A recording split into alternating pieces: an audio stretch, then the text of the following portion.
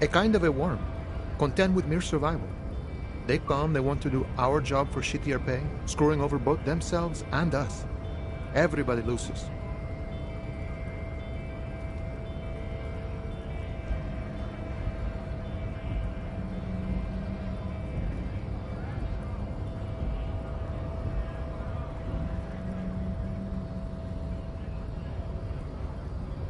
Gotta be bloody stupid or freaking evil to scab. Or I guess, scared maybe. But scared of what? Of who?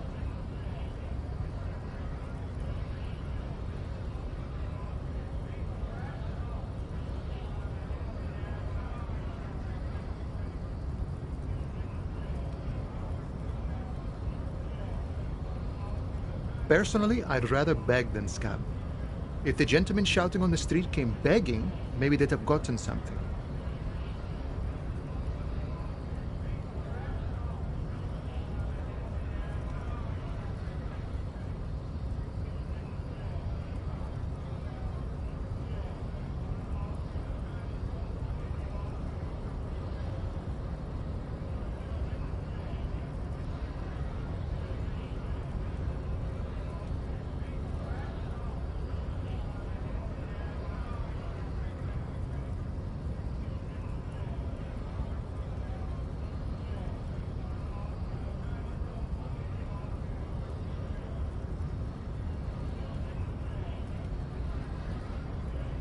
We've explained the matters, but they don't listen.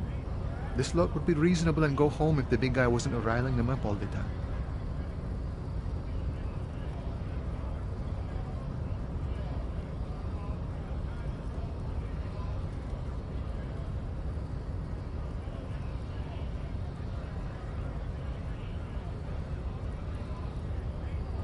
I was just messing with you.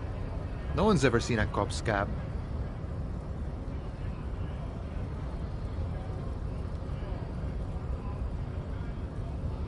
Imagine, you cops going on a strike, but then another cop comes in and says, "Let us cop for less money."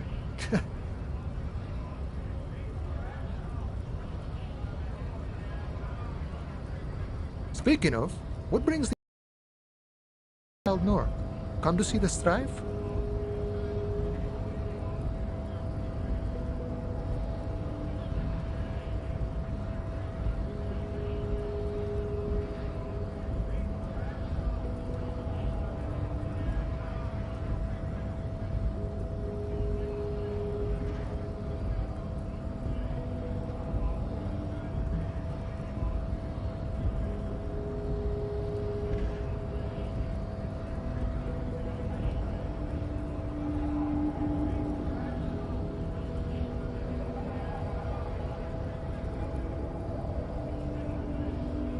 Murder, huh?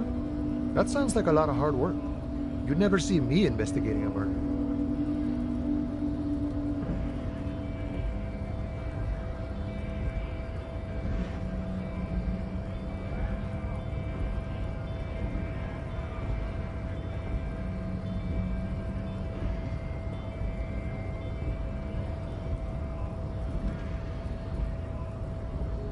Of course, Policia. It wasn't me. You can rule me out. Easier that way. Should we? He's nice. I don't like nice. He didn't do it. It's the truth.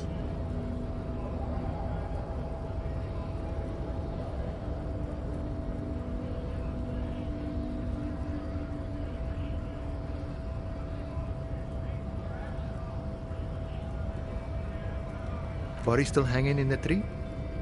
Hey, that's a rough pickle. Can't help you with that, sorry. I'm not really an admirer of dead bodies. Might be someone else from the Union can render assistance.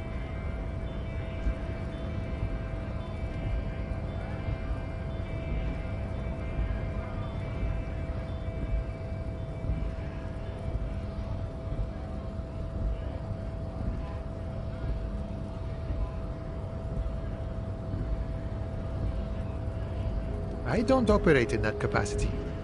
I'm not a granter of passage. The passage grants itself. If it's all so simple, Why don't the strikebreakers just go up the stairs?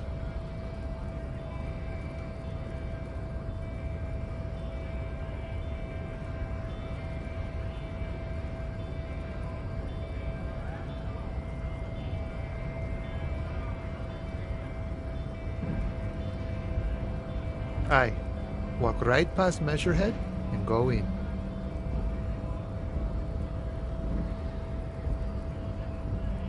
Yeah, the 2.5-meter tall Seminole supremacist there. Walk right past him.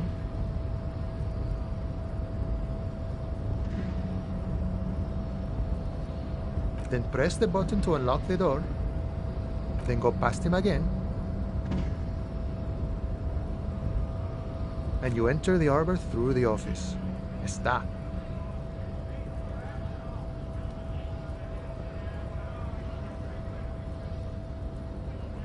The man whispers a jaunty tune. A coastal breeze ruffles his hair.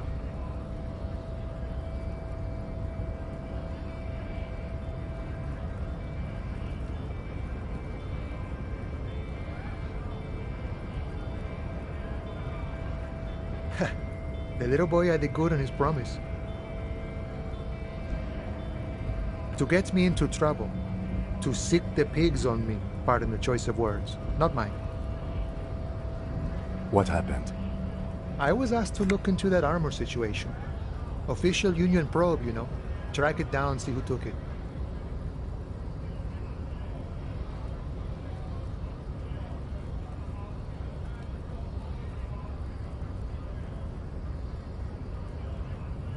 Did you? At first I thought, why not? Maybe the pieces can feed the strike.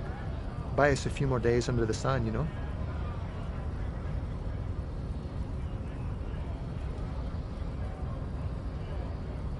So I went to this boy. He's got eyes everywhere, the cup's in his pocket, and he's the king of Jamrock. Serves me right for doing menial footwork. I dropped that probe right then and there, and it still got me into trouble. One bad move is all it takes.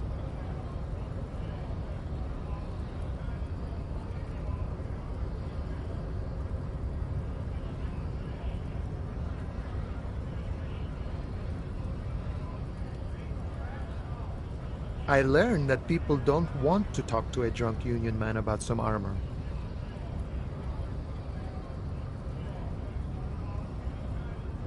What else? Not much. Technical stuff mostly. That was the interesting part.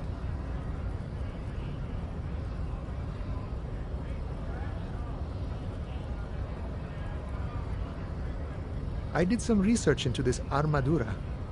Let's say I have friends at the library.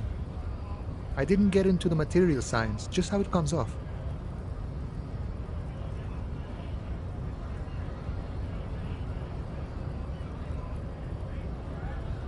How does it come off? In parts. 4 in total. The helmet was the first to go. The kid says he tore it off and kicked it into the sea. I believe him. The boots were still on the guy last I saw. Too hard to remove. So, as I count, there are 2 parts missing. The gauntlets and the cuirass. This is where I left off. Too much hassle. More like a job for some militia.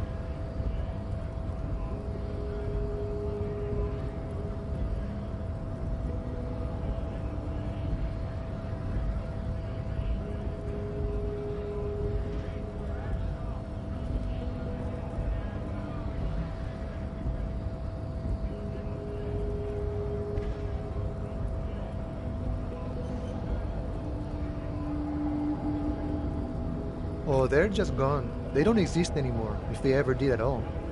Forget about them. I did.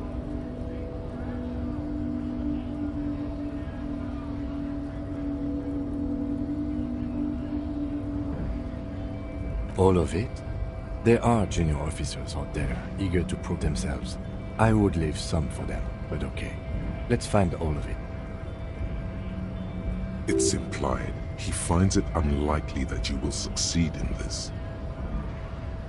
A mezqui's epic then, all across Martinez.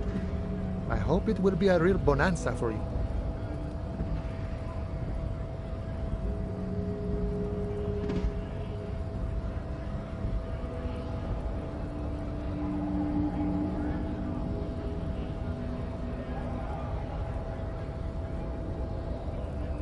No problem. If you see that kid, thank him from Call Me Mañana. Thank him for showing me the way. He is sincerely grateful he is not tracking down pieces of armor right now.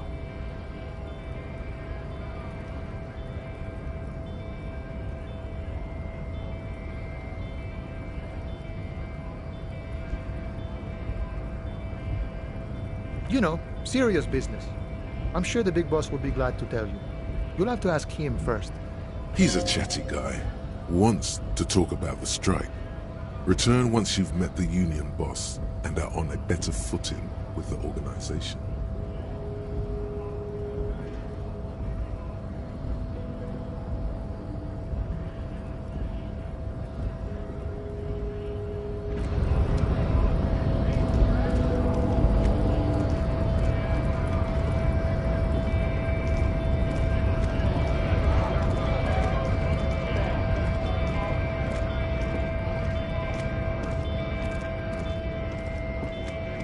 A lorry stuck in the traffic jam.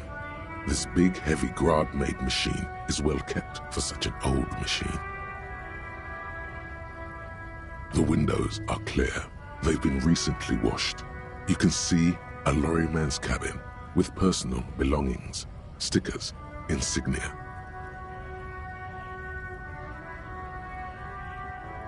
The back end of the cabin has a small perch to sleep, large ashtrays. There are several suns and wheels sewn into the curtains.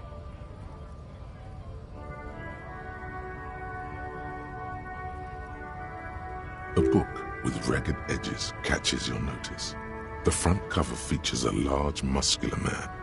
The title reads, Man from Eamdal in the Lost City of the Pygmies. Racist nationalist paraphernalia. Not unusual in this part of town. This is our guy.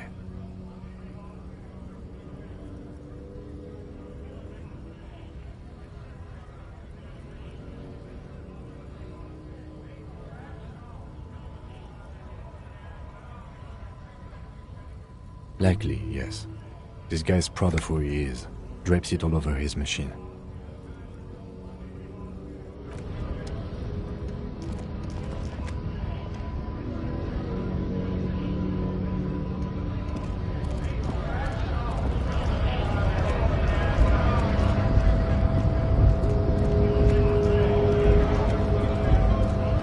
Bastards! We have a right to work!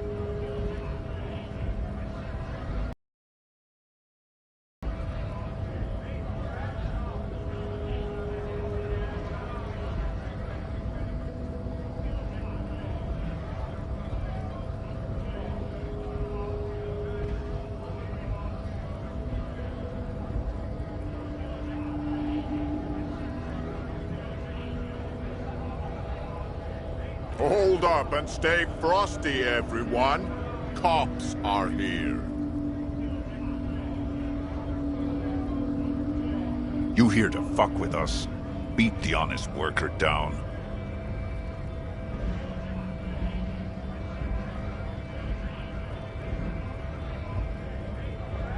Good. We're fighting for a cause here. Right to work! Besides, we're not that different. It helps if people see us talking, cops and strikebreakers together. Shows authorities are on our side. Builds confidence.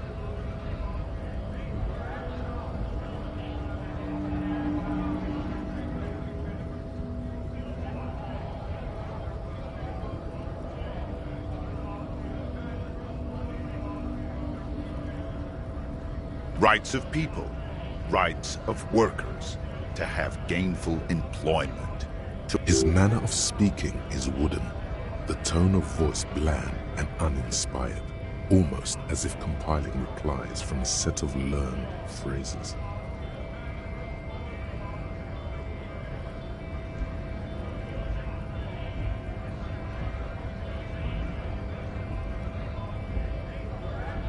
Maybe you should ask them the questions, like why we're not allowed to make a living here.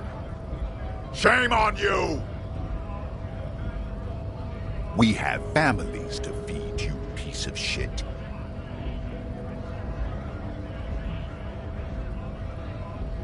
So do we, Scab.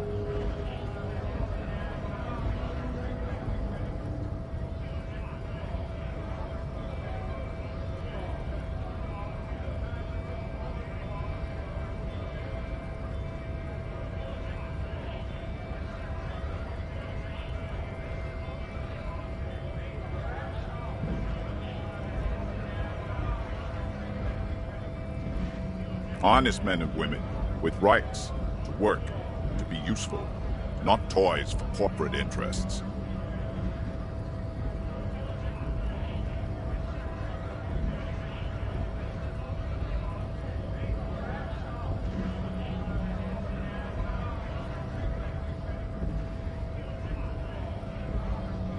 We came here to help the harbor run smoothly in time of crisis. If union fucks don't want work, they ought to let in those who do want work. I have a question. Why do all these men follow your leadership?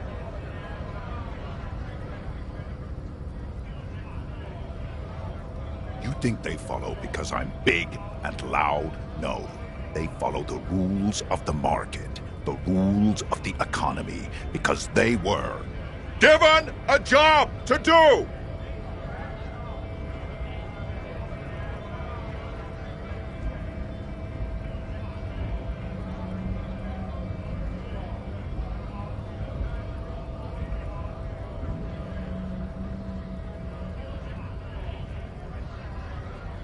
We were promised work. We'd be in there, working, if the bastards hadn't shut the gates.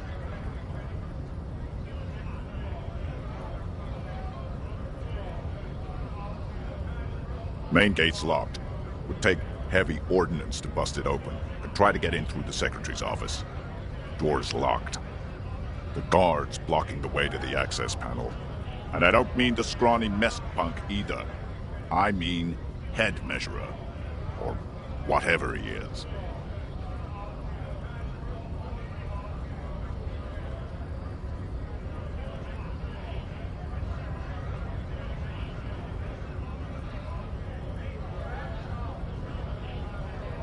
Why don't you go arrest them instead? I'm sure they've done plenty of criminal shit. They have that look. It would be better for the neighborhood if you went home, at least for now, if you can't get in anyway.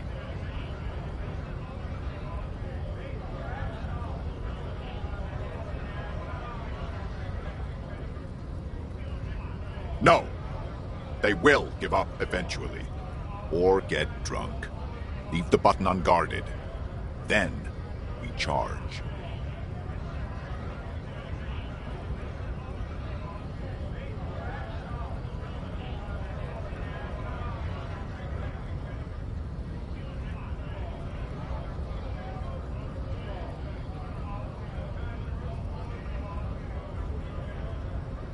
Have fun.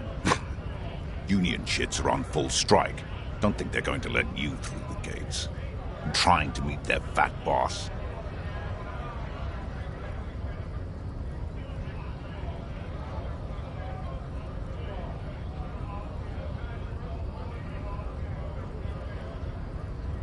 I know nothing about a murder. The mention of a killing sends a barely noticeable shiver of tenseness through him. Interesting.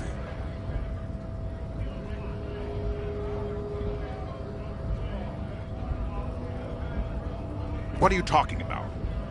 Yes, he's tense. Right to work! It's shameful. Cops doing nothing. You should bring backup, open up the gates for us. Blockading gainful employment for workers is a crime.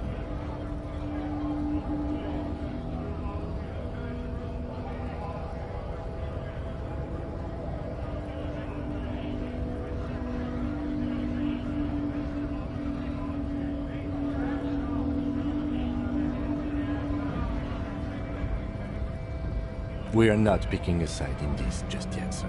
Pity. Let us work! You've been talking to him for quite a while now. Something is off with this guy. Ask him where he's from.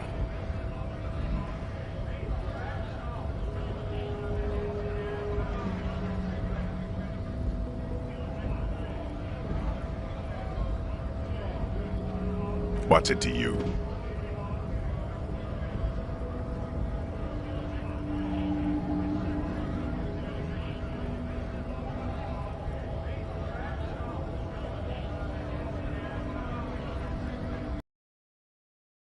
But done no crimes.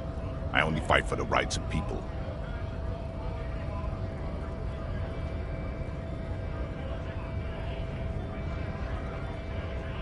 We're all workers, right? Workers stick together. Came from the eminent domain, in Jamrock. Backgrounds in odd jobs, heavy lifting, cargo hauling, bouncer work. I know the drill.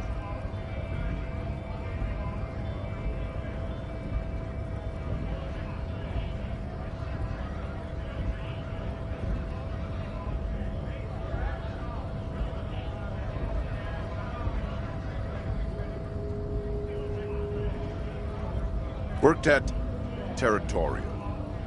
Ring a bell?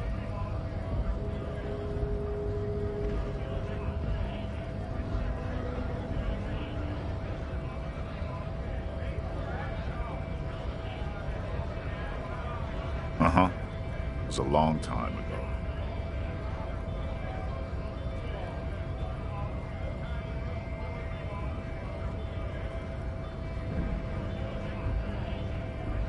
What's it to you?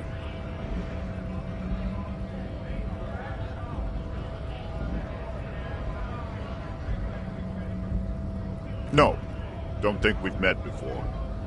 I came to help out people. We're all workers, right? Workers stick together.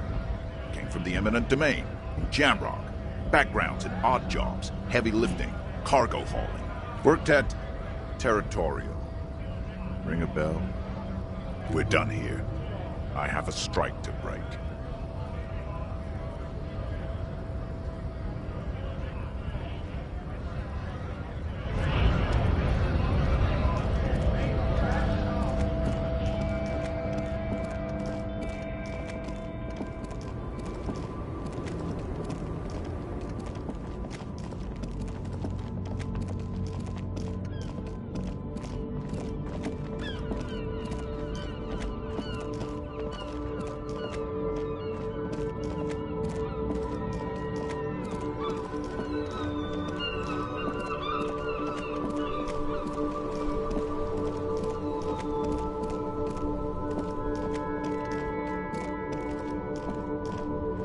There are clothes inside. Cheap second-hand clothes, smelling of string. Don't be shy. These are premium class clothes. Good quality fabrics, best retro design. Save the economy? That sounds off. You find your hands deep in tattered and faded garments made from weird polyester blends that make your body itch and sweat in all the wrong places. Economical, but also trendy. Look first hand, buy second hand. Keep the economy moving.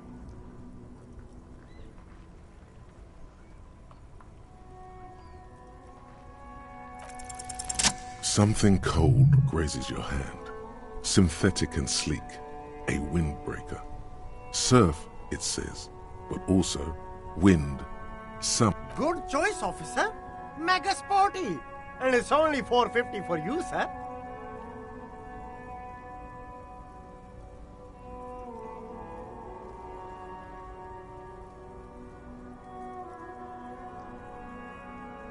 Haven't you heard, officer? We've got to be economically conscious. Recycle your cash, keep it in circulation. Don't buy new things. Buy eco.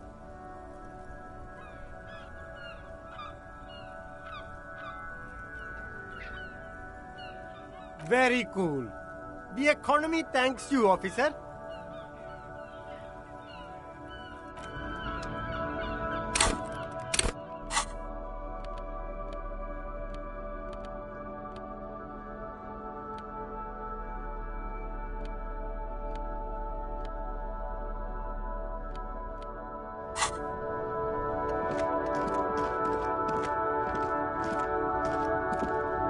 There's a pile of cheap sunglasses in a small box. You like sunglasses, officer? I've got the latest styles right here.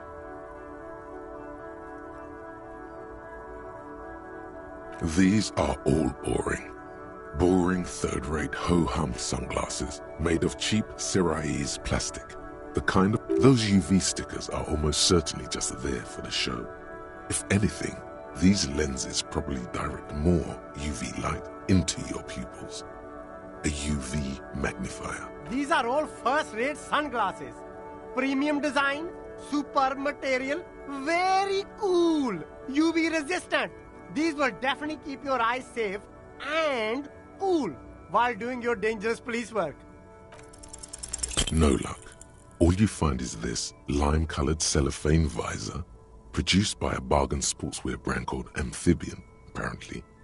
There's a malformed green frog on its bent cap. Oh, that visor is perfect for you, officer.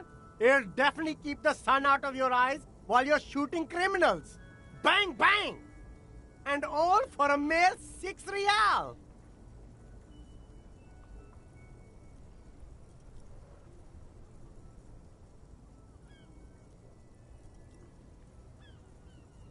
You don't like it?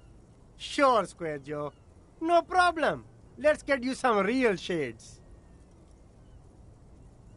These are all first-rate sunglasses. Premium design, super material, very cool, UV resistant. These will definitely keep your eyes safe and cool while doing your...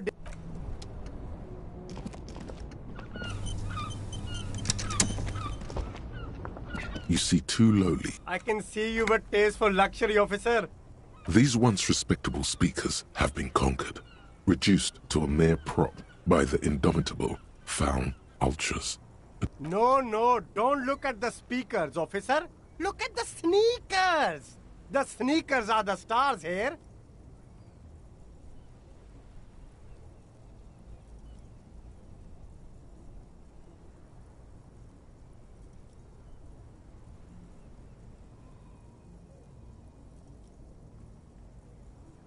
No, don't pity them, officer. These are old Samaran garbage. Don't even look at them. Check out these... Samaran trash? That sounds like they're from the Samaran People's Republic, produced under the dictatorship of the proletariat.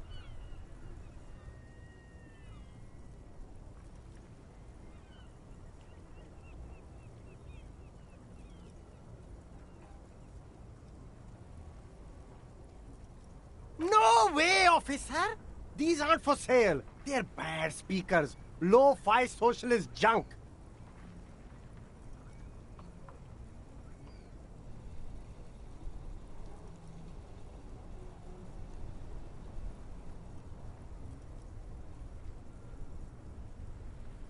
Well, if you want them... But see, they are the pedestal for my sneakers. If I let go of the speakers, where will the sneakers go? I can't leave. If, on the other hand, you wanted to buy the sneakers too, I could maybe throw in the speakers for a little extra. 50 cents? Damn, so you have to buy the sneakers first. A pair of Faun Ultras. The design is impossibly sleek and simple. A futuristic silhouette. Those sneakers, mister. Those sneakers are the latest Faun sneakers. Super Air, super fine, Only? That's madness. Faun Ultra. Wear the future. You remember the slogan from some magazine.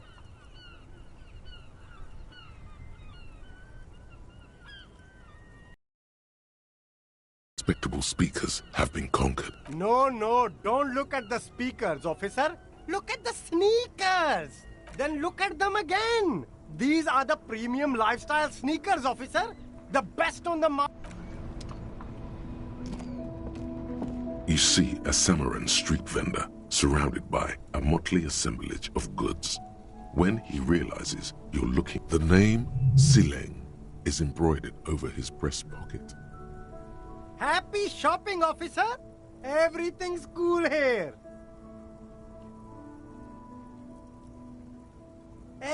Everything's cool. The goods are cool. You're very cool. Bang, bang, bang, bang.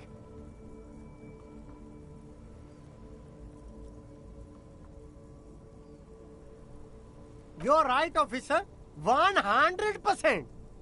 No playing around then. Strictly business.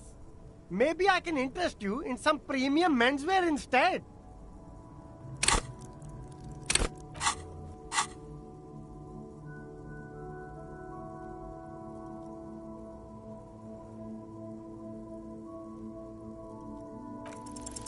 No need to dress this one up.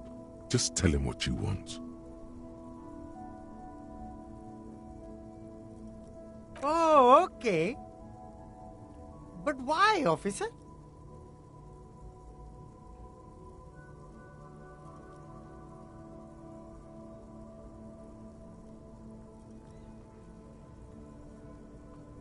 Ah, yes.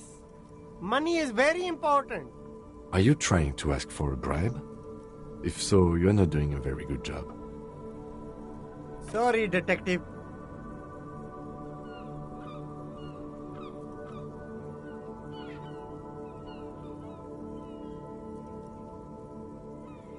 Me? It's a boring story, officer. This man probably comes from Seaguy, sometimes known as the Apricot Suzerainty, an archipelago in the Samoan Isola.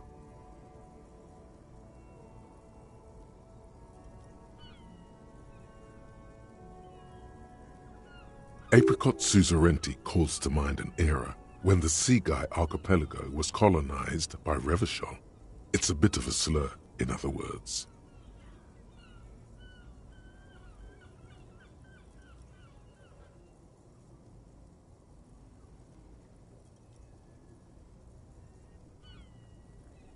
Very cool. I admire your awareness of our intertwined histories. It's super nice of you to apologize for colonialism, but the Apricot Suzerainty is a shithole. That's why I left.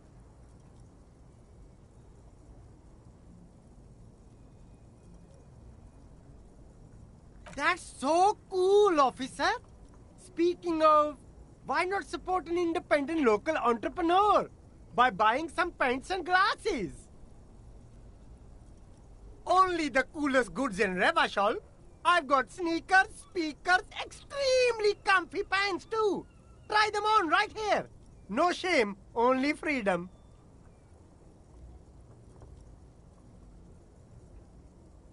Good joke, officer. Here we don't have permits. Just You glance around the decrepit buildings, the miserable weather, the sidewalks strewn with sunflower seeds and a dust-choked air. It's beautiful. Beautiful freedom. It is, yes. Anyone can set up their shop whenever they feel like. That's right. No permits, no bureaucracy. That's why this city and its law officials are so cool.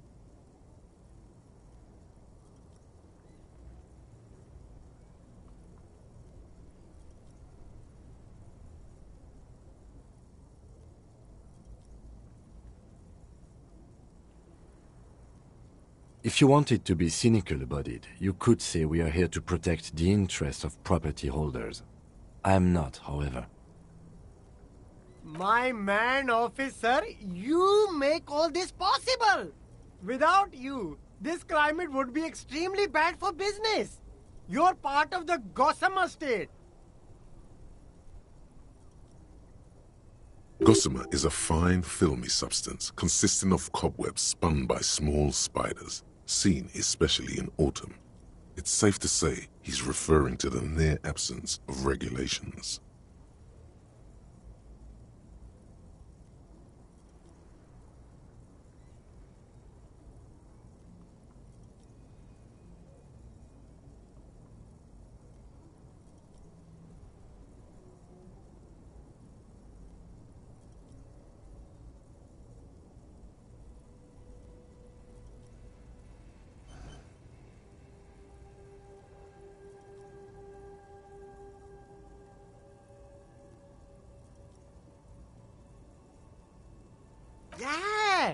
That's the main thing about you. Freedom is great. It's what lets independent entrepreneurs like me sell quality goods at competitive prices. I'm an entrepreneur, officer. I've got sources, buyers, suppliers, no need for discounts at ceilings, officer. Everything's But did he first mark them up 100%, just so that he could put them on sale? My man, you know how the game is played. You and me, we should work together. What do you think? Shake things up?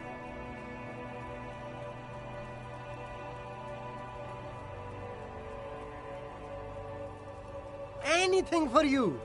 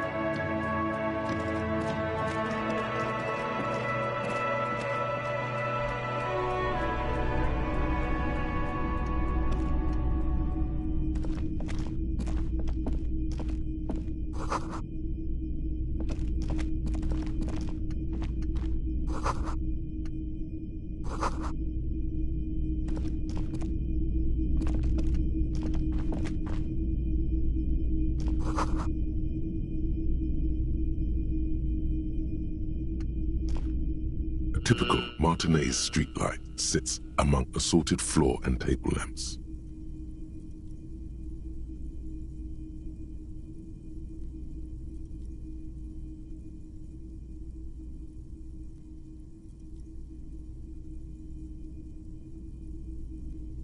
The light pole has been carefully cut, and the wiring has been redone and attached to a standard indoor plug. The light, this would make quite a statement in your living room.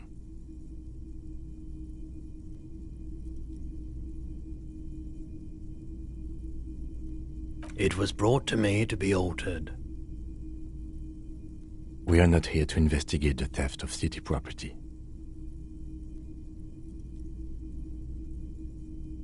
You have to admit it's rather clever what he's done with it.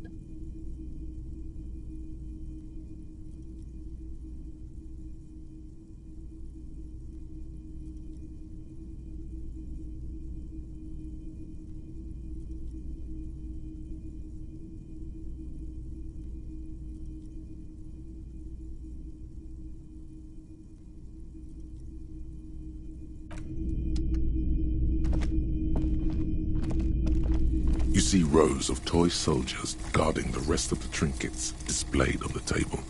Some on horseback, others in rags, others yet in bright blue uniforms.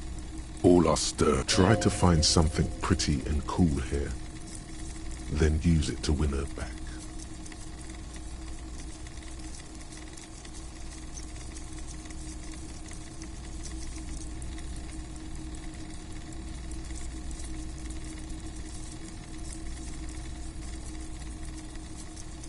Yes, buy something nice. This sounds off. You shouldn't trust this guy.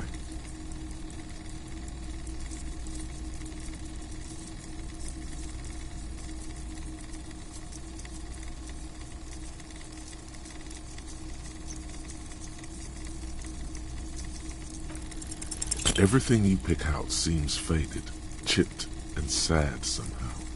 Most of them are just broken toys.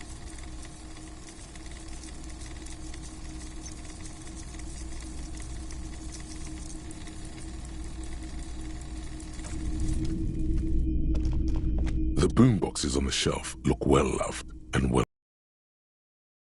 dented. They stare at you with the unblinking eyes of their tape reels. One especially catches your eye. Deep gold and amber plastic with a big old handle on top. A classic boombox that says Stereo 8. This is you. Golden orange. A sunset suite. Just make sure it works before you buy it.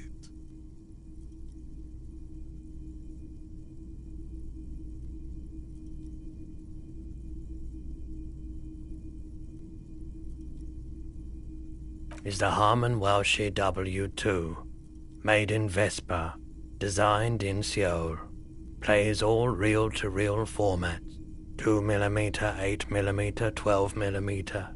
It's even got a little radio in there. It'll set you back 12 real.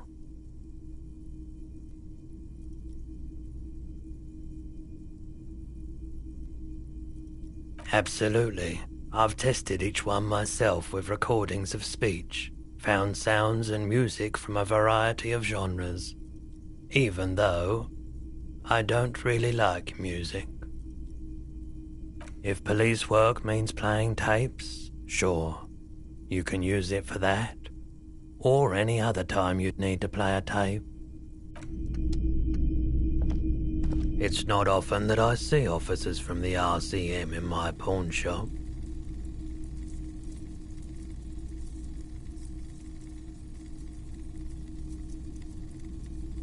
What can I do for you? His courtesy is not insincere, but he prefers being alone with his projector, just watching the movement of light across the walls of the shop.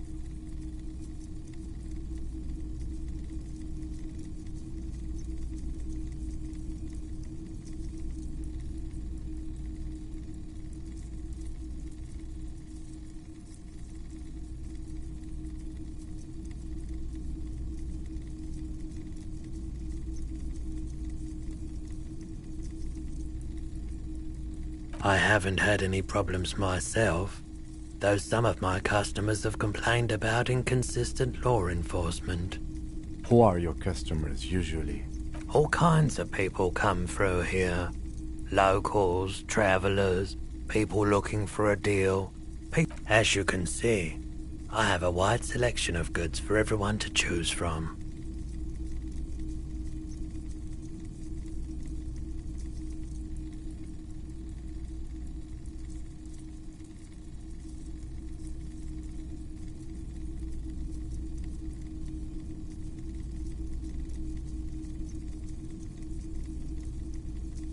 It keeps me entertained.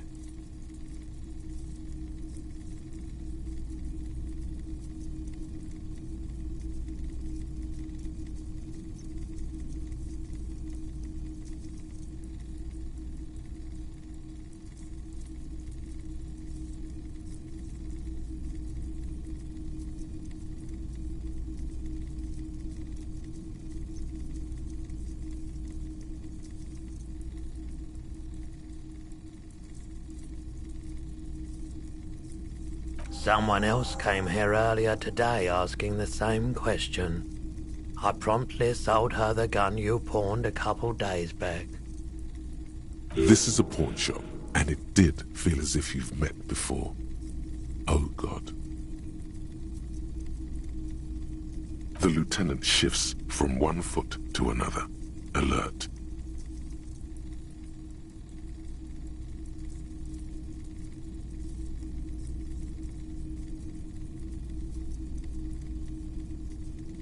She didn't seem like a policeman, although she kept referring to herself as a pig, which was odd. I found her interest in the gun a bit. Truth be told, she was terrified. Right, so let me get this right. You sold your sidearm, issued by the citizens' militia, and now a civilian is running around the streets of Martinez with it? Miraculously, his face does not reveal what's happening inside.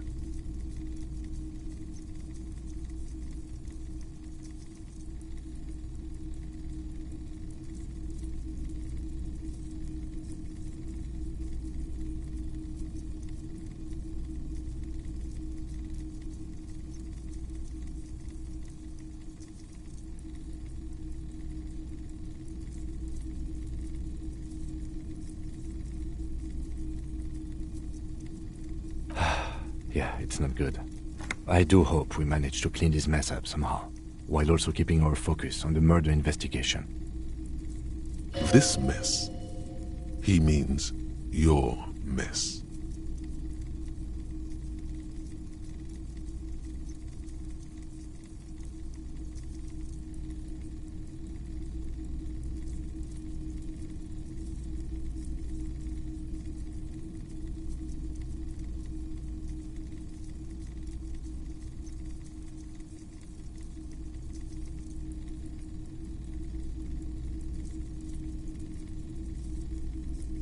My apologies, officer, but I have no idea where she was coming from or where she went. A needle in a haystack. There is nothing you can do about it now. You'll just have to hope you luck upon her somehow.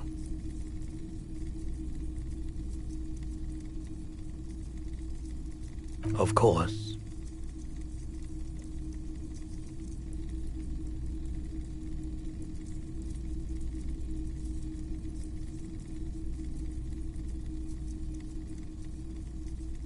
Sure thing.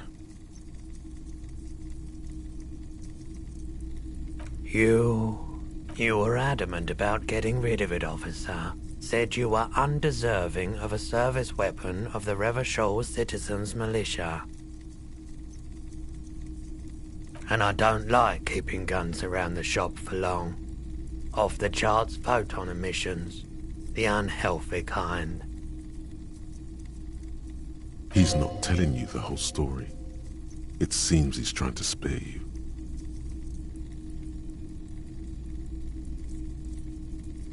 You weren't quiet yourself, officer. You were very distraught. You said the gun was a threat to your life and that you can't trust yourself with it tonight, and that you need the money. When I said that I don't normally buy firearms, you put the gun barrel in your mouth and sort of sucked on it.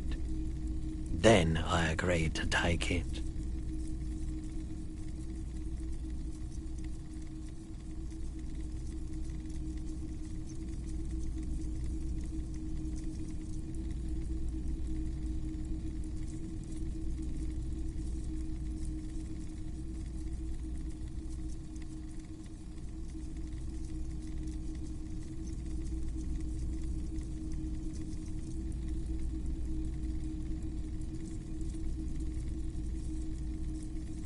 It certainly does, especially in Revachol.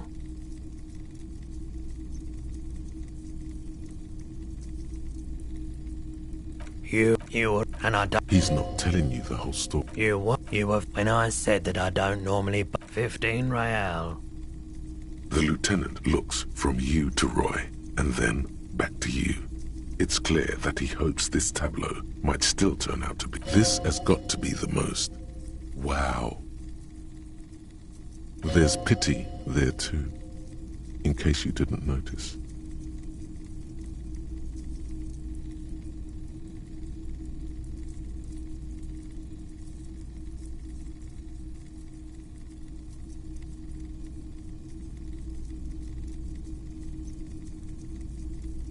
No apologies necessary, officer.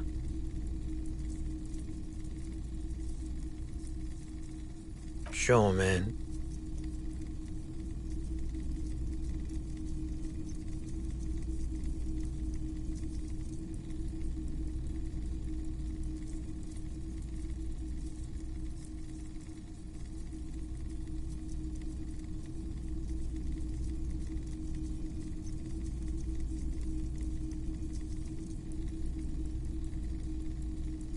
I doubt it, but I can try and answer any questions you may have.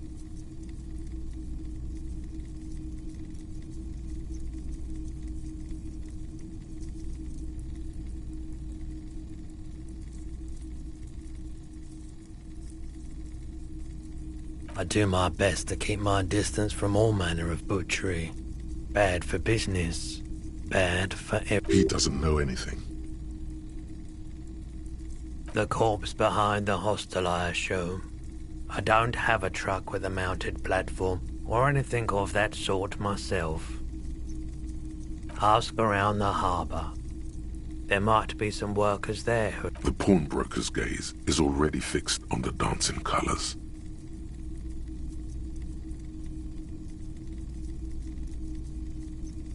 Let me have a look.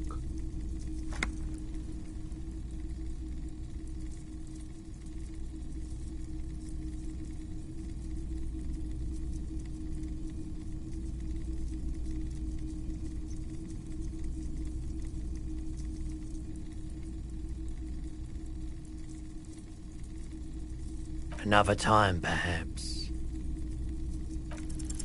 Okay, he definitely is high. Whatever it is, you've probably done it, and many other things besides. But you can't cut through the jumble of sensations to get to the answer.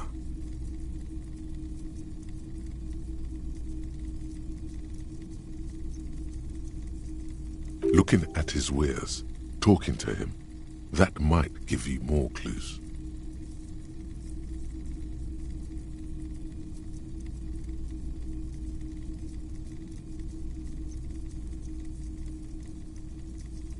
A guarded man like him wouldn't tell you if you asked out loud.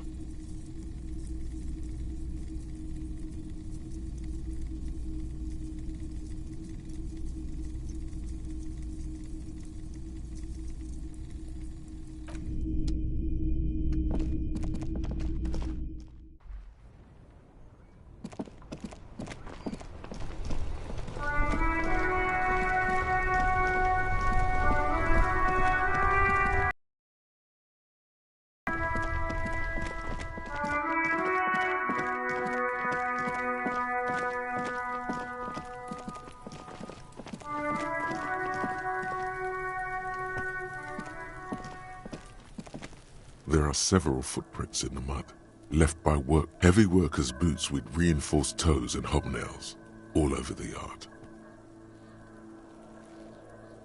Isn't this something an industrial worker would wear?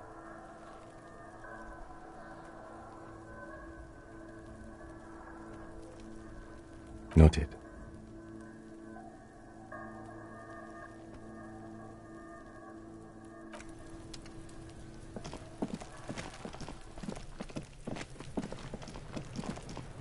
Fuck, does Kuno care?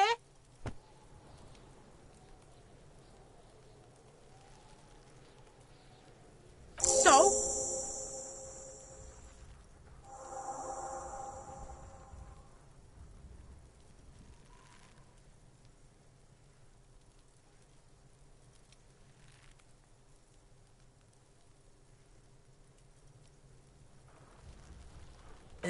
North Jamrock. Kuno meant everything north of 881. The rooster fucked Kuno's words up. Kuno doesn't do south. Doesn't fuck with the Madre.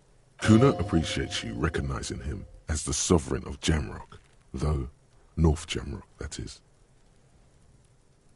Kuno sent your fat ass running around like Jella! Look, pig. Kuno sent you to rough some people up. Kuno played you. That happened. Now you and Kuno should move on.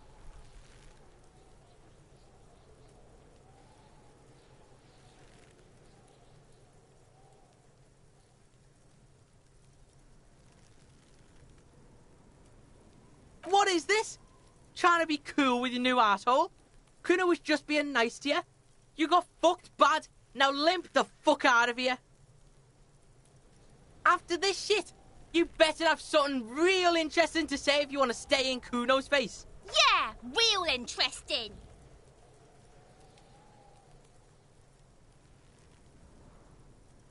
Kuno doesn't...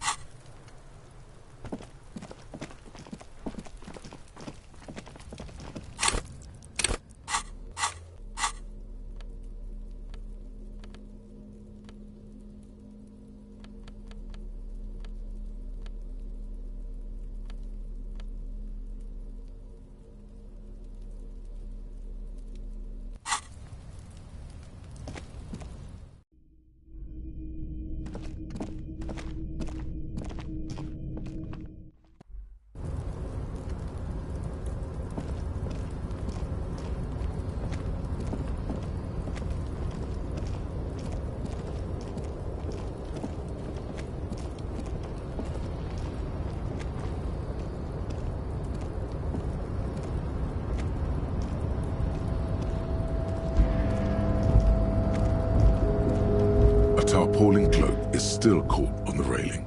No one has claimed it for their own.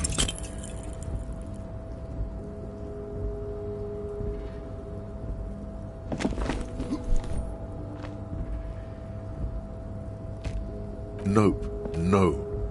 That's still too high. What were you thinking? You're not a gymnast. You're a boxer.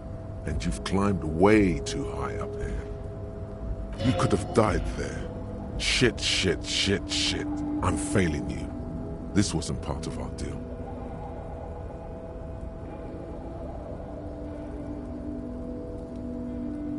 I got you, Bratan. Let me just adjust your breathing a little bit. There, isn't that better?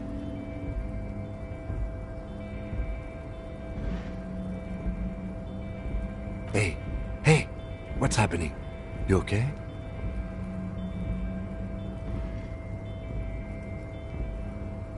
It's okay. You're just having a little panic attack.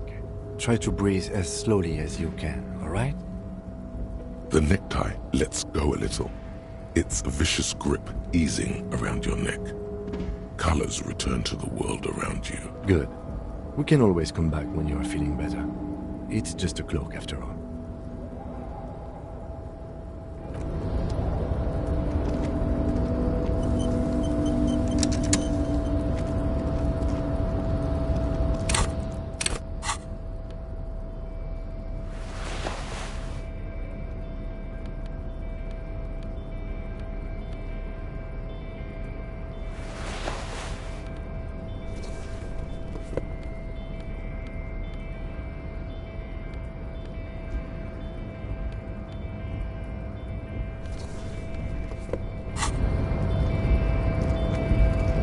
Yes? What do you want to know?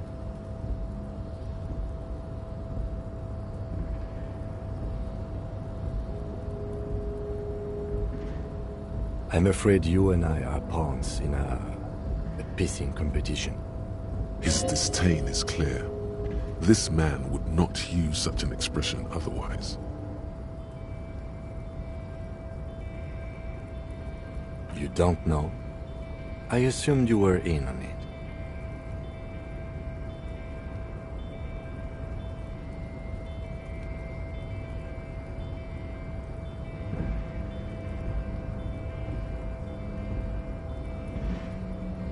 That's good.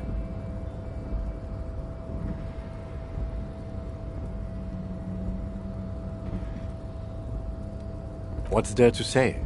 It's just stupidity. The cop kind. Our precincts can't decide if Martinez is part of Jamrock or the Industrial Harbor. Yours or mine, as if we somehow own parts of the city. Typical street gang mentality. So we've let the Union make a mockery of law enforcement here. And now it's come to its natural conclusion.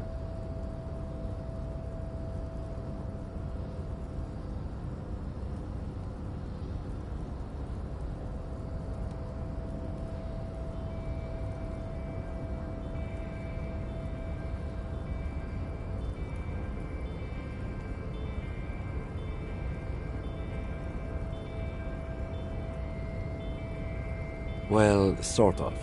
It's less a matter of who gets to police Martinez than who has to.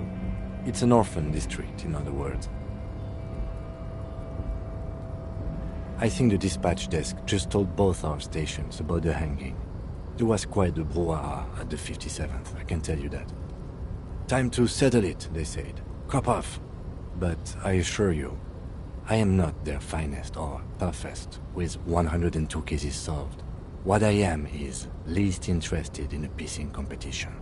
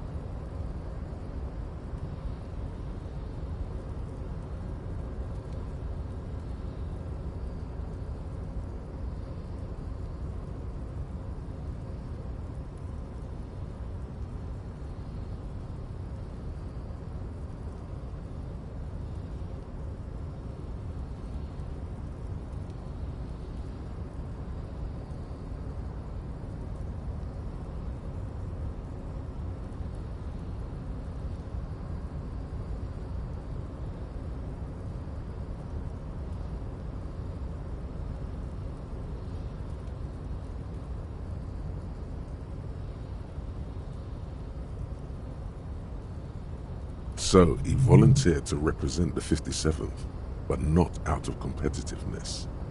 On the contrary.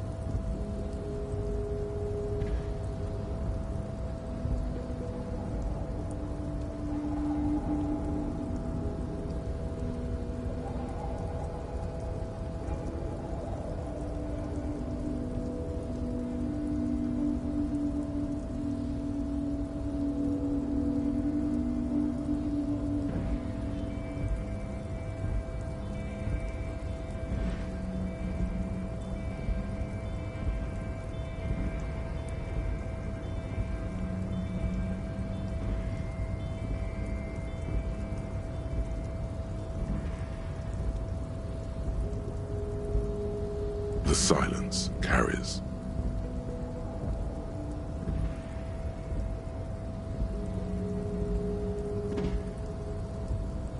Yes, it's a wholly pointless matter.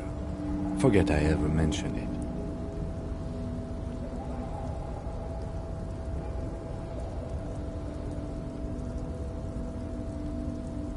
He's actually glad it's addressed now.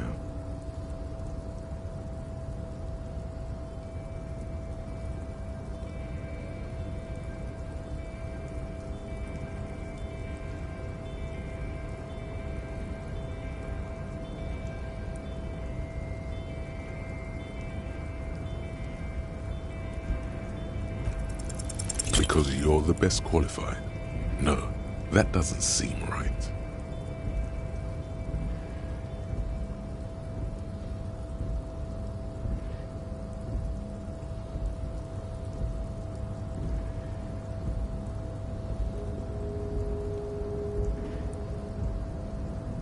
You look dumb if you keep the lieutenant waiting for too long.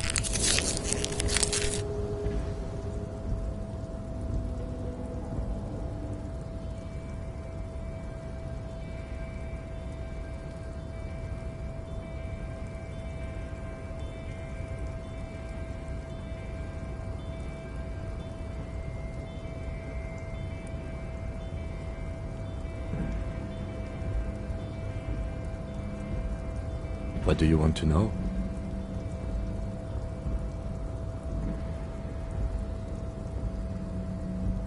Ah, yes. The case brief, you mean.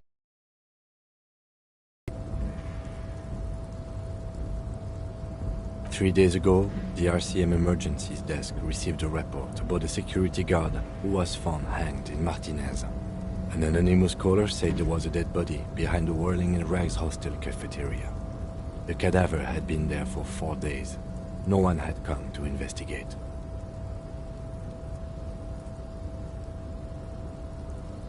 During that time, the victim had been stripped of his belongings. The caller did not identify him, but used the word lynching. There is an ongoing labor dispute between the local dock workers and the logistics company Wild Pines. I was told we should approach the death as part of this dispute.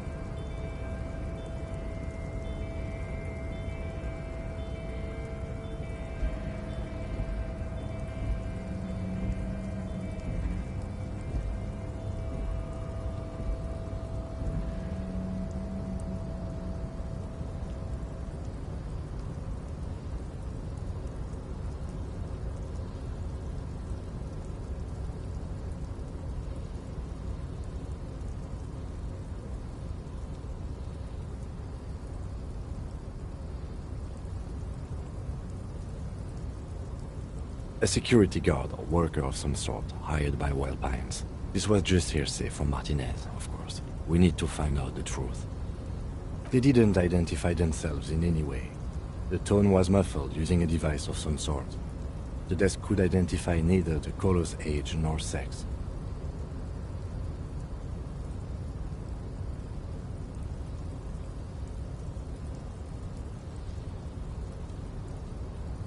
There's a strong prejudice against involving the RCM in what's seen as union matters.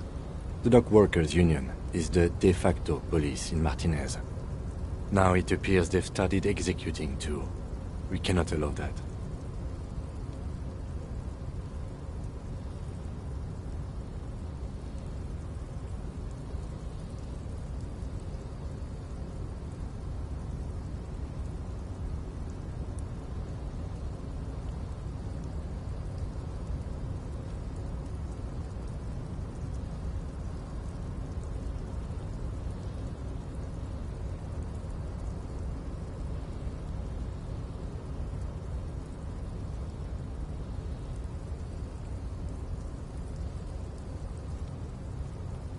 Just to be clear, we are police officers. It's our job to find the killer. That's the case. Uncover and arrest the killer.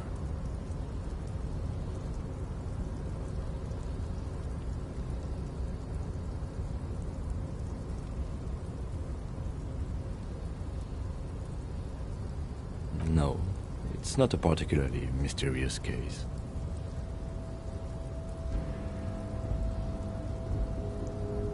The deceased is a security guard for a corporation involved in a labor dispute. It doesn't take a DeLorean polymath to put the pieces together. I just don't see the case getting more mysterious than that.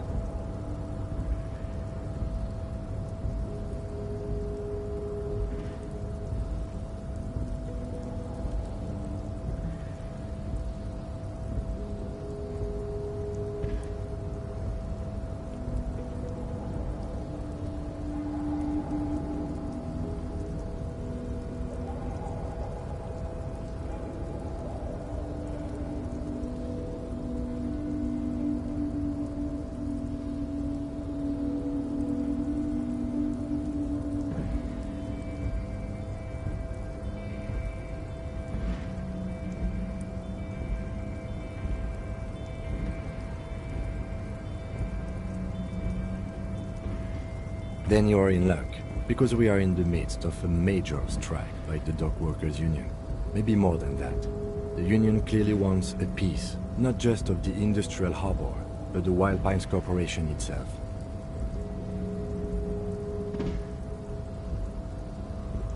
Is this a strike then? Or the first shots in a workers' coup? I expect the case itself to be less challenging than navigating these community matters. This district isn't used to the RCM's presence, and the Union rarely overplays its hand, as it appears to have done in this case.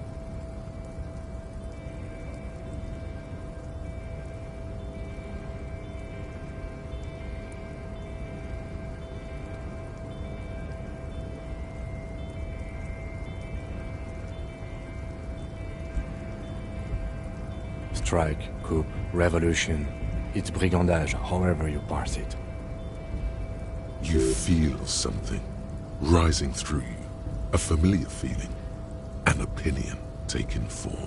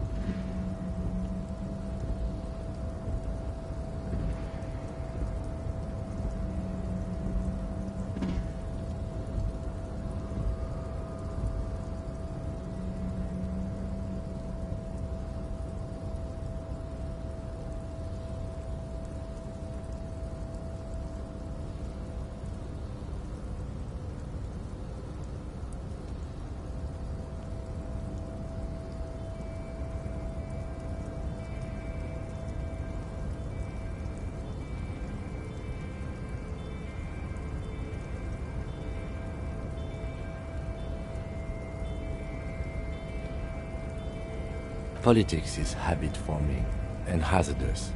It is also irrelevant to police work. You're right to doubt the impulse.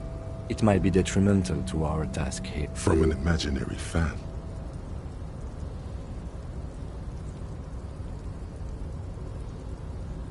Now, was there anything else you wanted to know about the case? Good.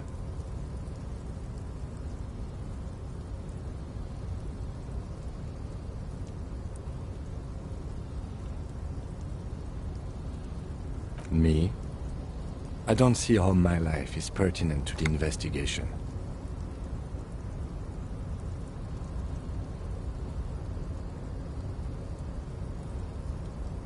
Binocular? Is that how they do things over at the 41st? No wonder your clearance rate is so low.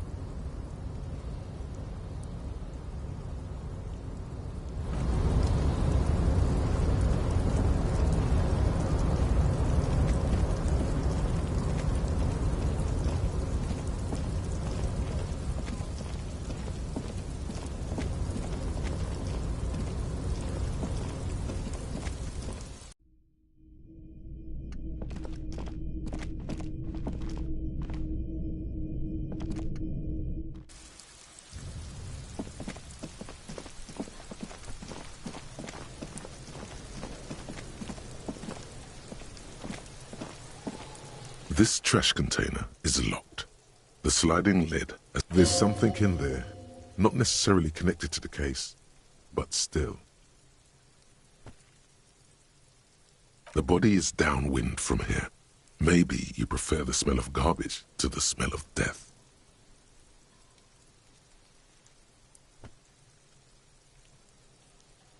Trash, food waste from the cafeteria. They lock these containers to keep the derelicts from flocking in. Could be evidence too.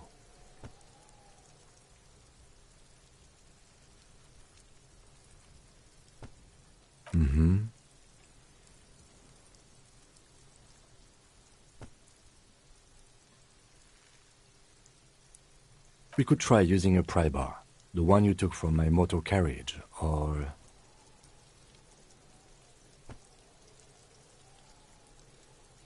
Or we could ask for a key from the manager of the Whirling in Rags. He probably has one. He might also have information. This is better than the pry bar idea.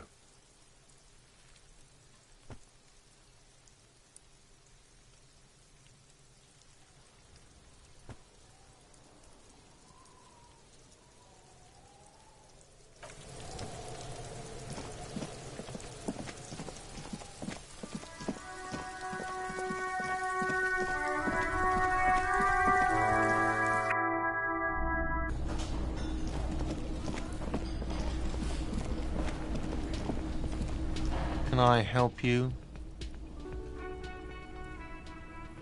Mine? No, it belongs to the world. Thank you for clearing that up. Why do you keep the... Why? To keep the hobos and drunks out. That's why. And the... I thought as much. And are you the only party with access... Well, yes. Us and the... It seems a little callous, doesn't it? Something stirs in you.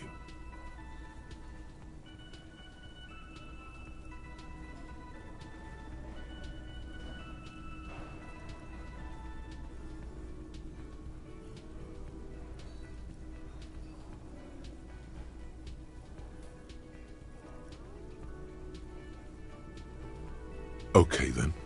Maybe you're callous yourself. What do you need them for? It concerns the case. Please cooperate. Just bring them back once you're done, please.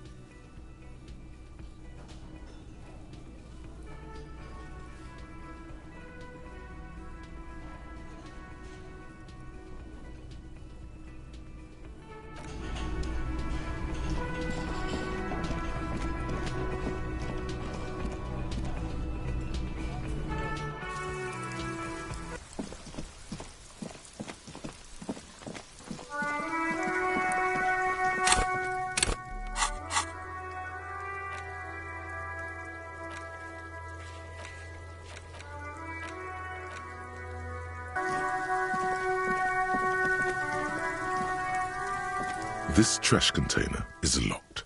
The sliding lid, as with a well-oiled crack, the lock pops open.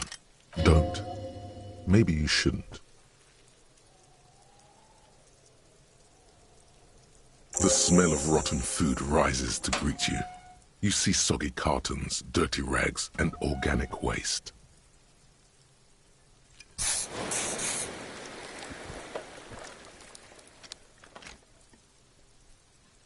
We're just in time. This hasn't been emptied for over a week.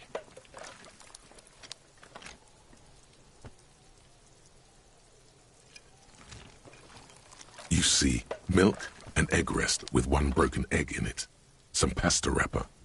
Picking up the soggy packet, a box falls into pieces in your hands. Baptiste Soleil cereal. There are plastic pasta packages below. And turbo noodles. Nothing of note. Among the threadbare kitchen towels, something catches your eye. As the legs of the slime-covered jeans begin to unspool from the garbage, a rank corpse smell fills the air. The victim's clothes? Cadaver in odor is faint. If these belong to the deceased, they were removed when he was still in the early stage. Drop them in here, officer. Guitar-marked blue jeans. Pockets empty or emptied. He wore them with a belt, too. A white belt. The loops appear stretched, but...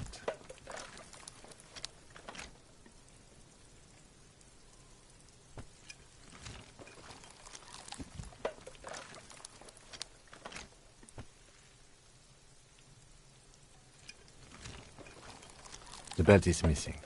That's it. Do you see anything else in there? I have another bag here.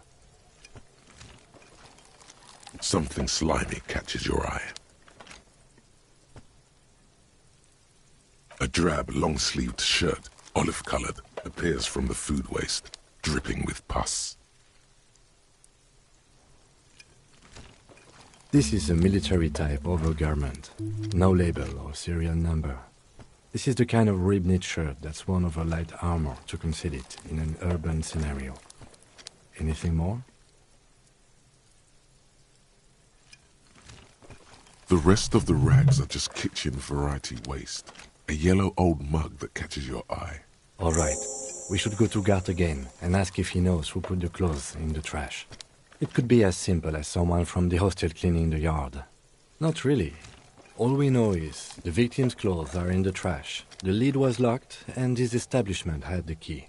It's just a small loose thread. Not really. All we know is the victim's clothes... The fuck's he on about, kids? You hear that, Kuno? He thinks you're an infant or something. See? The lieutenant nods, then looks back into the trash container.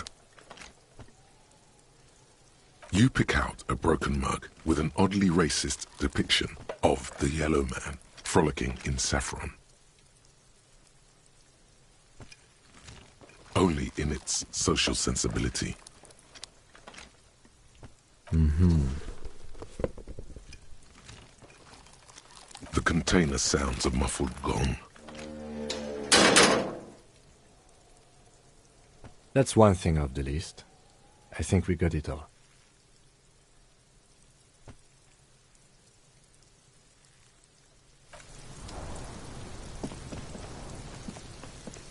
Fuck does Kuno care?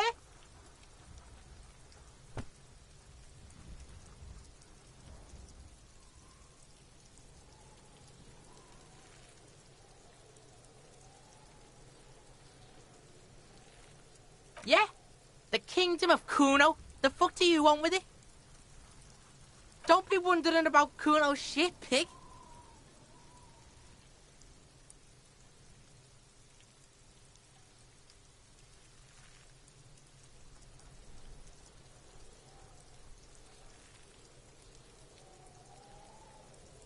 Fuck does Kuno care about your hunch? That's your shit. You figured it out. Yeah, Kuno doesn't know shit about that. That shit is beneath Kuno.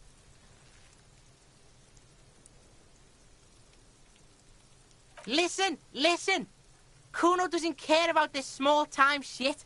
Just listen. Kuno could hook you up with some sweet rags. Shit like Kuno's wearing.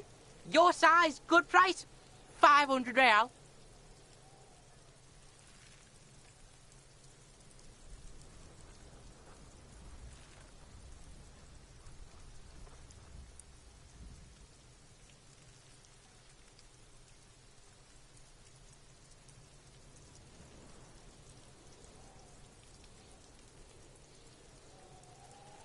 Whatever. Kuno was trying to help you, but you're too fat for fouling anyway, pig.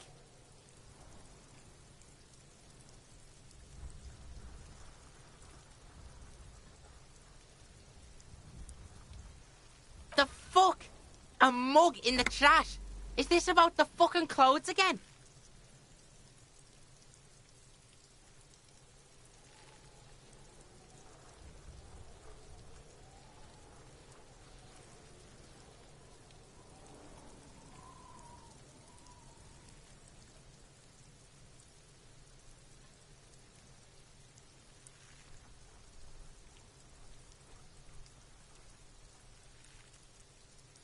Yeah, back out of this. Back out and take your fat ass with you.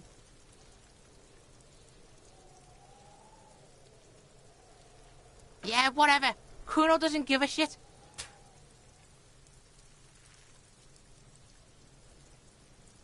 Kuno does...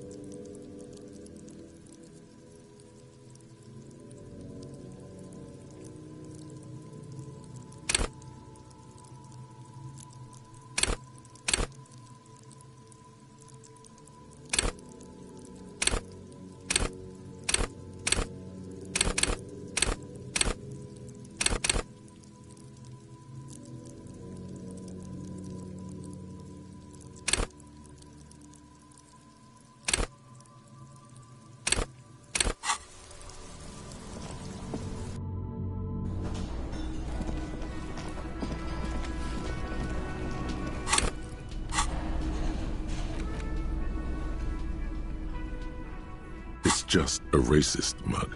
What's there to read here? Not much. Oh boy, here we go. What are you going to say about a broken, tossed-away mug that you dug out of the garbage?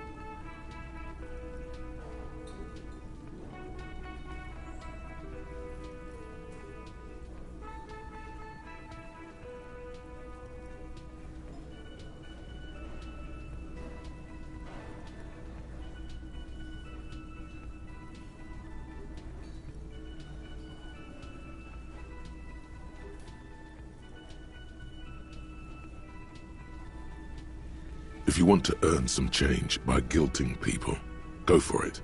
But if you want to earn real dough, finish the case and start getting paid again.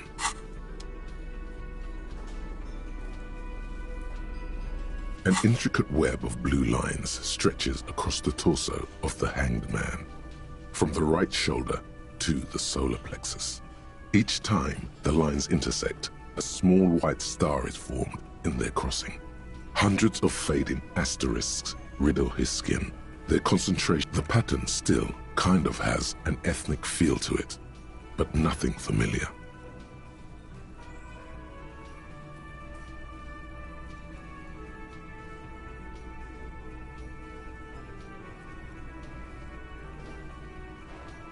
for you to discover.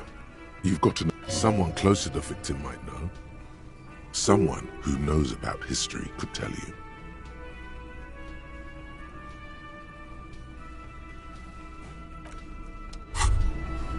Wow, you work hard. Oh, yes, you hustle. You're a provider. It's tough out there, but you keep it real and provide.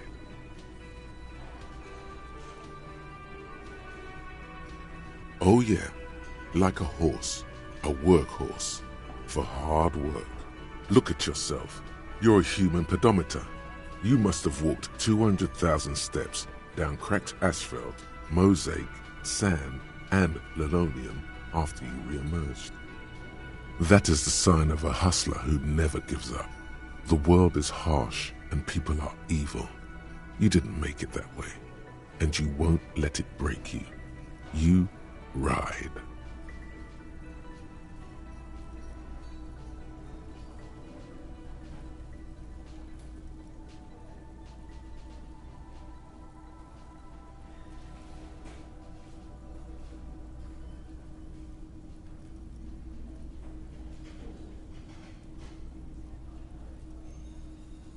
That's just what it's like.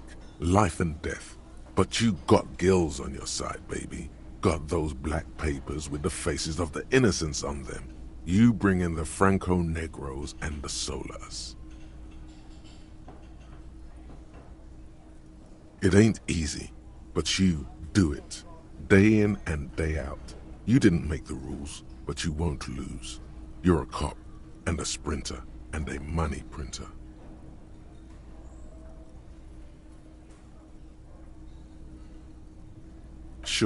Sure. And has it been easy? Is life easy? Have you not gone into cardiac arrest? Are you not about to have an anxiety attack or shoot yourself in the mouth? But you still hustle 24/7, ride or die. Now, ask yourself.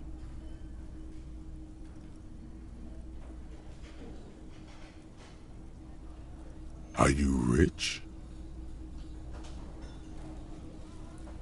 That's right. You work harder than anyone. You almost rode yourself to the grave, and you're still practically a hobo. Why is that?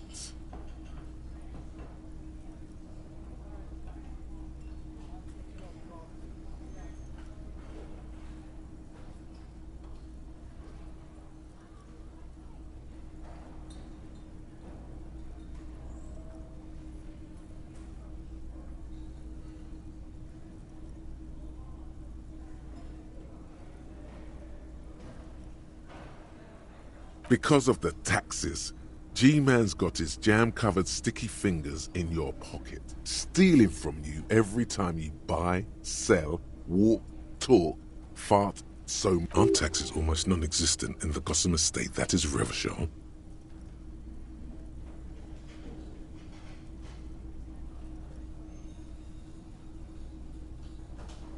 You and I both, but they got those indirect modes of taxation. Sales tax, excise duty, extraction tax. This tax that doesn't even have a name. Plus, there's the stuff people in other countries pay for that makes them ask for more money from you here. The Gotham estate's a myth. In total, 98% of all your money.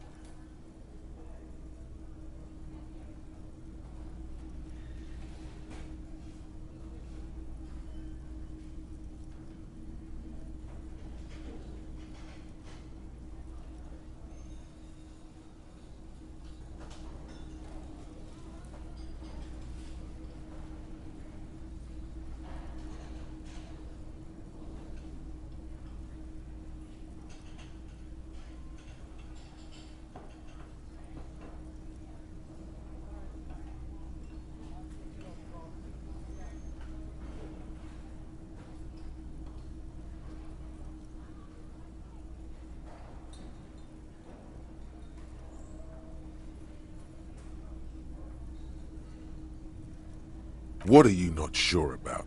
They're milking your nipples till they bleed. Can't you see? Aren't you sick and tired of having bloody nipples?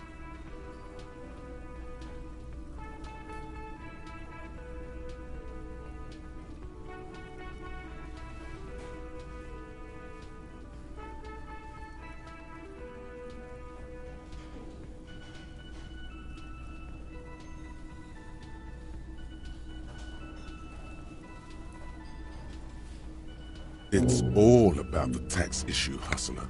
No other problem in the world is as pressing as top marginal tax rates. And don't you fucking forget it.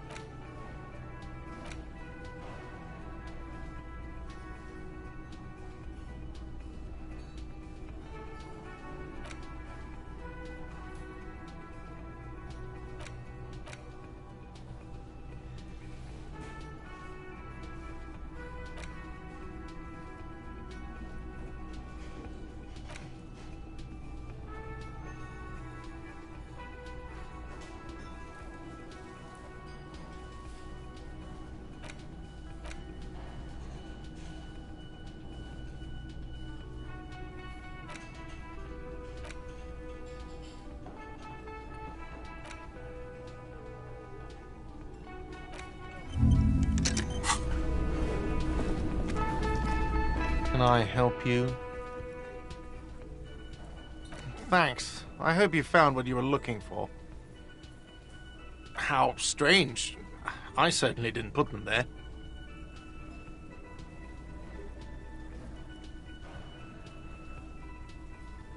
Sylvie had the keys before I got here, and I can vouch for her.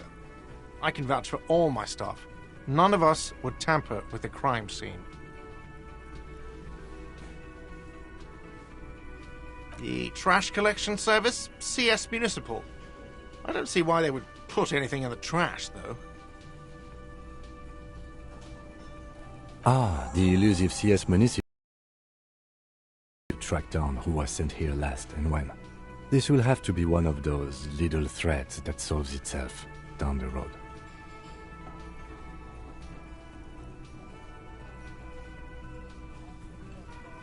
Thank you anyway.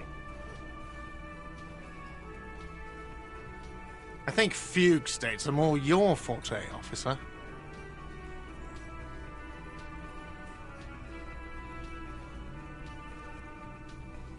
Yes? Yes, have you got it? For the drinks, 30 real. Like what? I was rarely enjoying talking about the money you owe me.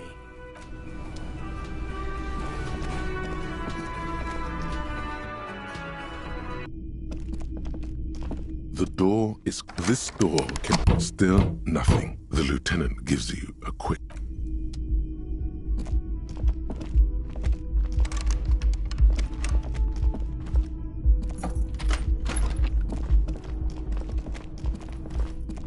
A mirror hangs on the bathroom wall. In it, your face, adorned with the expression.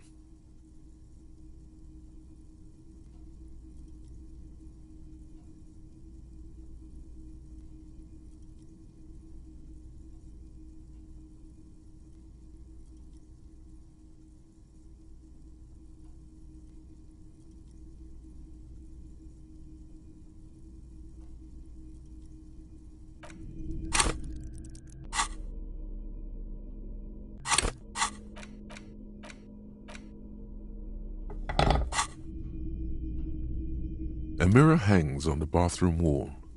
In it, your face, adorned with the expression.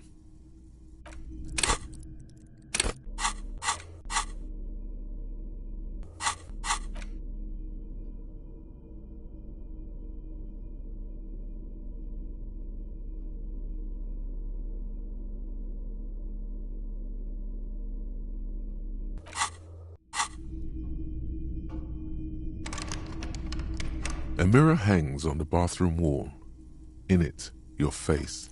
The chain cutters slip out of your hands as you attempt to twist the faucet into place. Well, you know one thing for sure. You've probably never been a plumber.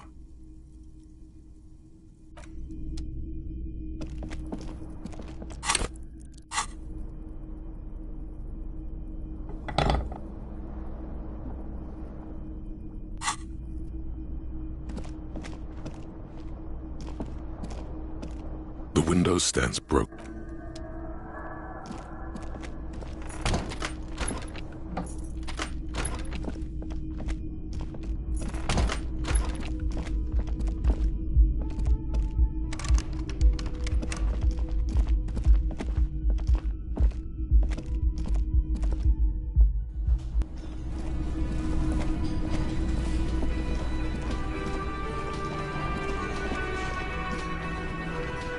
You see a heavy steel door. The door does not.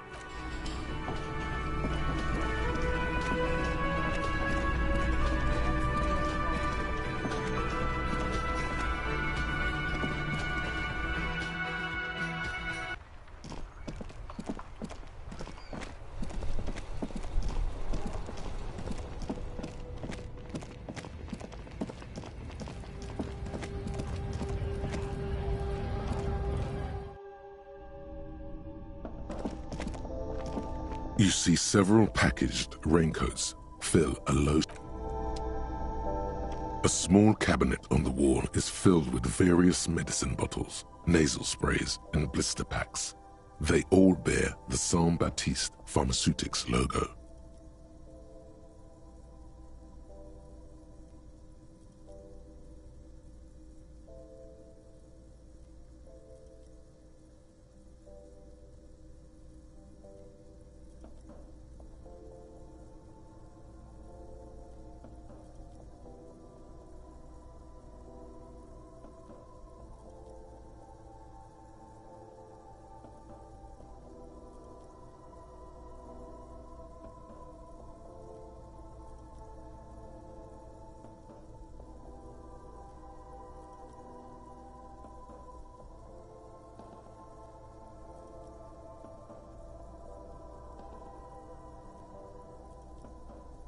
Okay, here. I hope Saint Baptiste makes you feel better or something.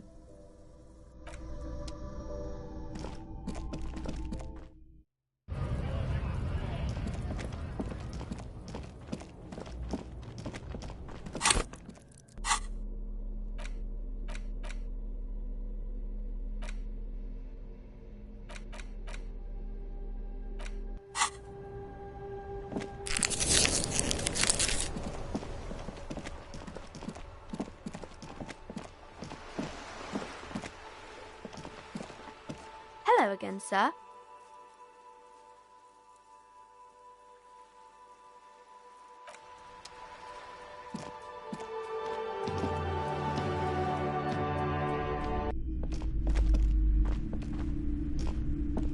Hello again, esteemed officer, and welcome.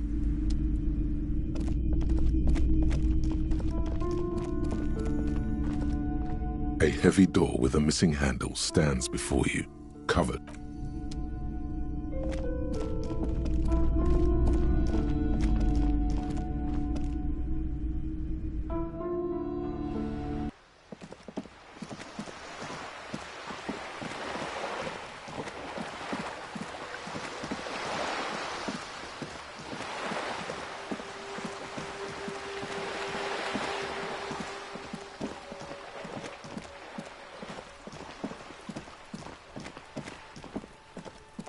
Just an ordinary.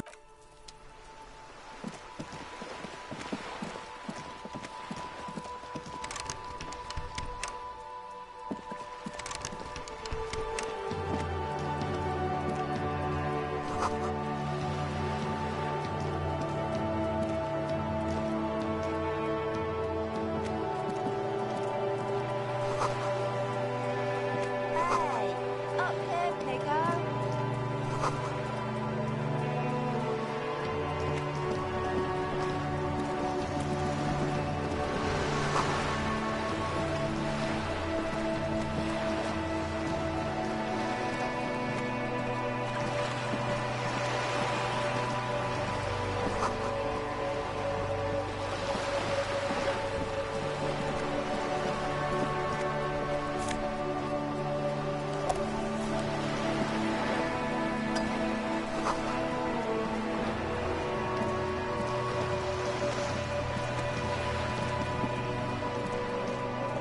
A sturdy metal door guards the southwest entrance to the apartment building. It's locked. This could be a way into the apartment building the smoking man vanished. The door rattles against your knuckles, but there's no response. The door rattles again, but this time you hear an elderly woman. Stop banging on the door! I'm not letting any more strangers inside. The police? Everyone knows the police don't come round here.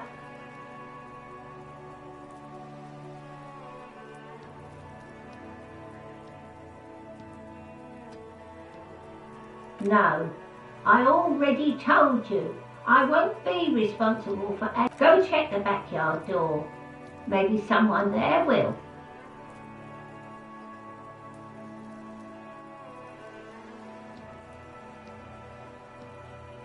Backyard door. With the smoker. You already were there. Didn't work.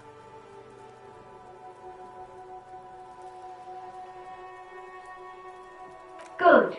We had enough problems with bums and drunks and thieves loitering in the hallway. You have no business here.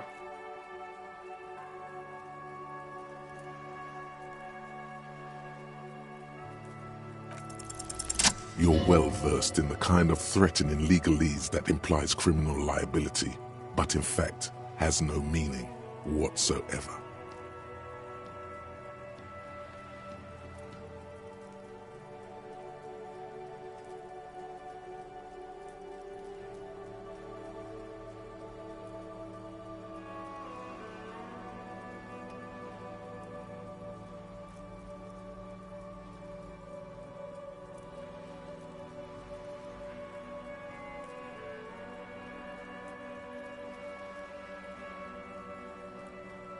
I know my rights, and don't you marm me, boy.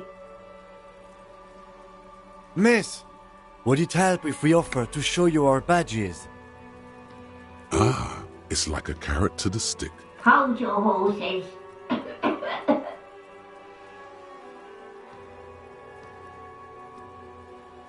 I don't care about your stinking badge. Just come in.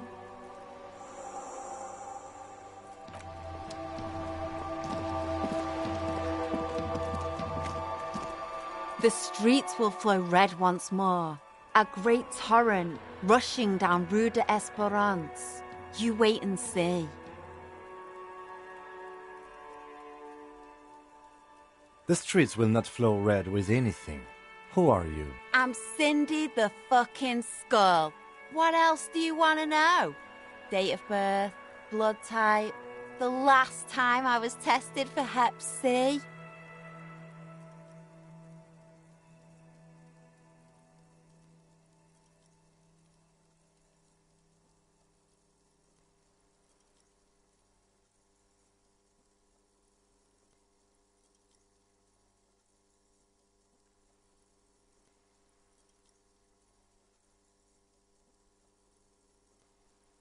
And here I was trying to be polite. Just can't win with you pigs.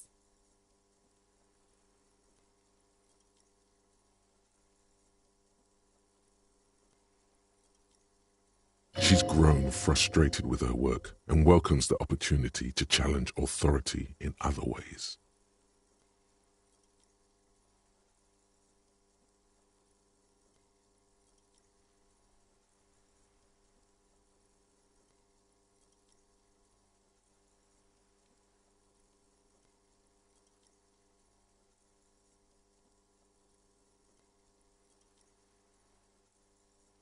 I ain't no snitch, pigstein.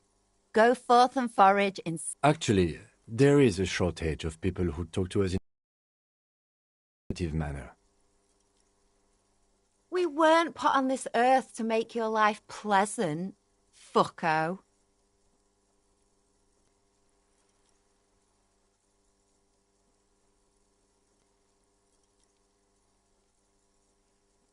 What do I care about some fucking tin eggshells?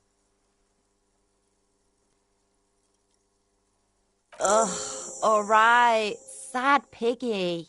I'll give you this one. I saw a little girl in the fishing village running around with military-grade handwear. Looked cute as hell. If you haven't been there, the village is a shithole down the coast from the main plaza. Have a good time!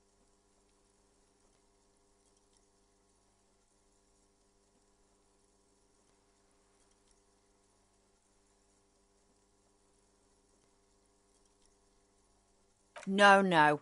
That's all the snitching Cindy the Skull does for today. Actually, I have a weakness for animals. It's the animal thing again. Damn it. Or a weakness for police officers, miss. Thank you either way.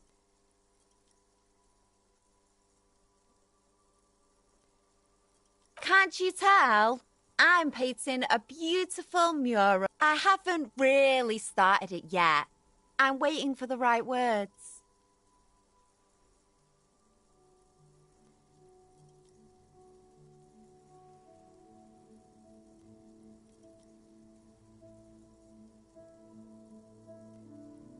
Have you ever tried your hand at graffiti-o?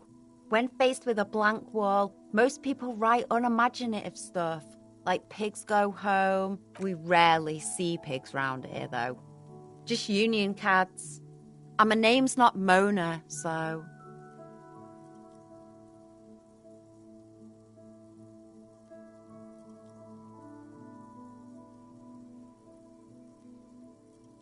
This place is severely lacking in havoc.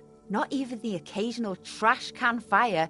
I thought I'd mix it up, you know.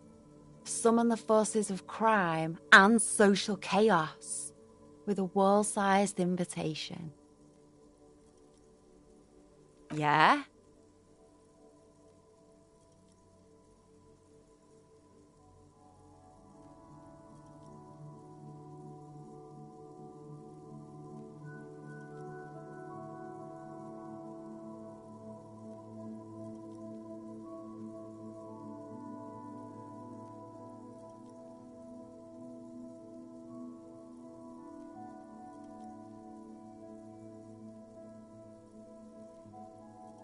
Thanks.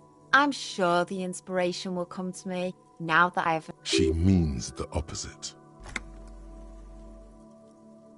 The lieutenant furrows his brow at another one of your eccentricisms. Hatred, disgust, it's difficult to tell which of the two is more present in her girlish features.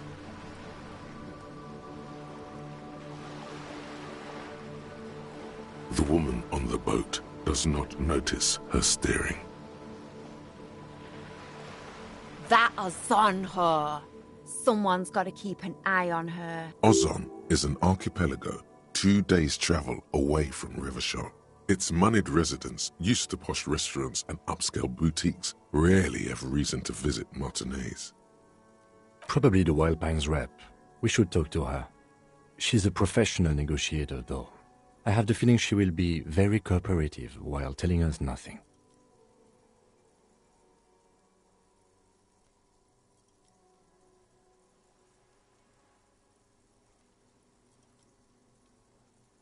You should take the lead. Ask her unexpected questions, you know? Do your thing.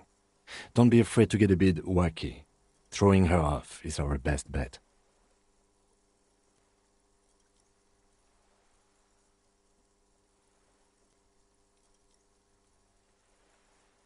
Good idea, piggies. Run along now. Fuck her shit up good. Impound that boat while you're at it. I'd like to watch her swim back to Ozon. Watch your back, ungulate. You've got...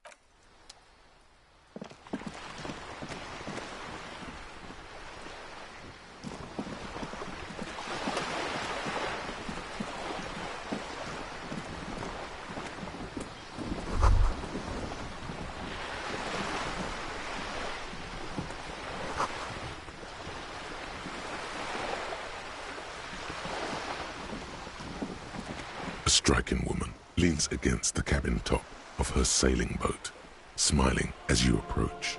Her green raincoat glistens with droplets. A silk scarf is tied around her throat.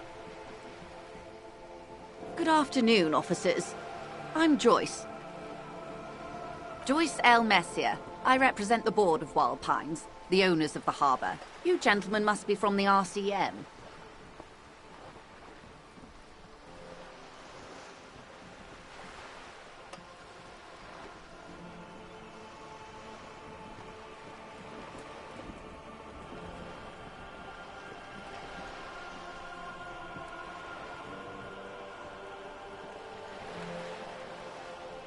I'm glad to see you here. I was dispatched to handle a strike, not a lynching. Anything I can do to assist the RCM in this matter, I will, gladly. That is good to hear, madame. My colleague will take the lead on this interview. I should let you know that he is recovering from an unusual medical episode. Very unusual. But I can assure you of his ultimate competency. There's a trace of irony in his voice. Mischief, even. This is a tactic. How interesting. I wish you a swift recovery. In the meanwhile, you have my full cooperation, and the full cooperation of... It's hard to get a read on her precise disposition, but she appears helpful.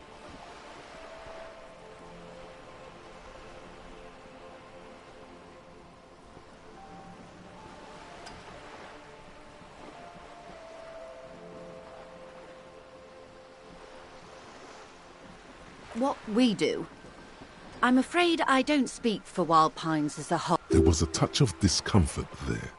She wants to merely represent.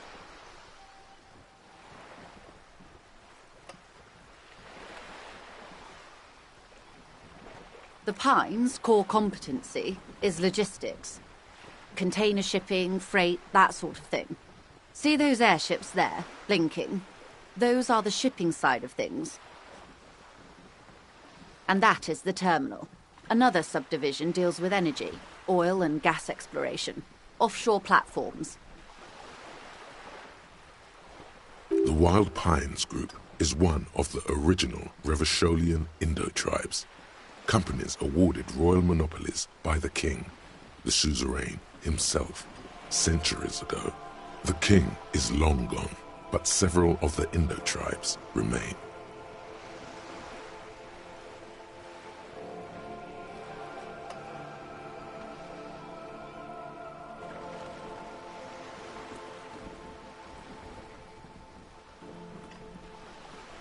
Saint-Baptiste, LUM, an unknown entity known as Brightest Star.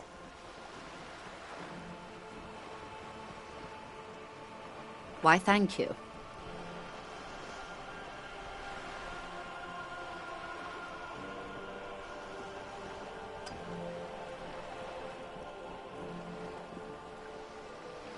She nods.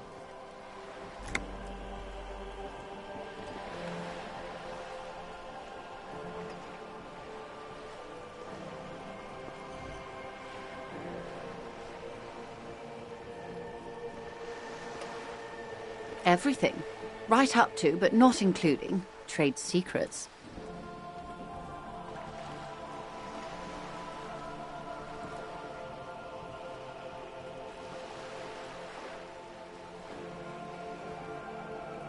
I believe the official title is Senior Labor Negotiator. In practice, I'm a grocery clerk. I relay the union's demands to Wild Pines and return with Wild Pines' counteroffer. And how are the talks going? They're not. That's the problem. The union stopped all negotiations a week ago, after that awful lynching took place.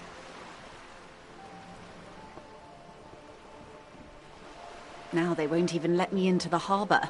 There's a 2-meter-20 racist behemoth blocking the gates.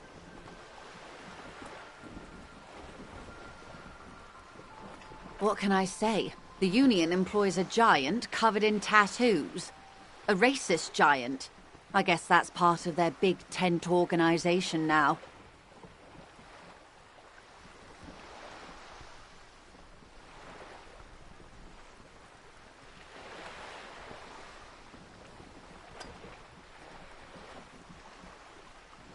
What can I say? The union employs a giant covered in tattoos. A racist giant. Let's say I was not making the kind of progress I'd hoped for when I first arrived.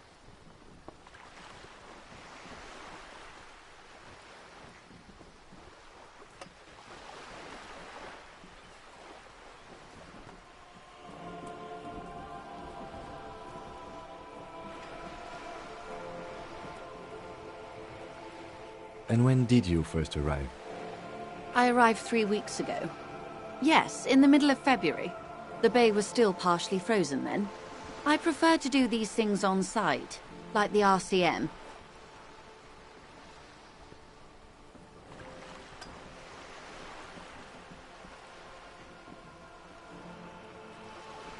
But the strike began in December. I wasn't the original negotiator here. I took over after Mr. Gaumont hit a wall with Mr. Clare, the union boss.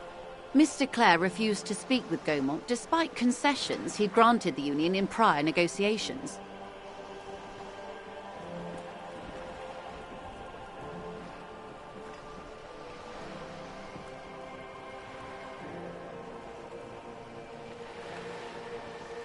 This isn't the first time the union has gone on strike? Heavens no. There have been 2 prior strikes. Both times the union won significant concessions, including overtime pay and a medical plan. This time their demands are more, I guess you could say, aggressive.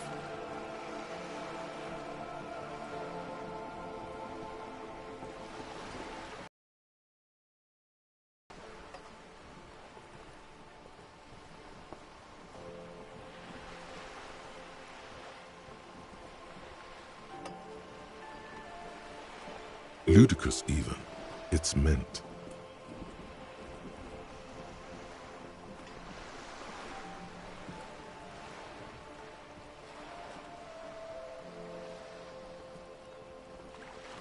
Mr. Clare told him to... how did he put it? Fuck off, midget. Gaumont is short of stature, you see.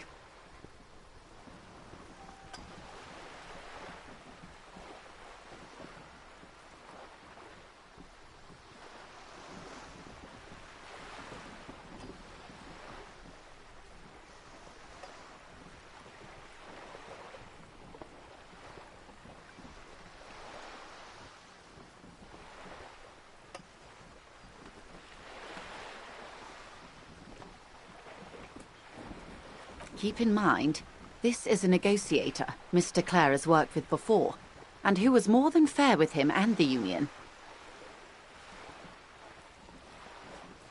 Sounds like usual aggressive posturing.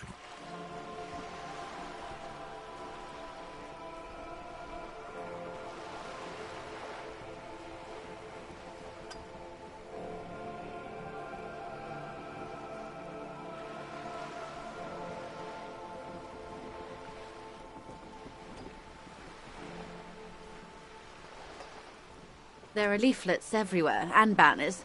What did they say again? Oh, yes. Every worker, a member of the board.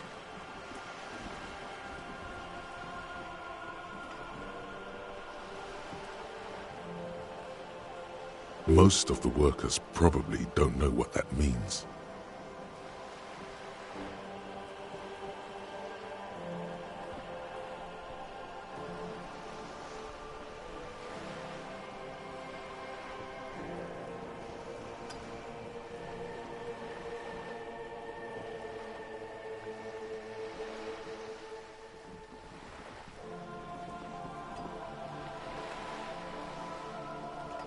In its defense, another said, demand democracy. Pretty tame stuff compared to every worker a member of the board.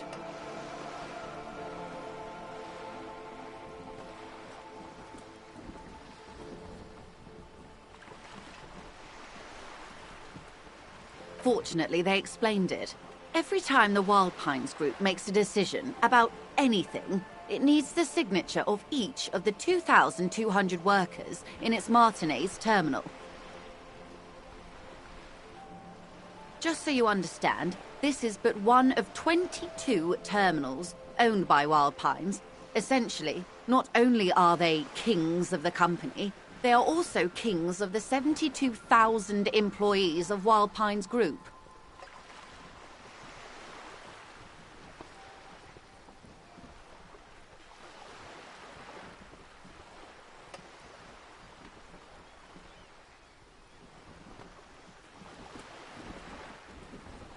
I'm not sure. Naturally, I assume that was just their opening position, a hard-nosed tactic with a side of mockery. But there's been no follow-up, just the same nonsensical slogan repeated over and over again.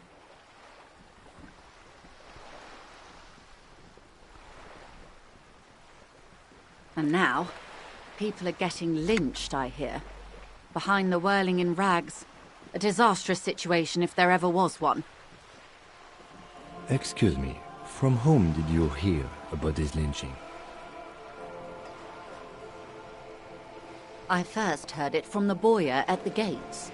The one whose very name advertises his aversion to work. I think he said it was, "Call me mañana."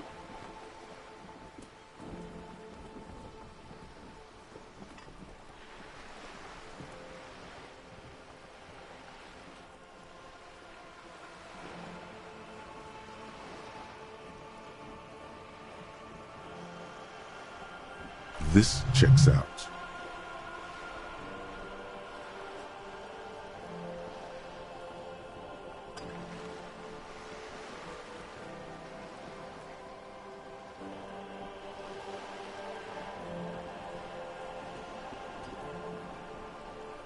The scabs? You mean the huddled masses of Jamrock, come to plead for work where the Union refuses to?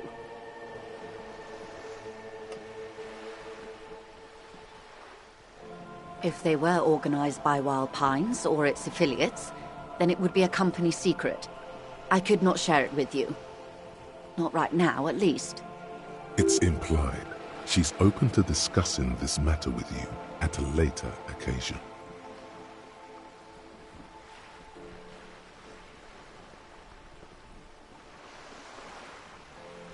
Everard Clare is a man of the utmost integrity. If you can say one thing about him, it's that he always puts the interests of the workers first. Of course not. Everard is fantastically corrupt. I imagine he has a thick, viscous goo where you and I have blood.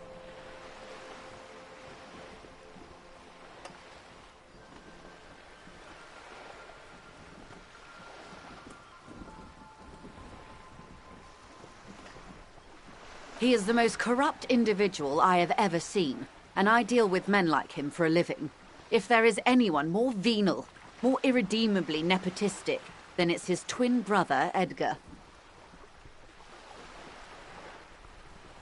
Yes, Edgar looks exactly like his brother, except for that lazy eye. He also talks exactly like Everard does, and when one's term as foreman is up, the other takes over.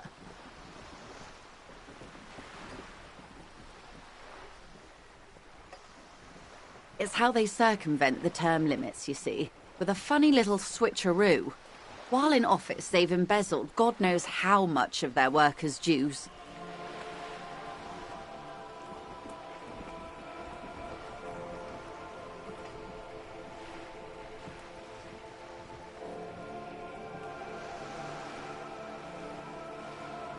The Débardeurs Union was once a perfectly normal institution. 20 years ago, anyway. It must not have been easy to establish under the Emergency Act, but they did it. I can respect that.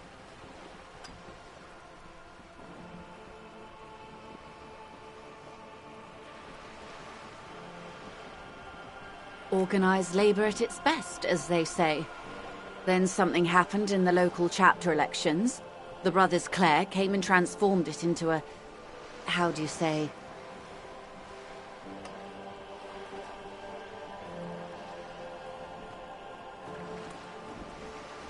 a mob. The Débardeurs are a crime syndicate. Sad as it may be, I suspect we'll be forced to cooperate with them.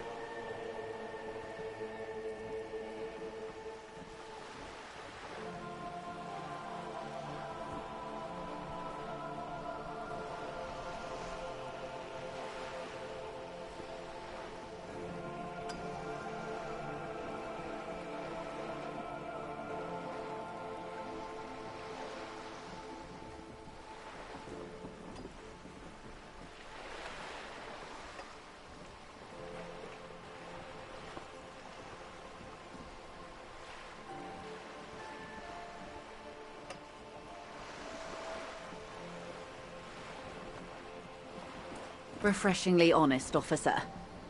The company has tried appeasing in the past, but I'm afraid our concessions have only emboldened Everard and his brother.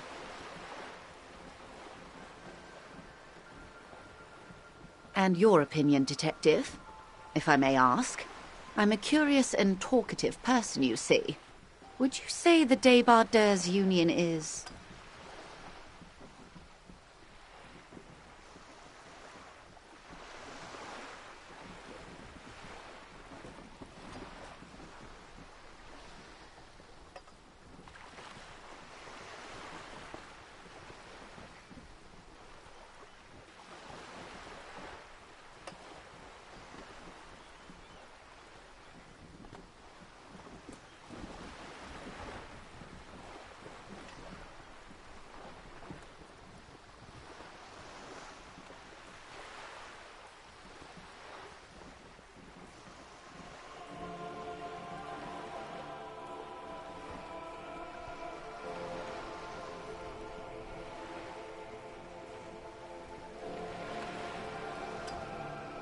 Of course, officer.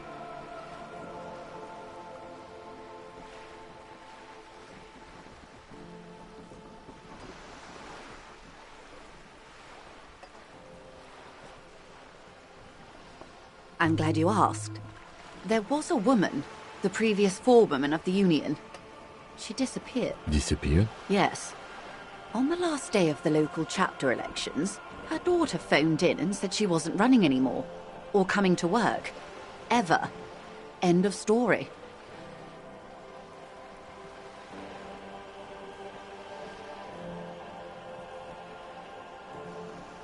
Indeed. The company suspects foul play, but there's nothing they could do. It was a union matter. The point of the presentation is, these kinds of things happen around the club. Thank you for your concern, ma'am. We'll be just fine. Of course. How else can I help? Quite a few things, I'm afraid. The information I'm to share with you includes sensitive trade secrets. For the sake of my employer, I have to ask for your names and badge numbers.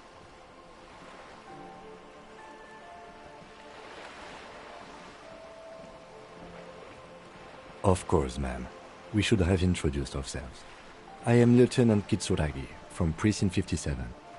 And this is my colleague from Precinct 41. I'm afraid he doesn't have his badge at the moment. I hope mine will suffice. How curious. Why is that, Detective?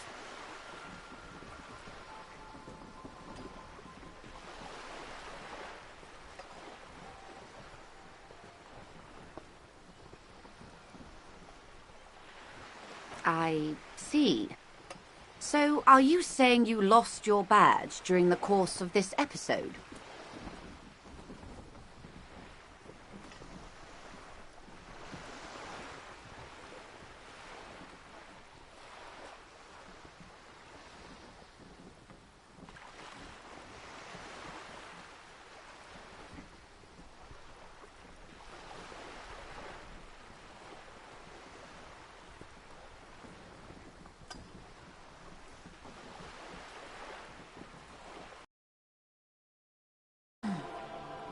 Some kind of encephalopathic amnesia.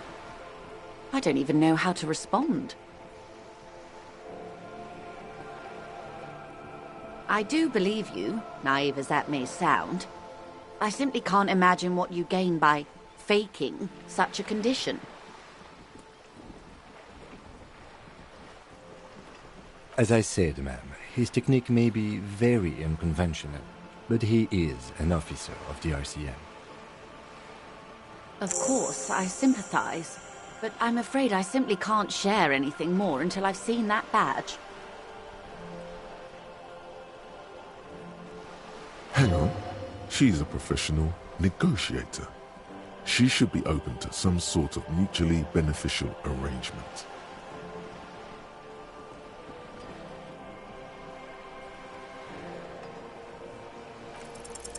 Feelings will guide the way.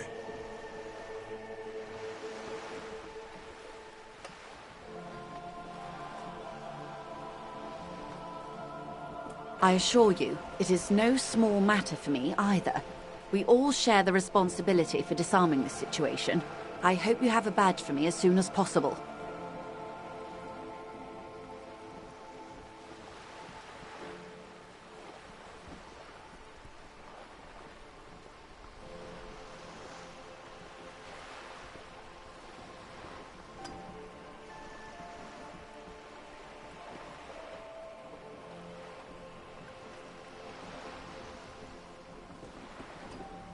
Trust me, officer, I am fully committed to resolving this impasse.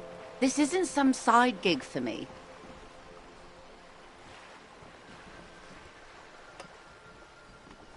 She's silent. The wind flaps the sail above her.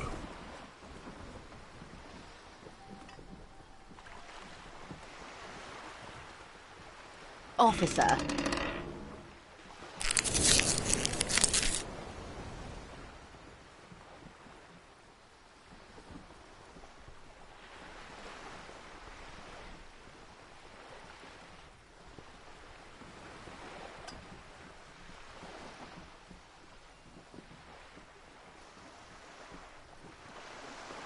You know, I don't mean to sound cold, but if you want something, you have to give something back. More than just guilt.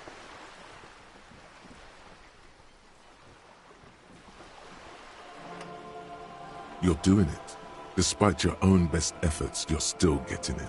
Somehow. I'll be frank with you. If I'm going to break protocol, I need to be able to justify it to my superiors. They're going to want to see something tangible. The Union is conducting drug trade out of the harbour. It's an open secret in Martinez. Surely it must not come as a complete surprise to the RCM either. Perhaps it's time to look into it. Or you can find your badge, which honestly seems like a lost cause. Detective, a word in private before we continue.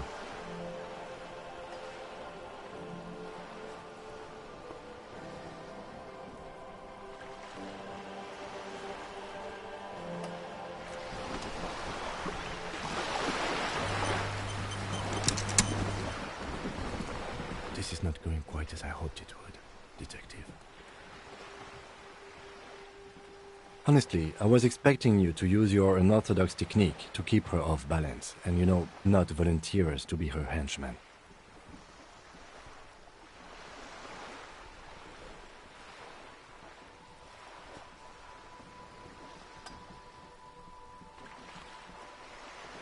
This woman is running circles around us. She might have known about your misplaced badge all along, or she's simply an adept improviser. Either way, we've played straight into her hands.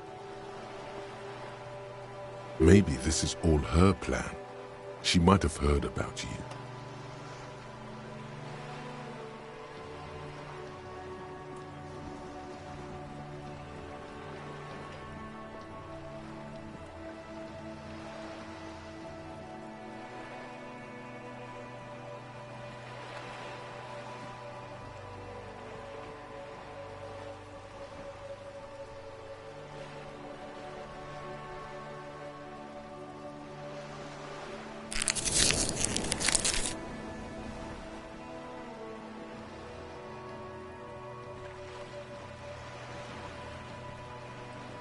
I wouldn't go that far. Her reaction did come off as sincere to me. I think she's just quick to adapt. She's a professional, after all.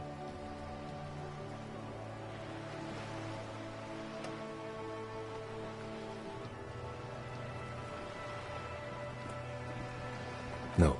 If there is reasonable suspicion, we must investigate. Otherwise, she could claim we are siding with the Union, or that we are on their take. What I propose is, we ask her, then we investigate, briefly. But do not share the outcome of this investigation with her.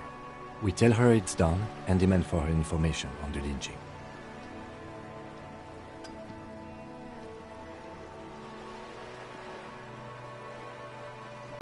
Yes?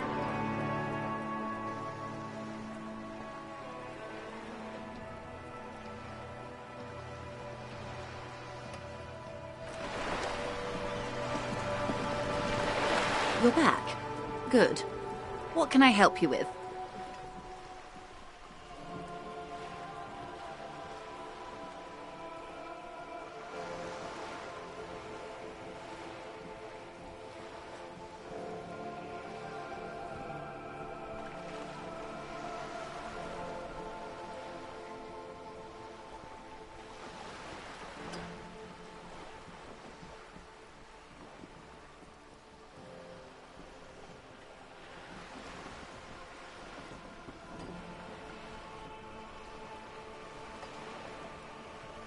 This reality.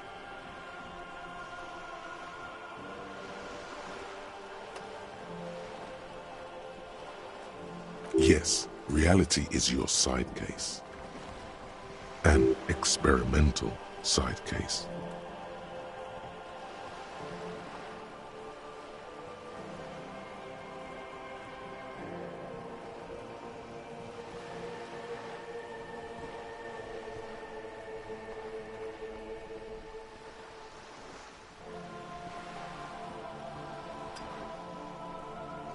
Ah, yes, the episode.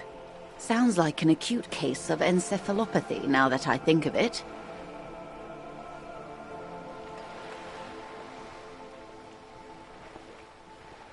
Don't be phased, madame. He functions perfectly well. He only needs a lowdown on all of... We may be here a while then. Ask away, officer. I'll help however I can.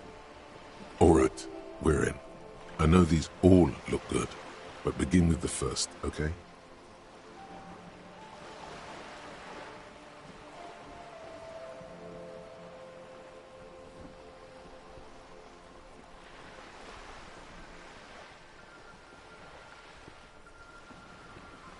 We're in Martinez, baby.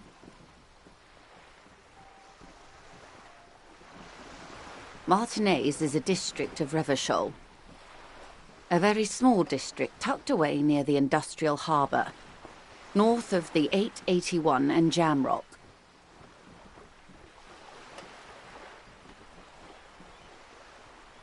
You would be excused for not knowing about it. Unimportant, they say. Forgotten, even. Shelled to smithereens during the Revolution. It has its charms, just not this time of year.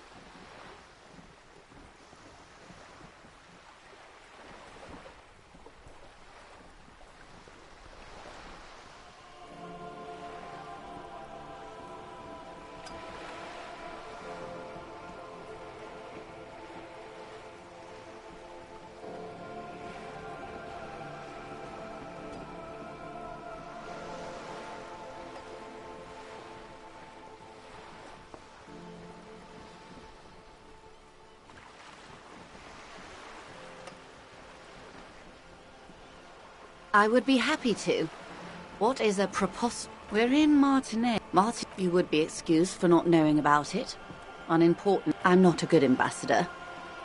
I've only been here once before, as a teenager. Not a lot has changed. There are ruins, a terminal, fishing boats, reeds. This place used to be a province, a workers' resort before the city swallowed it and the artillery did its work. The reeds are the real star of the show here now. The further down the coast, the wilder it gets.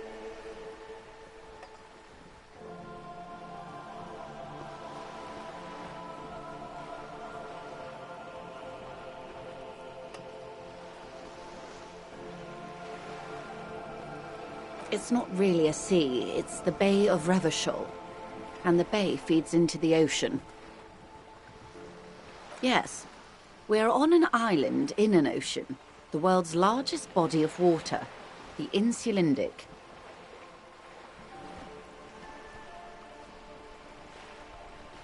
Known to the early Revacholians as Les Immensités Bleues, the vast, lukewarm and unknowable, flowing in and out of sight.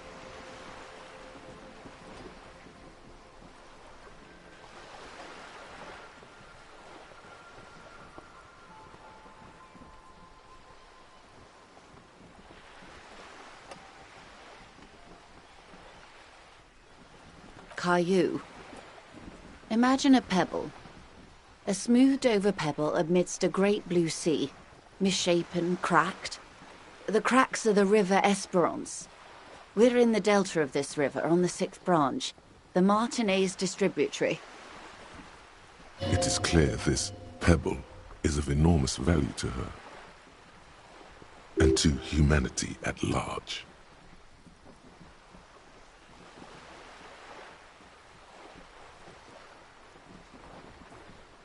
Revachol?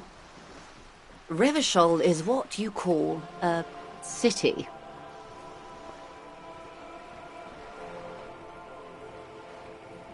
The great kind. As if it's self-explanatory. Beyond patriotism. A fact.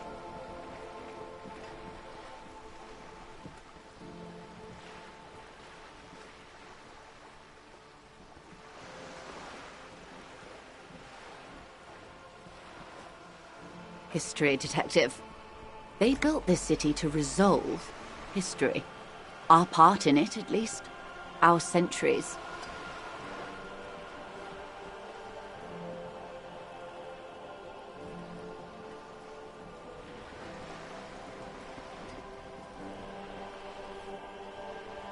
The nations of the Occident, or migrant workers from Semenine and Ile Marat, depending on your creed.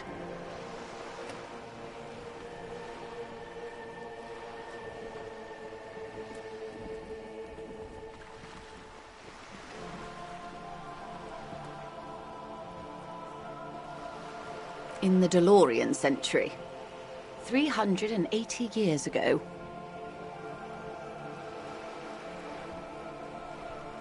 They say it's where the terrible questions of our time will be answered. The tensions are highest, the fault lines deepest.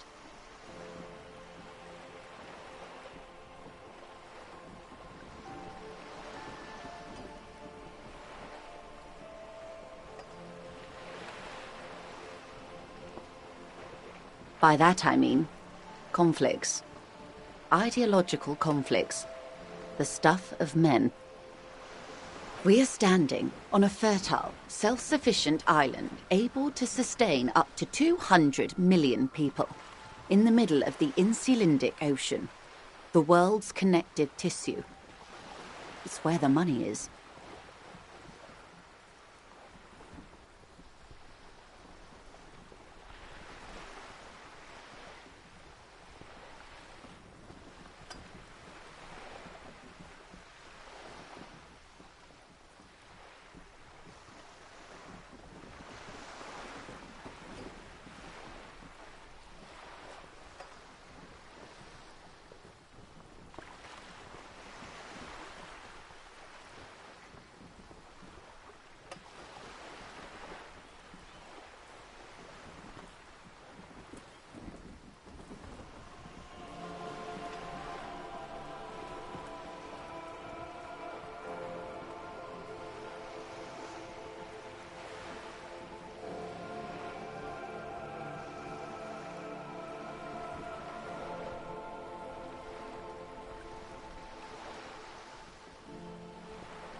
Oh, we're quite a way off. About 22 kilometers from the center of the world. That soldering iron is the Bank of the World building. The bottom floors are Insiacom. Coalition government, Insulindian Mission Command.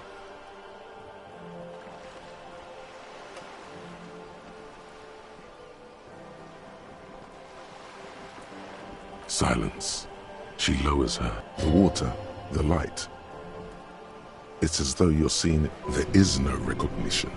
Only the immensity of the sea and the cold radiating from it.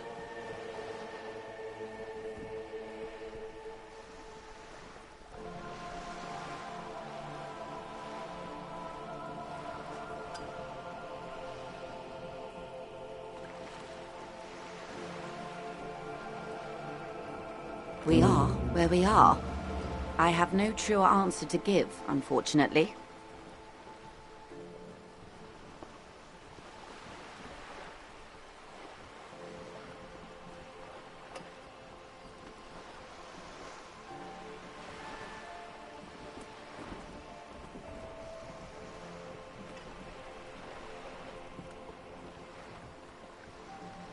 This is one thought you need to complete.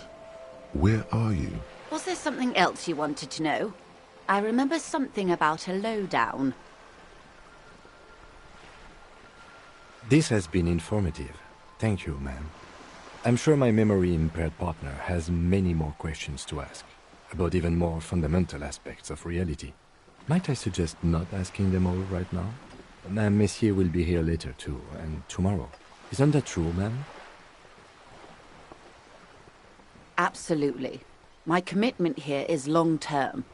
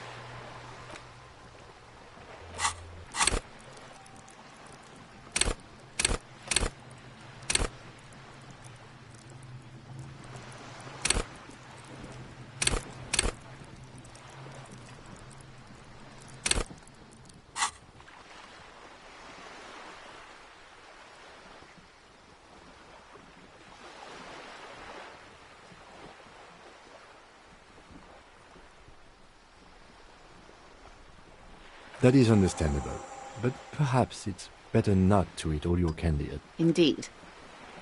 I'm always at your service.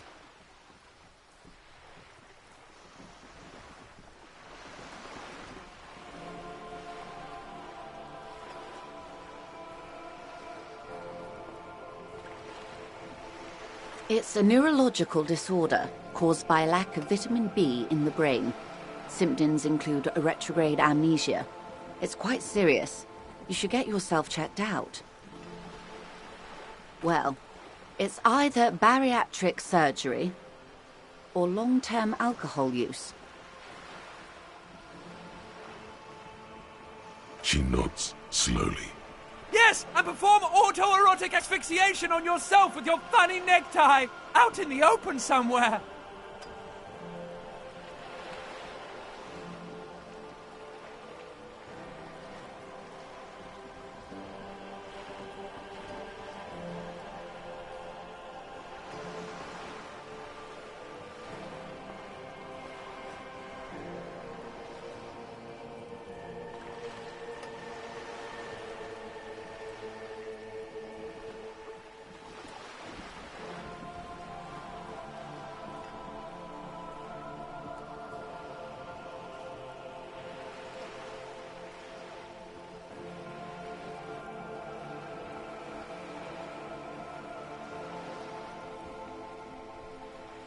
These are unimportant times, Detective.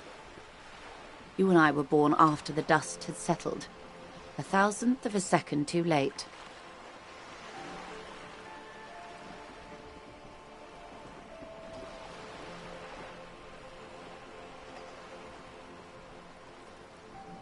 for the big time. The revolution.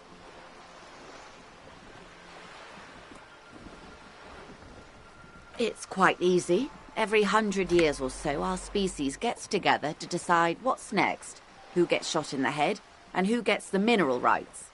It's a real kerfuffle.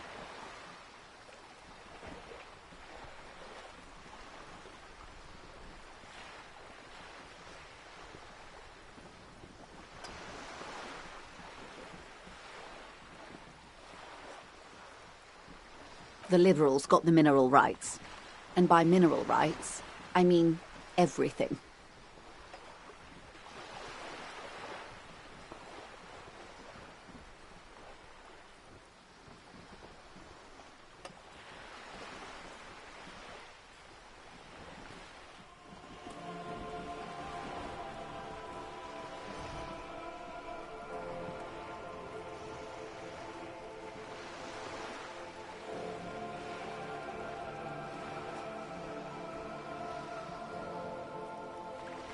Liberals are usually middle-class people, Detective, or the remaining gentry, the beneficiaries of the pre-revolutionary arrangement. Some were rich enough to stay with the Constitution, with monarchy. Big mistake. Others bet on the revolution. They were called the ultras, or ultra-liberals. They fared well.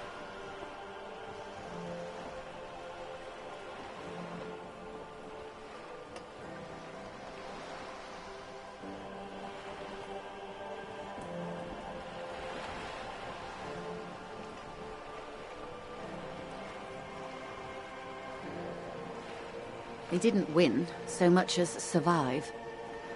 We were the last ones standing when the war ended. Everyone else got shot. We? She's one of them. Of course.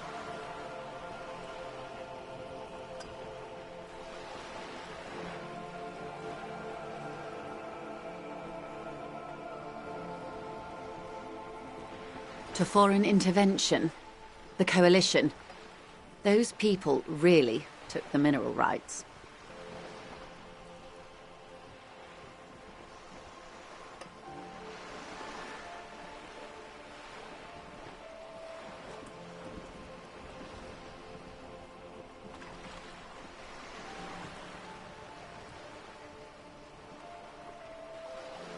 The coalition of nations.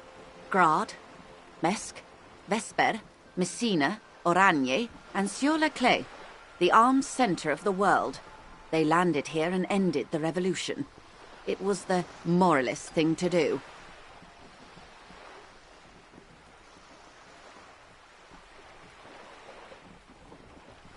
The moralists believe in keeping everything exactly the way it is.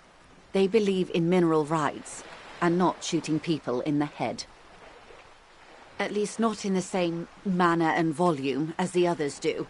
They are the long-standing provisional rulers of Revachol now, the coalition government.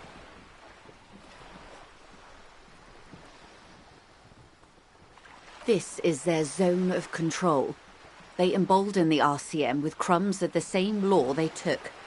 Technically speaking, you are a moralist.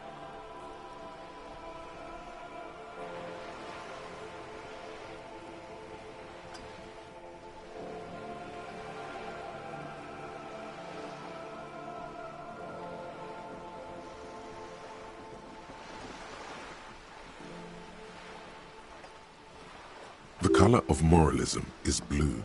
The official motto of Moral Intern, or Moralist International, is a blue forget-me-not, a piece of grey sky. Unofficial. For a moment, there was hope.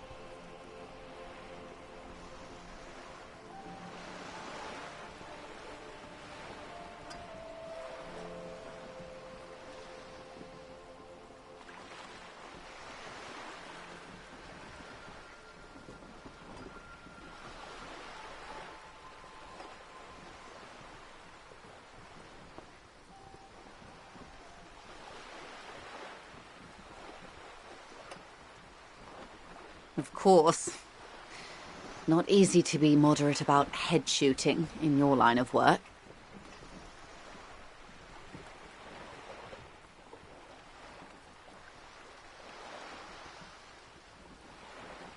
Those would be the communists. Generally speaking, 40 million people got shot in the head during the World Revolution. But the communists, they all got shot in the head. Oh, and the anarchists too. They shot them well. So well, one forgets they even existed. Did they ever? Before they got shot themselves, they shot 2 million people.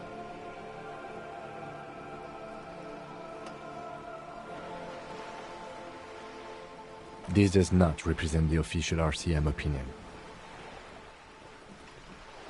Don't worry. Kras Mazov shot 15 million people in the head. But that was all the way over in Grad.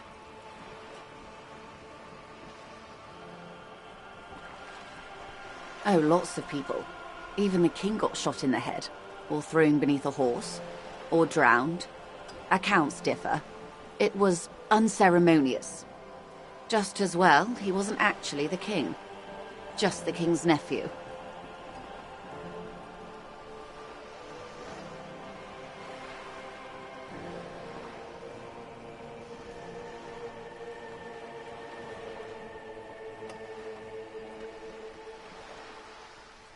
The real king abdicated and lived out a long and productive life as a venture capitalist in Grad.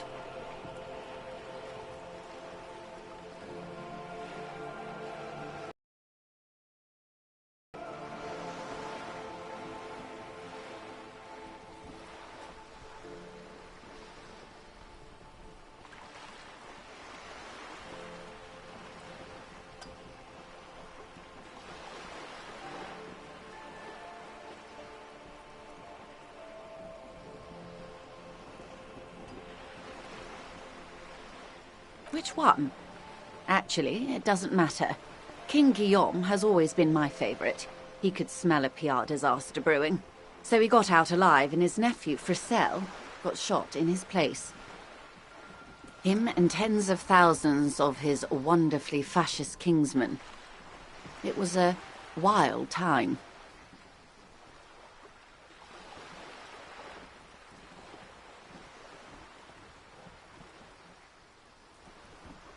The turn of the century revolution?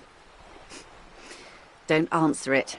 The revolution began in '02 on the Isla of Grad, though by the end nearly the whole world had gotten involved. It wasn't a who, but a what. A pandemic of Zarat, a particularly virulent prion disease, which the authorities in Grad proved unable to contain. Then Mazov came along and overthrew the government.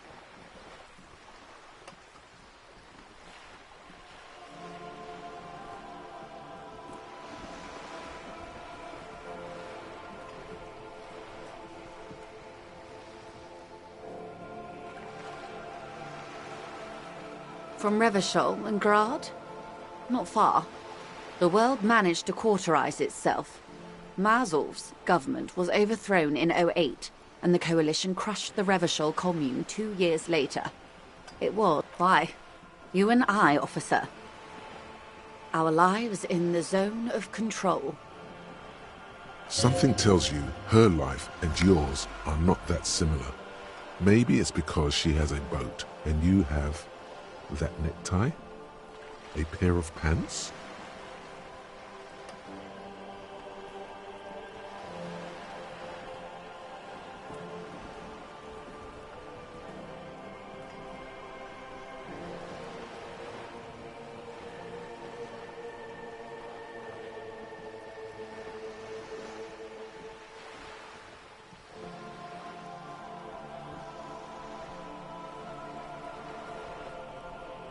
No doubt. But we share the same time and position on the planet's crust. That counts for more than you think. A city-state divided into free market zones under the everlasting interregnum of the Coalition of Nations. And you, of course, the citizens' militia.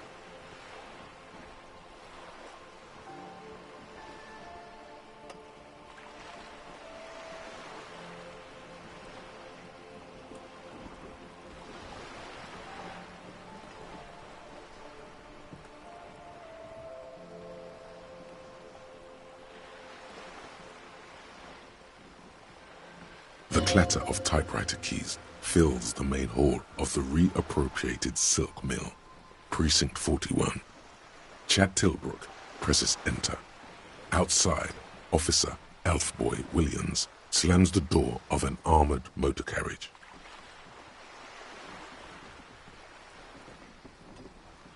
The Zone of Control is the third incarnation of Revachol, after the failure of the Suzerain and the Commune. Modernity. They developed the marvels of the inter-eastlery communication, telematic milieus, radiation, colored plastics. Meanwhile, in Revachol West, the aftermath continues for the 5th decade.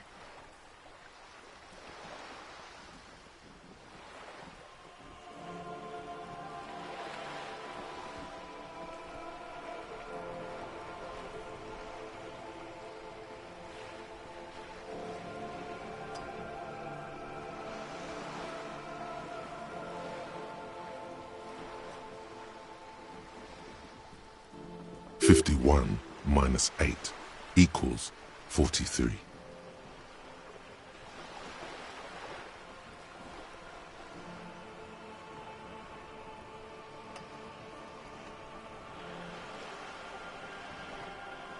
Time flies.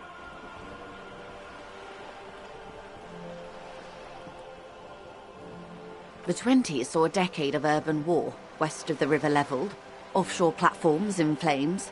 Still, it's regarded as an improvement on what came before. 08 to 19 was simply hell.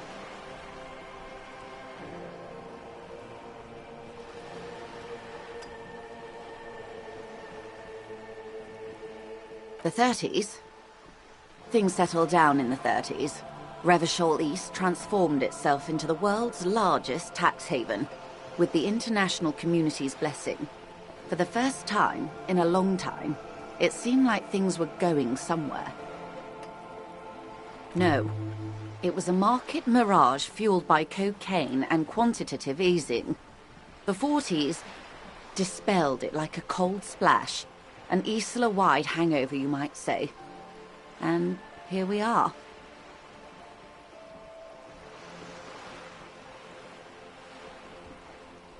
Welcome to reality, baby.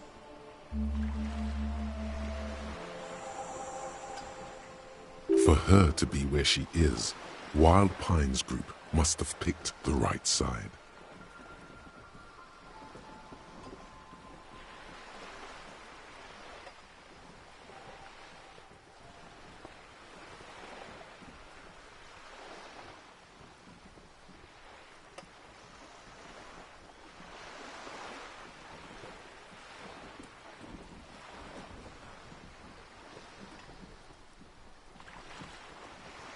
Good question.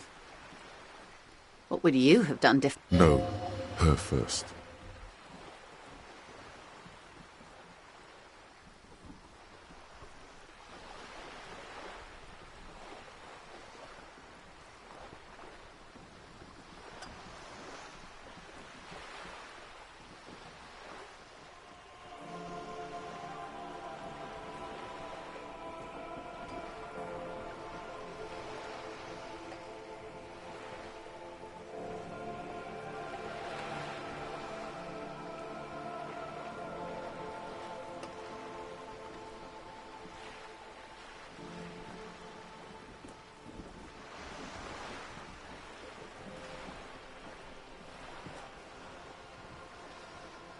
And I asked you, past-less detective of the Citizens Militia, what insight has acute encephalopathy given to you?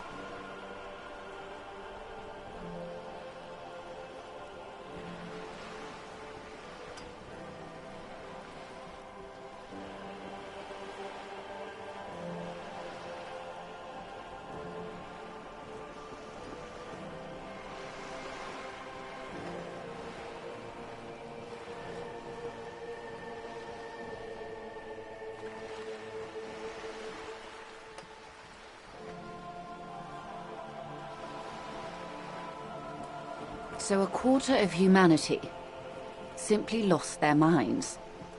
And how would you stop a prion, a complex folding protein, unlife with the technology 50 years ago.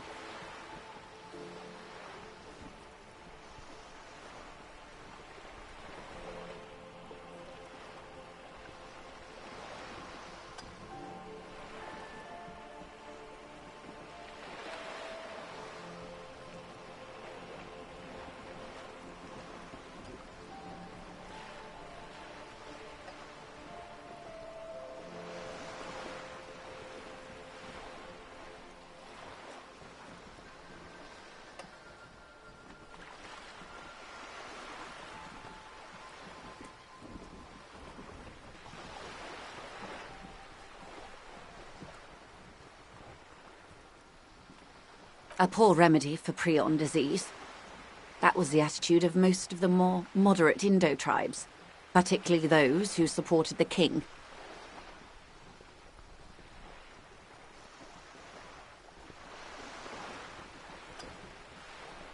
Kupri, Resplendent, both gone now. Those that survived mended their ways. They're all old. Opinions expressed here do not reflect the official position of the RCM. And what is your official position, Lieutenant? My position, ma'am? My parents got ripped to shreds in the revolution. I would have gone the same way. I was saved by being 2 years old. That's my position. The abattoir.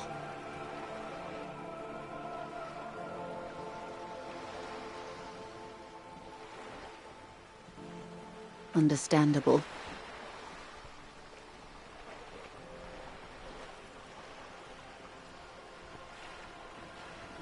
They picked the winning side.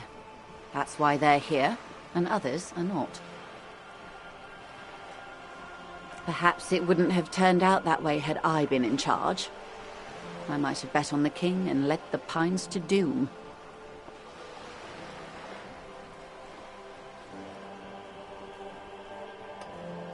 I would have sided with the cannons. If you'd seen the calibers of the things, you might have too. Perhaps it's better I was born when I was. 10 of the 14 Indo tribes got it wrong. Feld, Kupri, Tricentennial. So I suppose I would have been in good company.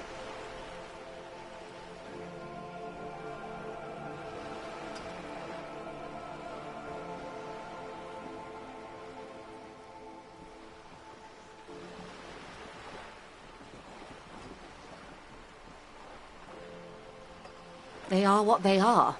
Who knows? Anyway, enough sentimentality. Is there anything else you want to know? Not so fast. Who is she in all this? Ask her who she is. She owes you an answer.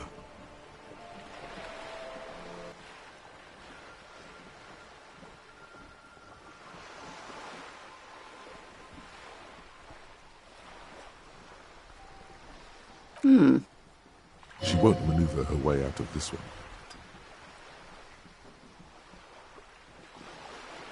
I am the vilest of the vile.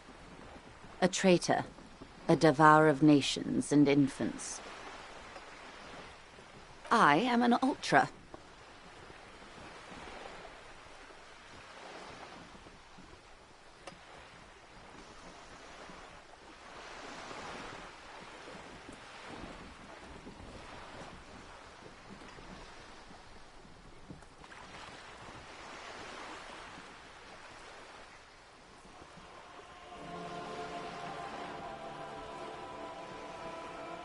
No, not like me.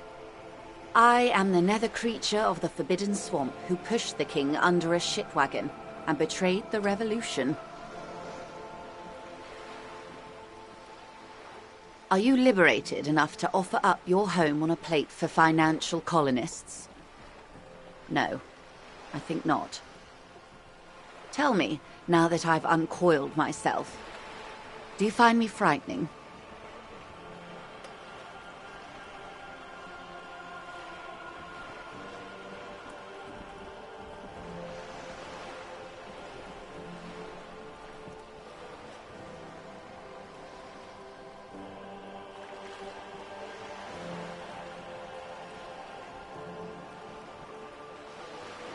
green eyes you see a mixture of truth and self-satire. Decades of guilt and pride.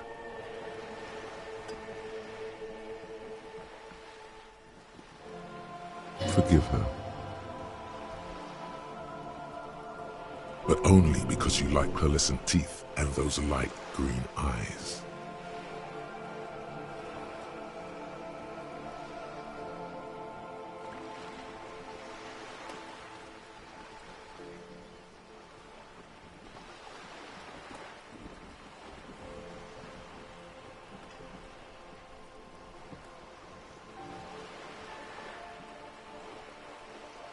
A fitting punishment, to be forgotten, if not forgiven.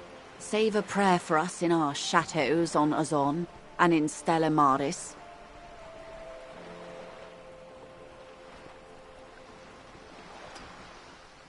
When the dust settled, the Liberals were the only ones left to clean up the mess. By virtue of their survival, they were handed enormous power to shape the future. This was all our last generation managed.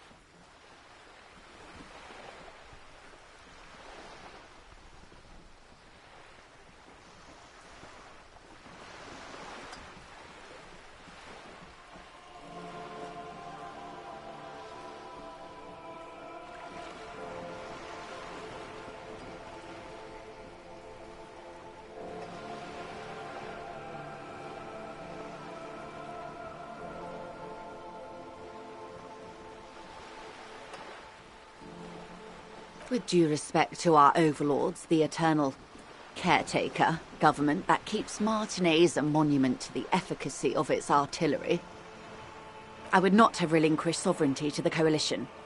Not here in Martinez, and not in the Stella Maris or Delta Beachheads either. If not for my own, then for my daughters. We had an obligation to defend our sovereignty. We should have burned the whole Isola down rather than let them have it.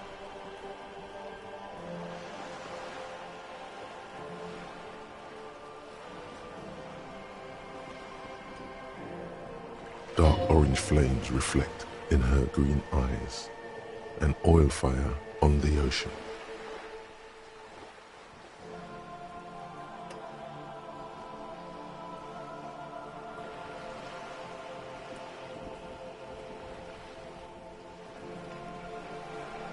Yes, I suppose I am.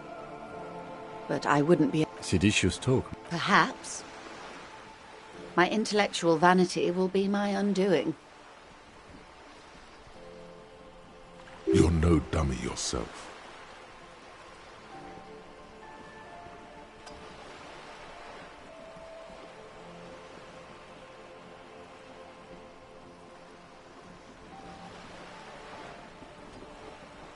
A smart boy getting smarter, one basic term of reality at a time. Yes. Whatever else I am, I'm also a mother and a wife. Now, shall we return to reality?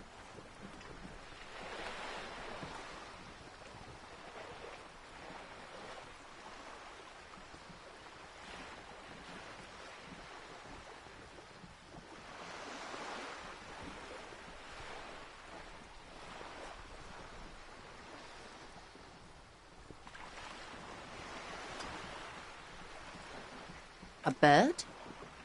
A sphenicid? A flightless bird of the polar regions?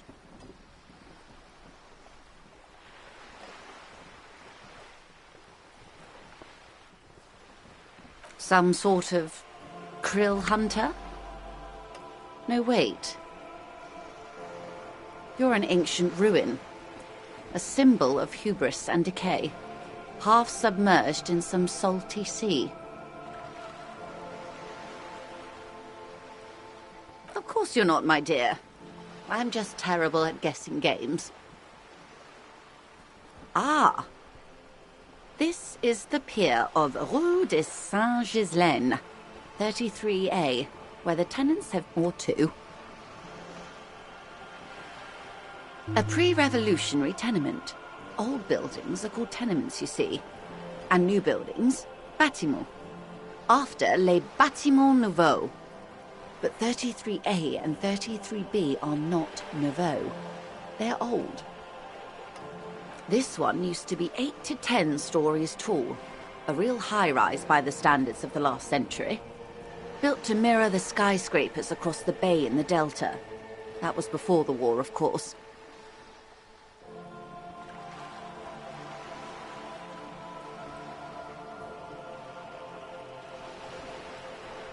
Mostly the urban middle class, I believe. This was once primo real estate, before the cannons lopped 4 or 5 stories off.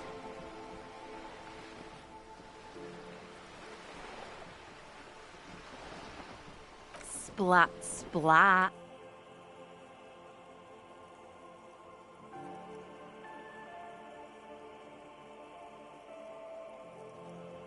Wonderful.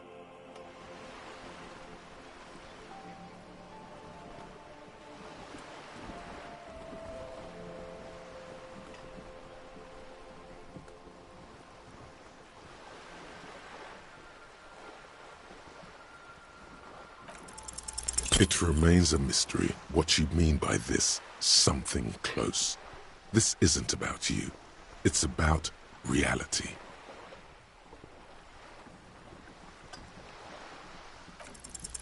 A strange coldness comes over you as you look at the world. The waves sway the sloop. The doubt is fully formed in your head. The alien feeling persists.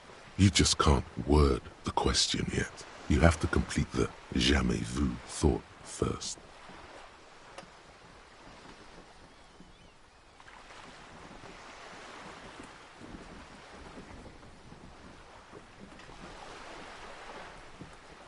The girl in the old lady rags.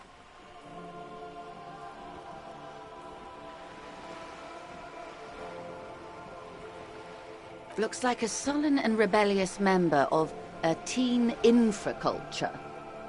Yes, you and I belong to the supraculture. We're common, the herd.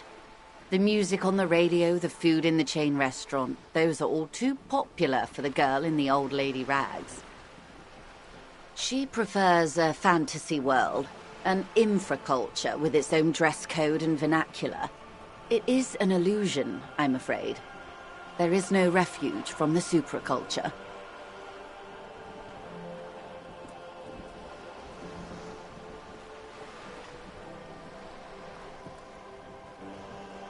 I can't. That's how simple it is.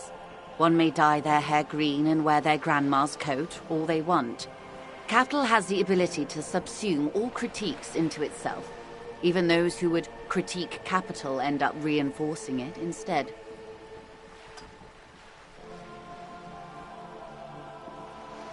All right. What next?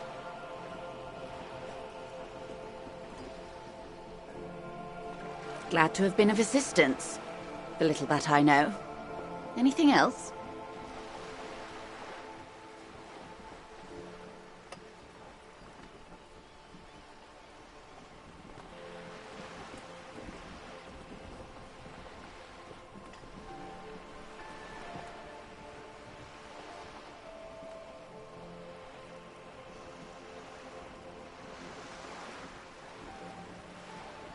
It's quite straightforward.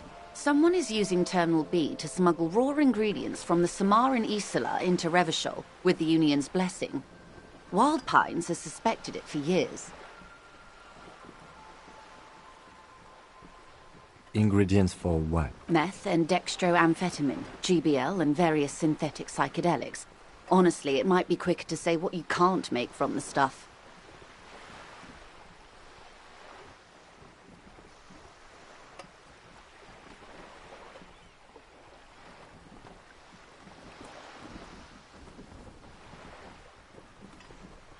Yes. After they clear the terminal, we lose track. The actual production... While Pine seems to be well apprised of the local drug trade, ma'am. Do you mean to say the union also produces the product? Sells drugs, I mean?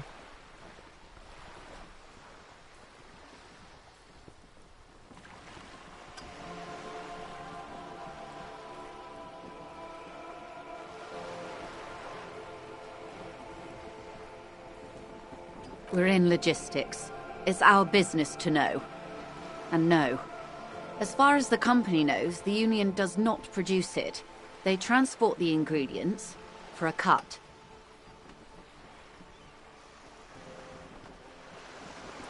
Yes, but you won't get anything out of Evrat and the Dock Workers Union. Still, every chain has its weak link. The handoff. The motor lorries at the roundabout.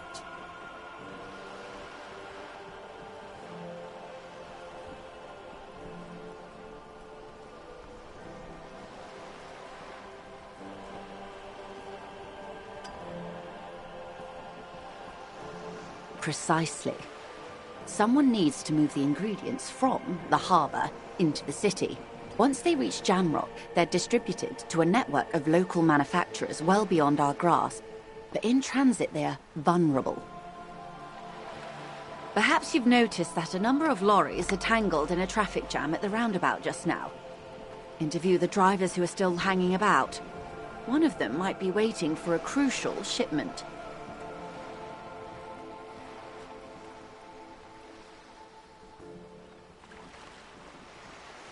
I'll be explicit. If you find this driver, I will share company secret. Uncovering union secrets could also give you an upper hand when dealing with them.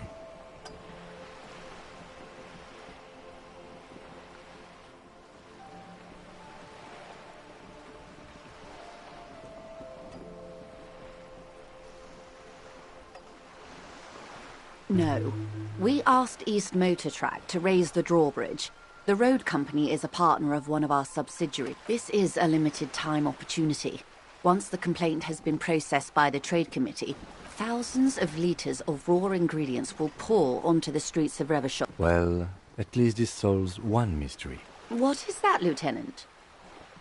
Why I had to call East Motor Track and beg them to open a drawbridge for me. I'd wondered since I first drove in, on my motor carriage.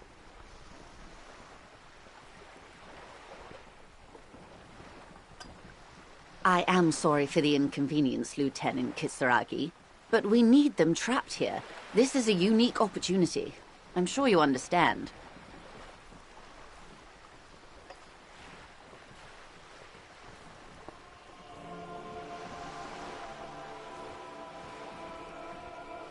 How do you think they're financing this strike? There are thousands of unpaid dock workers going strong for the 4th month straight. There was a shakedown of local businesses preceding the strike. Many were squeezed to bankruptcy to fund it. With all due respect to these desert cacti, the contents of a few cash registers cannot provide for 2,000 men. The local businesses can scarcely provide for themselves.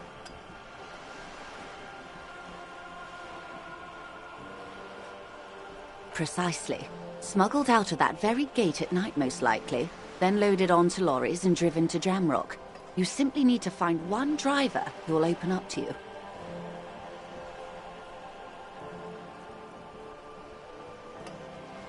It sounds like she tried looking into it herself, though she's clearly not the type your typical lorryman would confide in.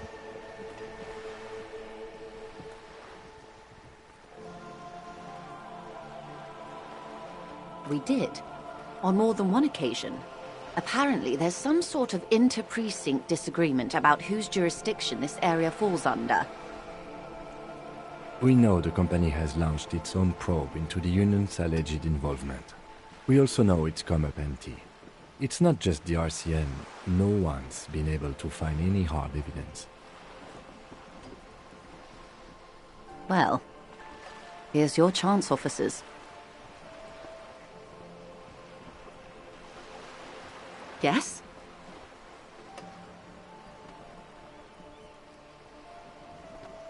Excellent. According to my reports, there are at least 3 lorry drivers lingering near the roundabout. Hopefully one of them will know something. It may come to nothing, or it may just blow the case wide open. I can keep the drawbridge up for a few more days at least. You should have the time you need. In the meantime, let me know if there's any other way I may be of assistance.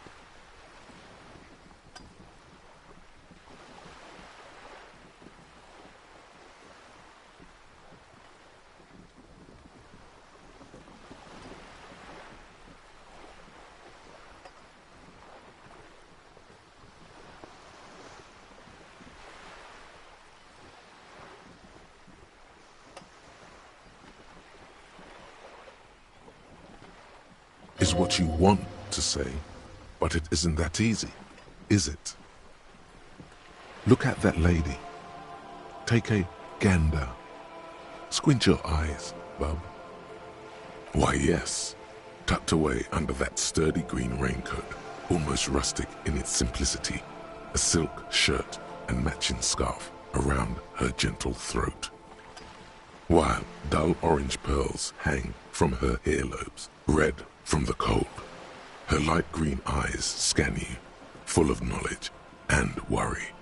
These are the kind eyes of the rich man that seem to say,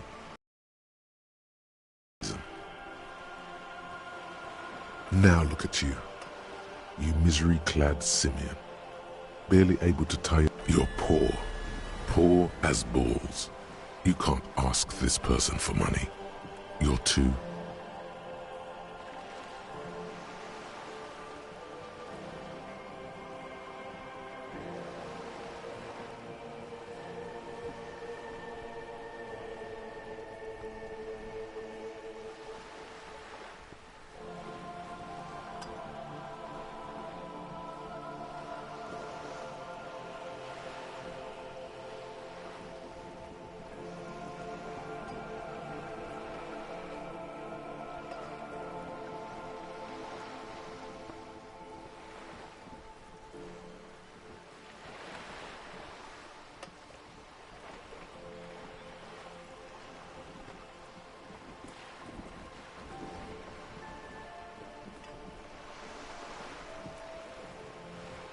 Maybe you could ask her for some stock tips.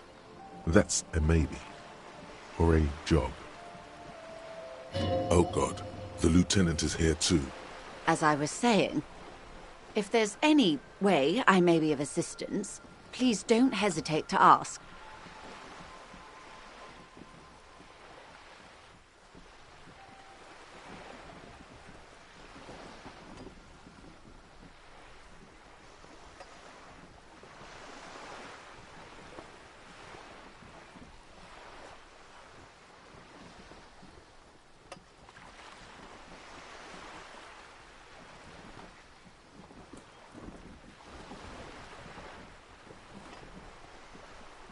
That's the man who was killed.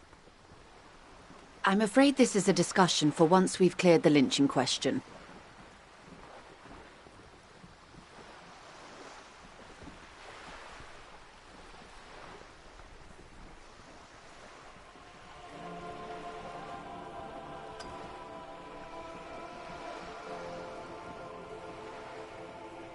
Better not tie the fourth day to the bat's day on this. I hope there is something else I can help you with. She wants to answer the question. Protocol keeps her from it.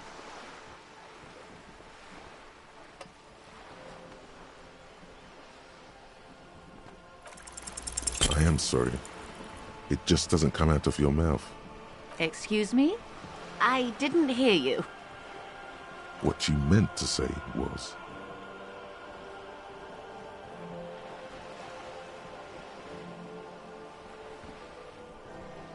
Why, yes I am.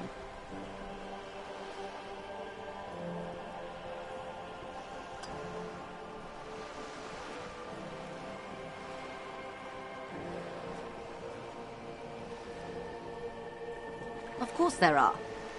We're on an archipelago. How else are you supposed to get around?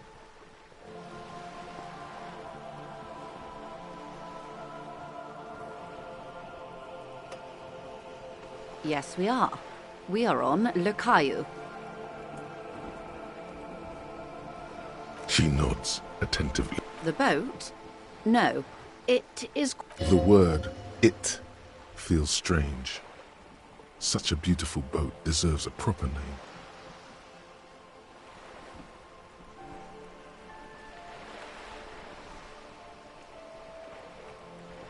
Okay. How about Cordeleche 19? Because it was manufactured in Revachol East by a company called Cordeleche, and its hull is 19 paces long.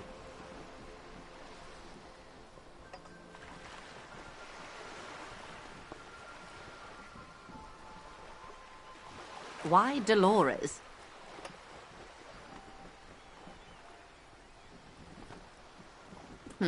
Well, it means nothing to me.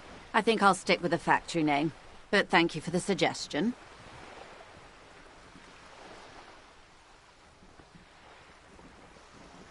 It's a pleasure craft.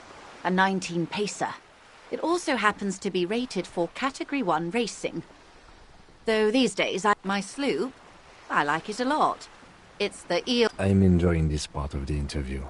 It has so little to do with the murder we investigate. I really do, the lieutenant thinks. Is she thrown off yet? He's looking at the woman, assessing her.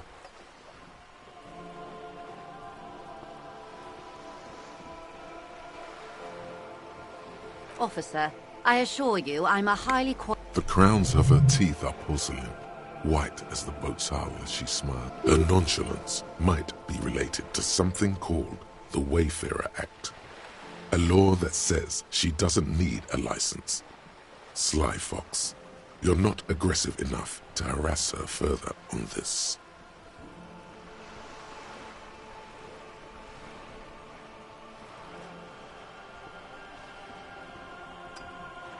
Good.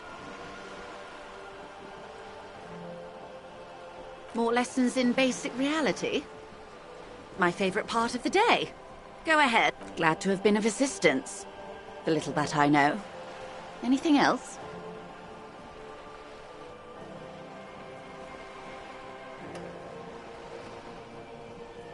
Of course, Detective. Take care. Indirect modes of taxation. Turns out, those Financial Oversight Committee gangsters stuffed millions of hard-earned dividends away in the last place anyone thought to look. The hearts and minds of everyday Rivacholians. You need to spread that deregulation gospel to the people. Tell them about that foreign fair tax. Preach that 98% gross burden. Preach it, preacher man. Set the brothers free. Taxes are racist.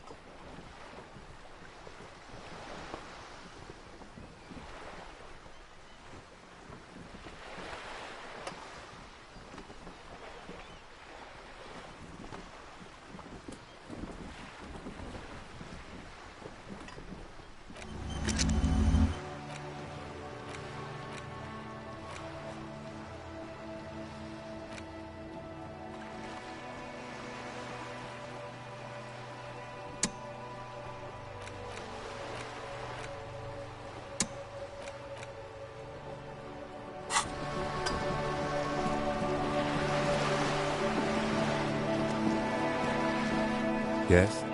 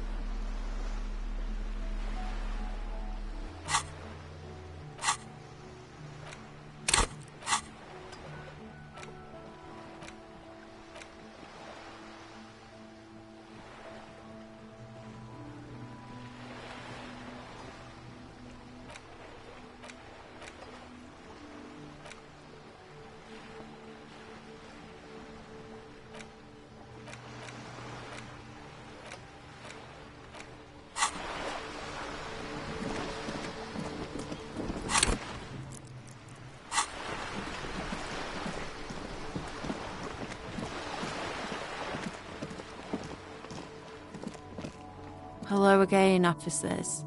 Have you come to admire my mural?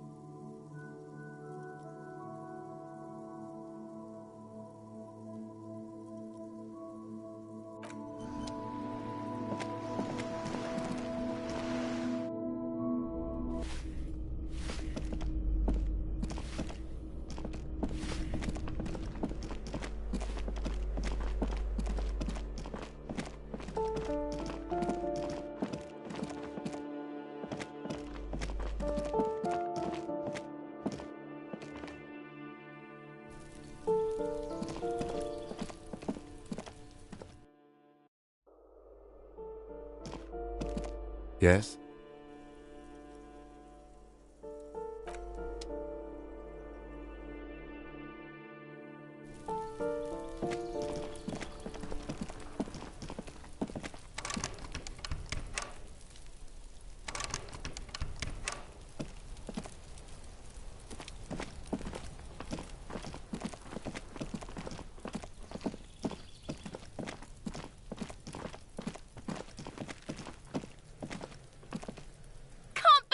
You didn't take the shot.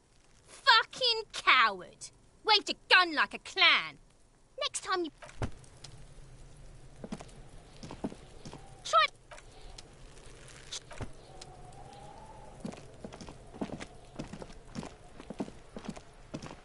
Just an ordinary wall.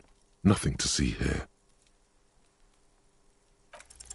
Because you see it, finally. This wall is sublime. Look at it. The shadows, the colors. All the other walls on all the other houses must make a pilgrimage in adoration of this, the uncontested pinnacle of wallcraft, color peeled from the very face of God.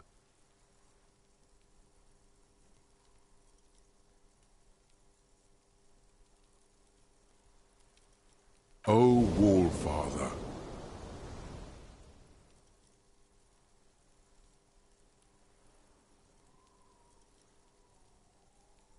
your loss, farewell, wall at the end of the world, draped in... There it is. Huh? He sounds tough. Cindy the Skull has all the necessary materials. Talk to her.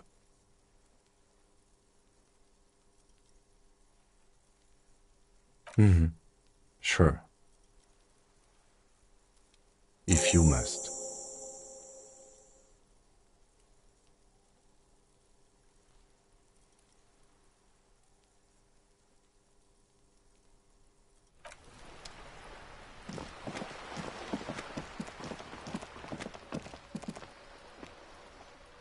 Hello again, officers. Have you come to admire... What for?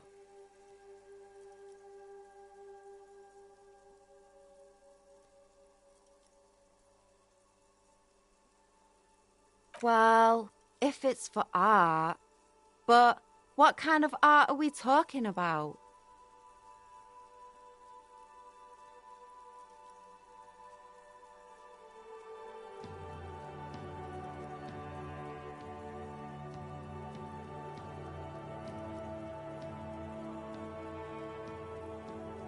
Sounds like you're just about to live out your self-pity, not make a statement. I can't have shit art on my conscience.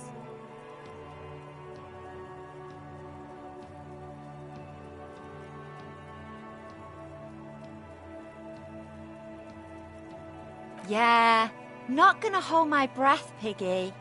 You look like you'd suck. Everything, really. They do say the painter always paints his own portrait. No, it's great. That's pretty fucked up. Even for you, Piggo.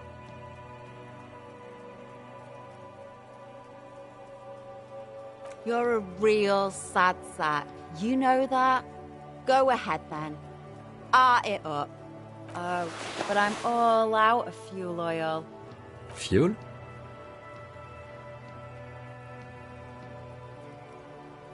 That wasn't paint. It was heavy fuel oil, marked red for use by government vehicles. What do you think I was using? You know what you should be able to find in your government-issued vehicle? Red-dyed heavy fuel oil.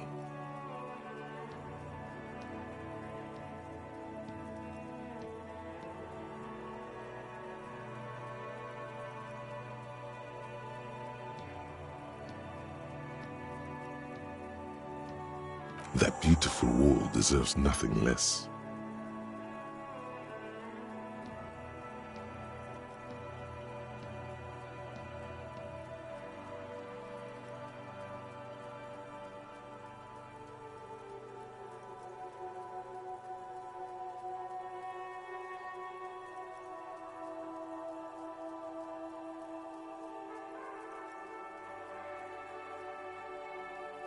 My fuel oil is for my kinema. Use your own fuel if you are unable to contain your artistic impulses, but please, leave my kinema out of it.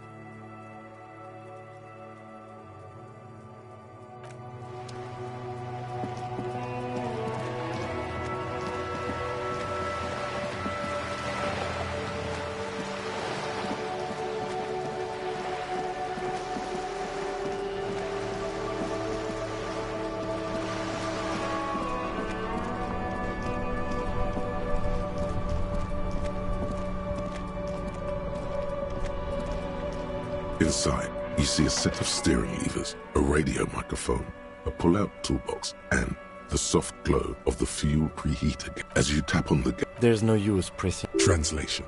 We're not going alternative translation. Don't even think you can drive my engine.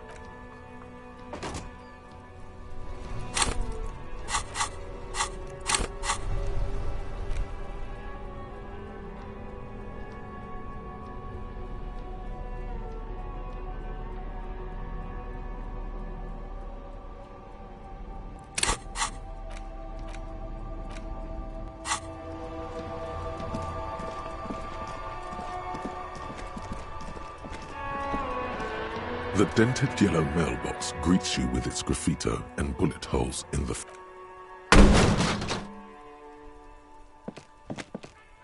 There is a hollow, saddened ring as you kick. Your toe has suffered damage. Cool. You really showed that mail collection box. He does not actually think it's cool. If anything, the lieutenant feels sorry for the poor box. He's leaning in to inspect the layers of graffito that deface it. The lieutenant pats the box, ever so slightly.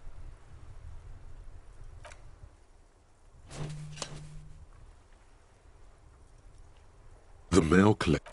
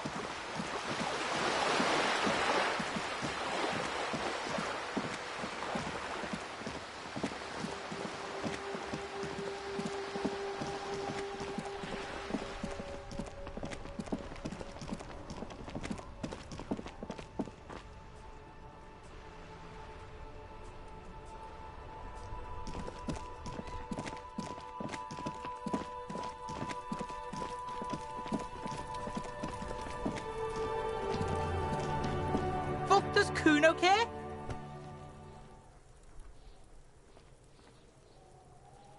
Kuno doesn't...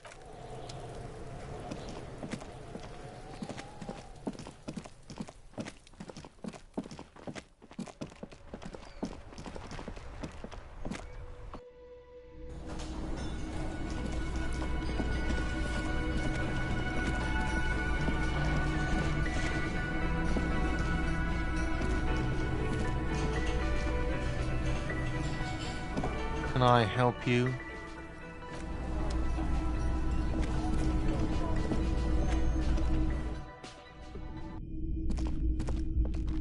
The door is still not. The lieutenant gives.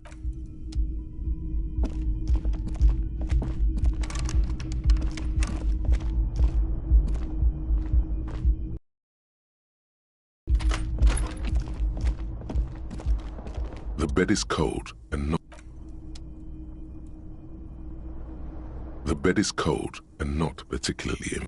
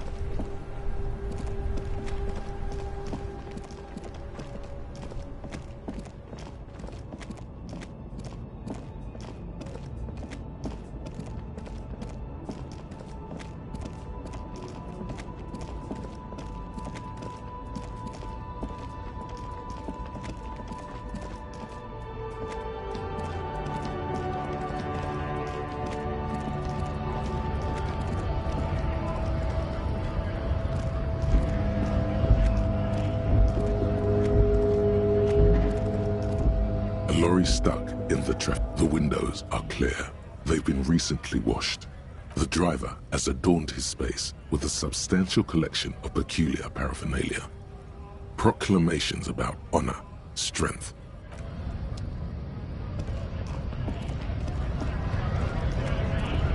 Right to work! Right to work! Things are busy enough. The hulking man oozes stark skepticism.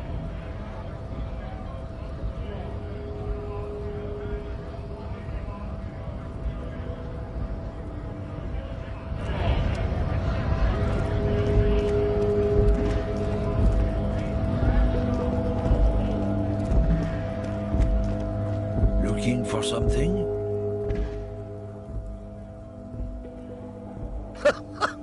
Oh man, that's great. Look at that guy go. I haven't seen God damn. Thanks for that, but no, it's not mine. He doesn't live in Martinez.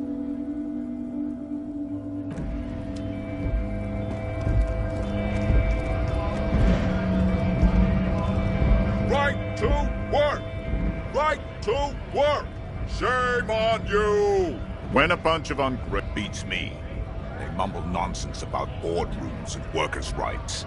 There's something odd in the way he carries himself. His set of clothing looks vaguely his shirt is far too small and an unpleasantly tight fit, while the overall he ignores your question, choosing instead to turn to the emaciated workers, raising both fists. Silence is the answer. There's something off here, but he won't say what.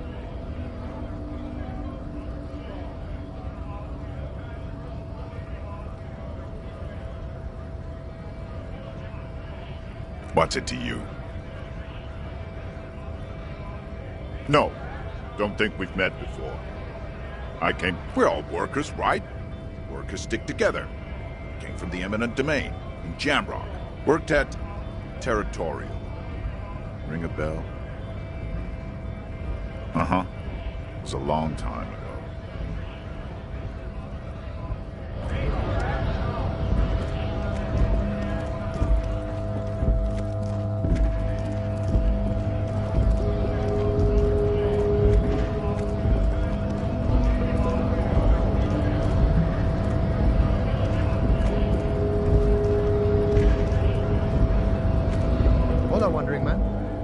How can I help you?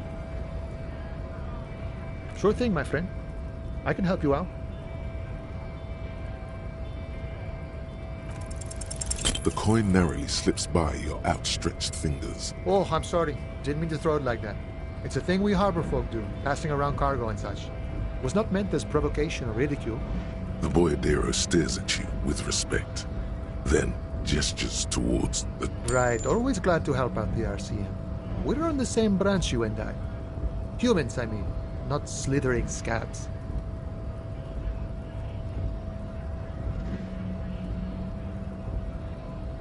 Murder, huh? That sounds like a lot of hard work. Of course. Should we? He didn't do it. It's the truth.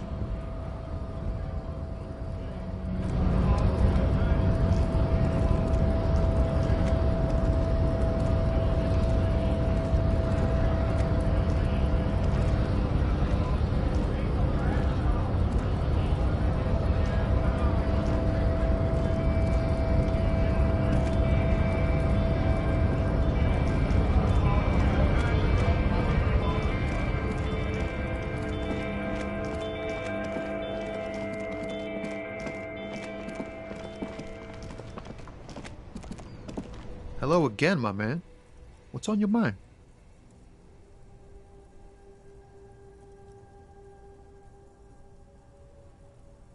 Huh? Oh, the bosses, man.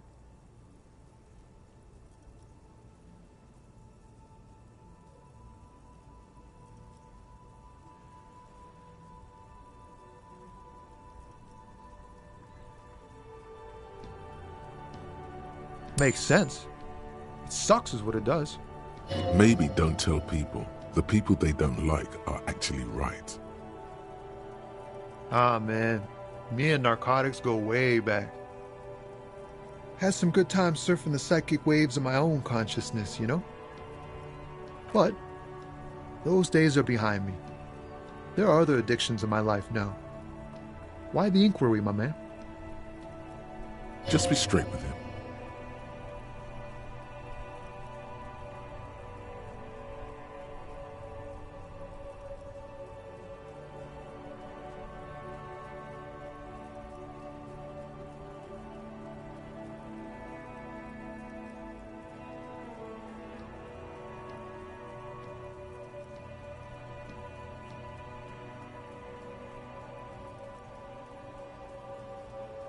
We have a credible lead, sir. Someone on this roundabout is waiting for a bulk shipment from the harbor to load it on their lorry and drive it to Jamrock.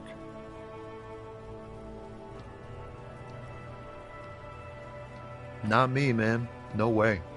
I don't need any trouble. Shit's bad enough anyway. This jam's got folks up in arms, and I'm afraid it's headed toward a conflagration.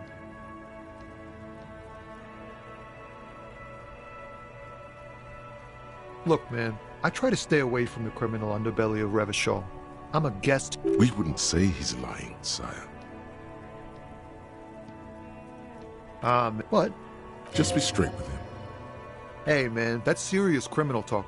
Entrapment is a practice whereby an officer of the law induces a person to commit a criminal offense that the person would have otherwise been unlikely to commit, usually through some trickery, persuasion, or fraud.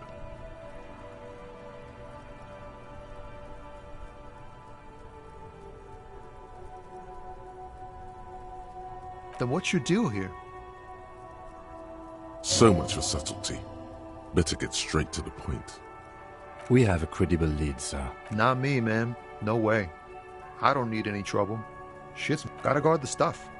A rhymesmith? This is quite credible. It goes with its cadence and way of speaking. Look, man, I try to stay away from the criminal underbelly of Revachol. I'm a guest here. You really... We wouldn't say he's lying, sire.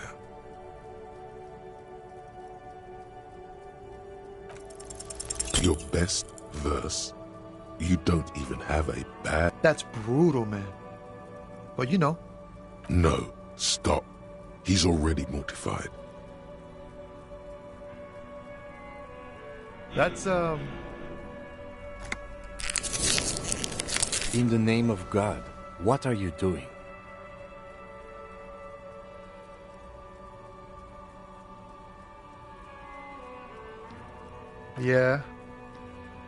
Yeah, I get it. These are your rhymes. They're from your life. Doesn't matter. He's not lying. He liked the end. Yes, and I also thank you for stopping. We have a drug investigation to return to. How about we do that?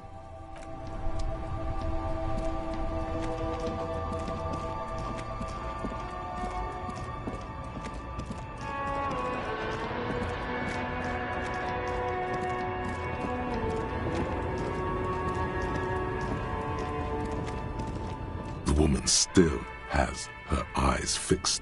If you want her attention, you may need to be more forceful. Where am I? Who are you?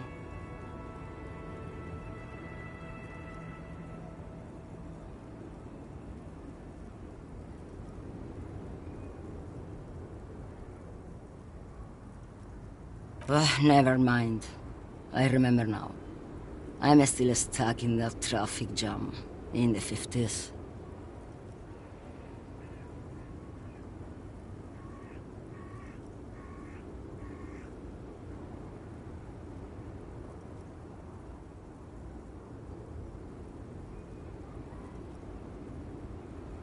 The men have small jaws and everything is made out of plastic.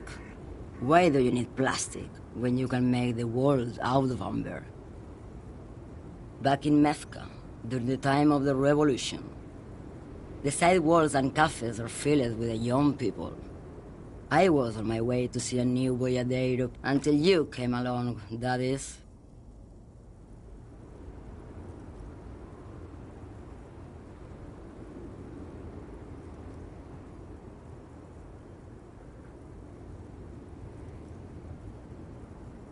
Why not, Harife? It's not like I have anything better to do in this hellhole. Diamonds? Of course not. But wouldn't it be marvelous if I was? Whatever stupid things they put in the lorry, I imagine.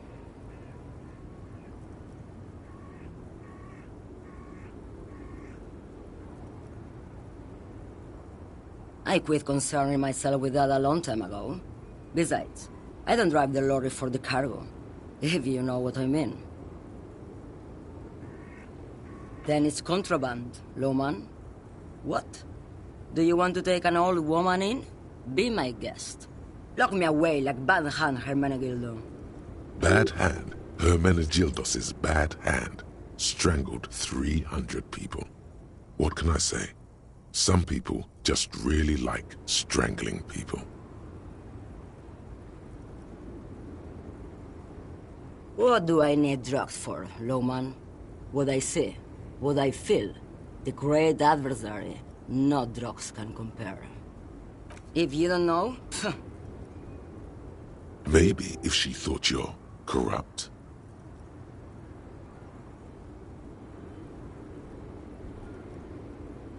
why would I want to do that?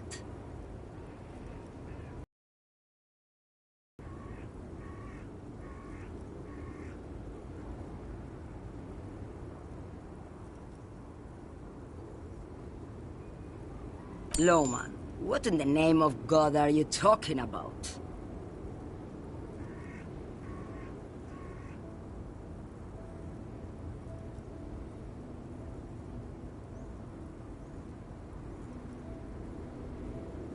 Maybe. Probably not. Makes no difference to me either way.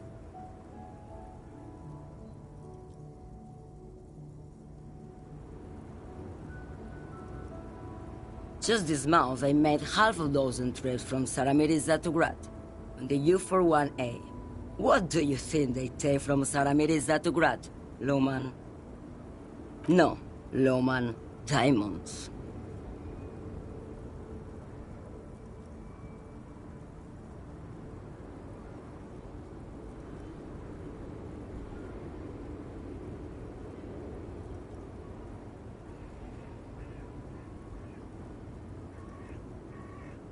Easy. He's the skinny man who thinks he's a poet. Never trust a poet. Also, he's the only one I can see from here. That's correct. There is no visibility of any of the others. Diamonds are good for you, Lowman. You should try them sometime. Make yourself pretty like Eva de Zoras. Where do you want me to go? This isn't so bad. I can listen to music, or the seagull, or I can just relax and let my mind carry me back where it went. I think we're done here, no?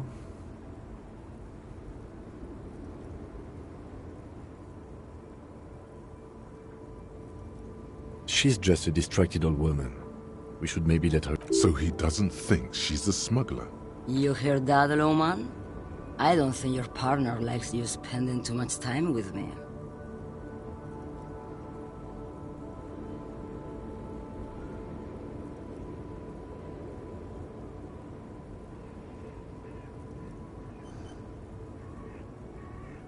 Oh, don't worry about me. I'm one of the best camioners around. Lomonosov's Land, Udajnaya Zemlya, the Transkatolia Magistral. You for 1A.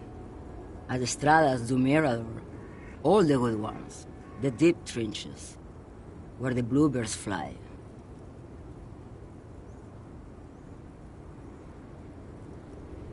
You go right ahead, Loman. Let me know when you... Is that all you woke me up to say? Yes, go.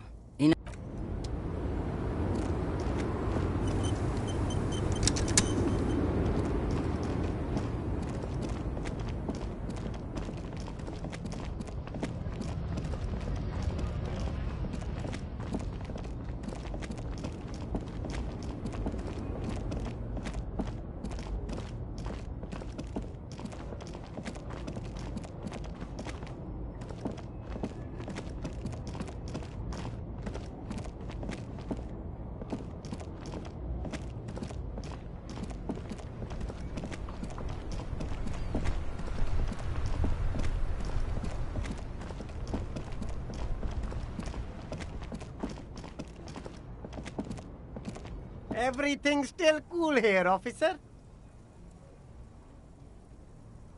Only the coolest goods in Revachol. I've got sneakers, speakers, extremely comfy pants too. Try them on right here. No shame, only freedom. Anything for you. Me? This man probably comes from Seaguy, sometimes known as the Apricot Suzerainty, an archipelago in the Samaran Isola. Very sharp. Apricot Suzerainty calls to mind an era when the Seaguy archipelago was colonized by Revachol. It's a bit of a slur, in other words. Very cool. I admire your awareness of our intertwined histories. It's super nice of you to apologize for colonialism, but the Apricot Suzerainty is a shithole. That's why I left. If you say so, officer, I don't want...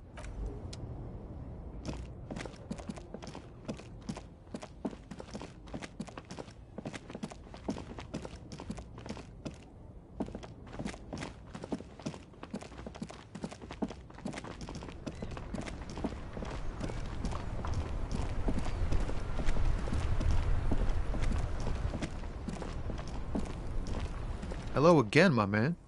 What's on your mind? Ah, man. What? Just be straight with him.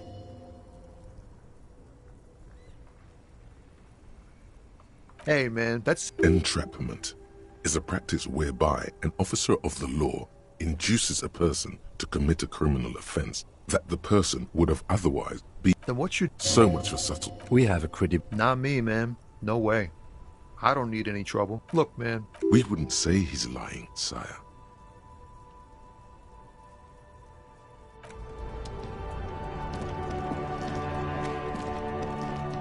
Hello again, officer.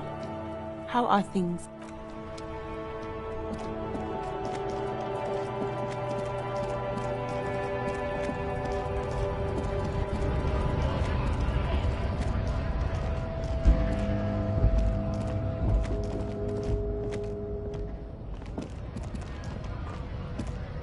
A lorry stuck in the traffic. The windows are clear. They've been recently washed. You can see a lorry... Likely, yes. This guy's product. The back end of... Racist, nationalist, paraphernalia. The driver has adorned his space.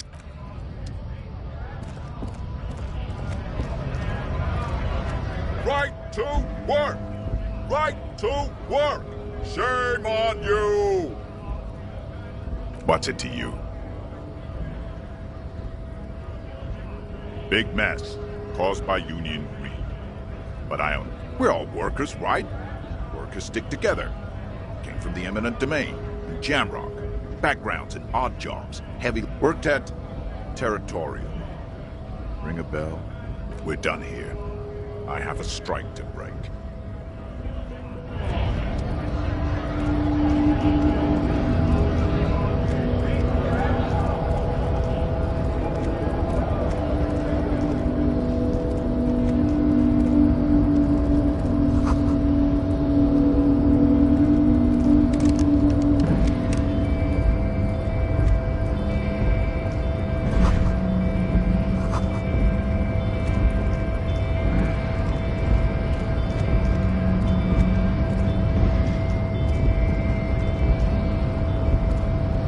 Body betrays your degeneracy. Yeah, Measurehead. His body totally betrays his degeneracy. Don't say anything. Size him up first.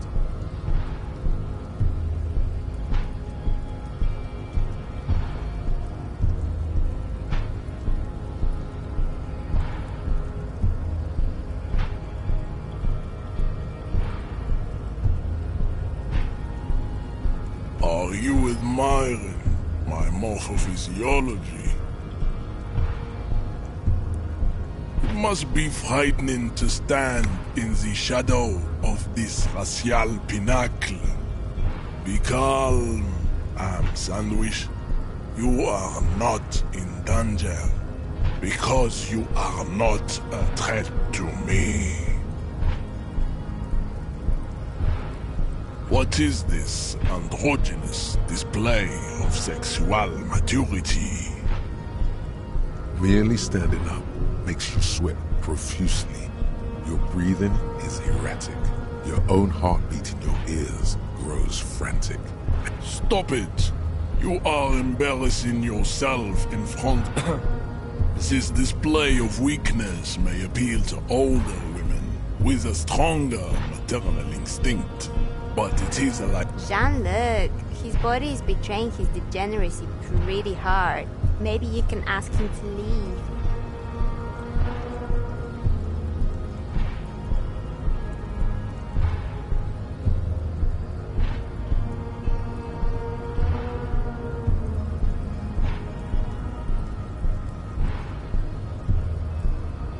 That is precisely the negligence that has led you to succumb to Al-Ghul.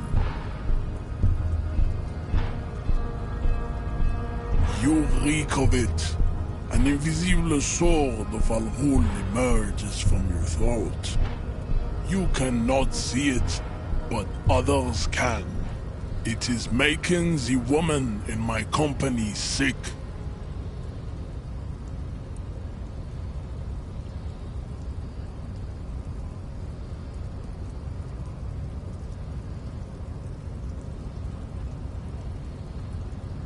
No, you don't. You need to get another drink. Occidental Haplogroup B4 is done. Show him the ham still got it.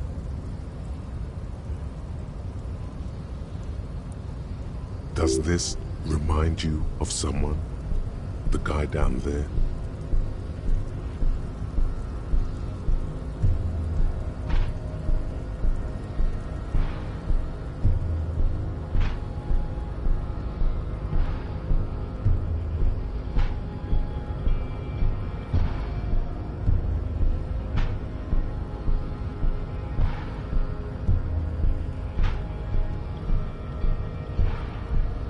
Willingly calling yourself a ham sandwich, how far the Occidental Haplogroup has fallen.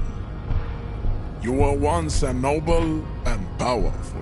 You gave the world eugenics, electricity, and powerful weapons of war like missiles and aerostatic aircraft. You dominated lesser cultures, like the deformed Hemians and the inexplicably potato-obsessed Quakers. But now your ascent to the genetic summit has halted. You are obsessed with sadness and with frivolous pop culture. You will be superseded. It is, baby, yeah. There is a button right behind him, just out of reach. It must be the one that opens the door to the harbor. This man is not budging. Let's hope his superiors inside are more cooperative.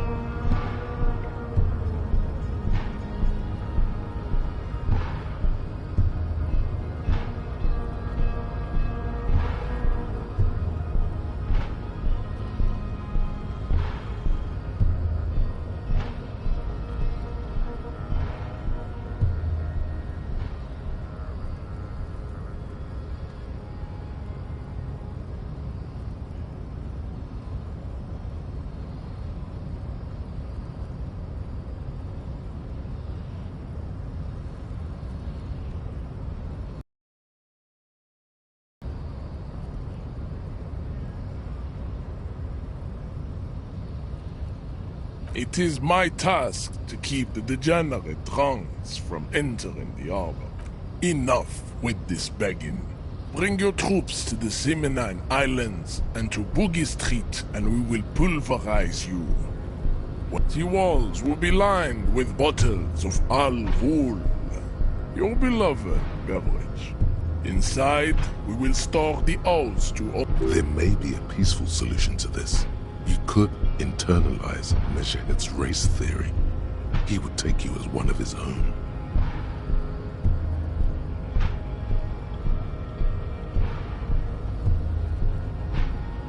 The best idea.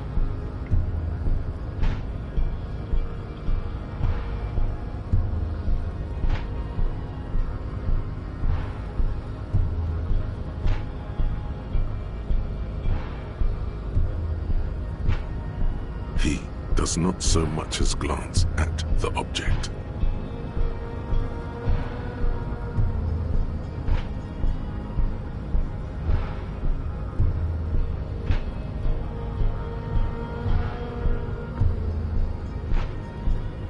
Stop showing me your pathetic cup.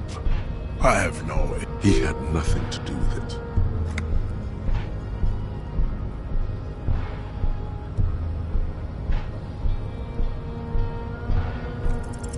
Go ahead. Don't be shy. Just ask for race secrets.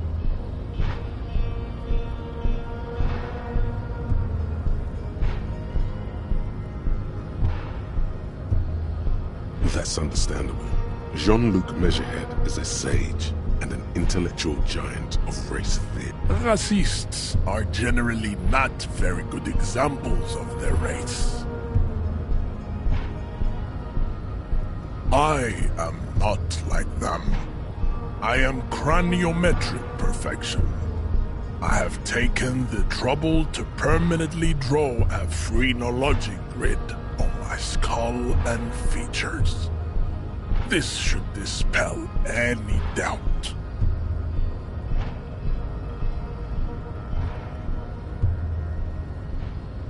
You exhibit forward projection of the jaw, indicative of schizophrenia and sexual inaccountability.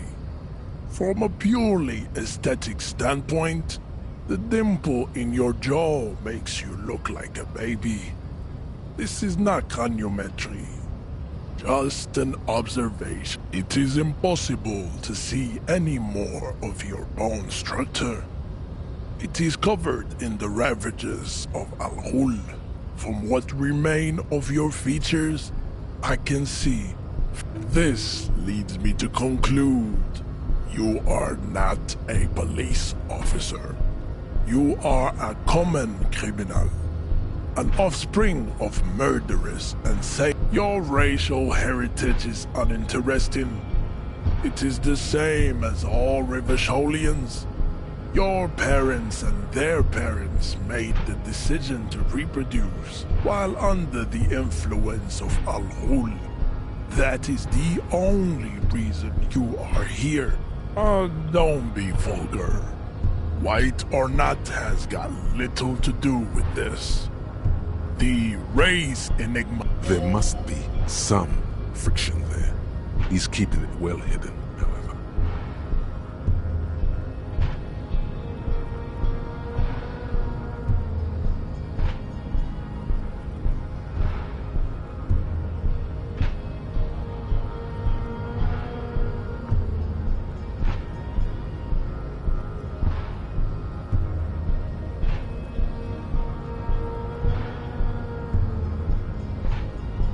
Mr. Clare is a man of vision and means.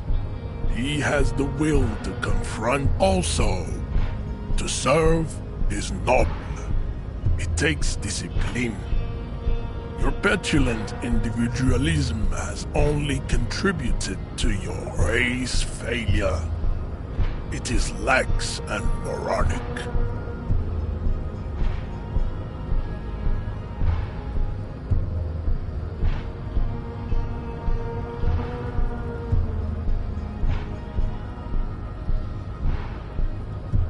Of course you are, Revacholian man.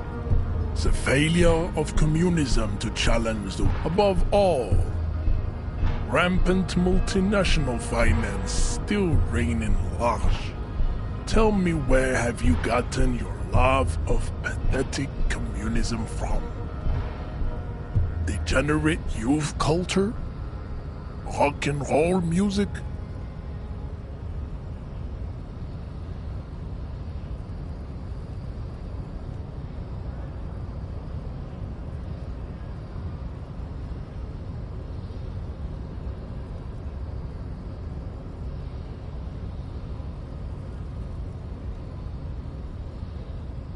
Stop explaining yourself. No one cares. Offshoots of the Seminoles people invented disco while having sex under the influence of cocaine. I am not surprised you enjoy it so much. This has happened to many of the side products of the inevitable cultural victory of the Seminoles race.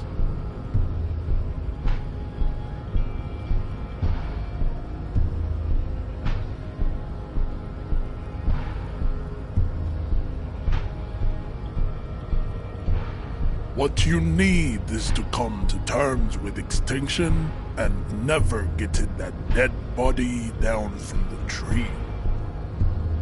I think this racist is better than the last, but the next racist will be the really good one. That will be the...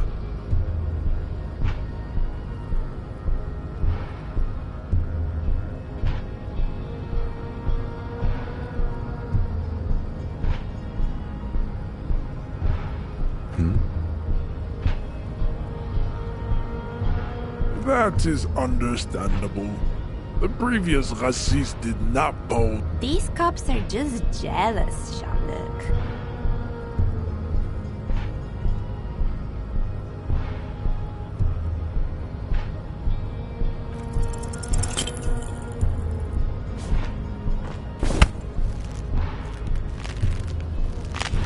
How did this happen? Your little fist is in his giant hand, and he's squeezing it. You must be out of your mind, degenerate drunk. Say it. I am a degenerate alcoholic. Your fist cracks in his hand like a ripe apple. Pain shoots up into your brain as he's twisting it more and more. The words to the song have changed. Say, I am a...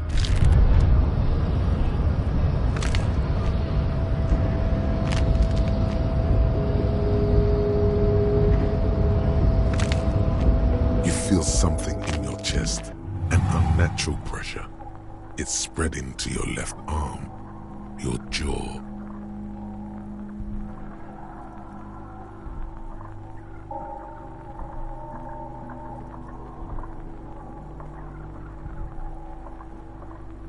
very, very bad. This is the end bad. All you feel is pain and weakness. You have to surrender now. We all do. It gets so dark. You don't even see her face, like you always thought you would. You only... Cop suffers final heart attack. A detective lieutenant of the RCM passed away yesterday. His death, though abrupt, did not come as a surprise to those who knew him. He was the heaviest drinker I'd ever met. Captain Ptolemy Price, the deceased superior officer, commented, "That ain't easy on the ticker." He loved his liquor, sure, said Detective Chester McLean, friend and colleague. But I think before he ever had a heart attack, his heart was broken. According to an official statement given by the RCM, the officer was on the brink of...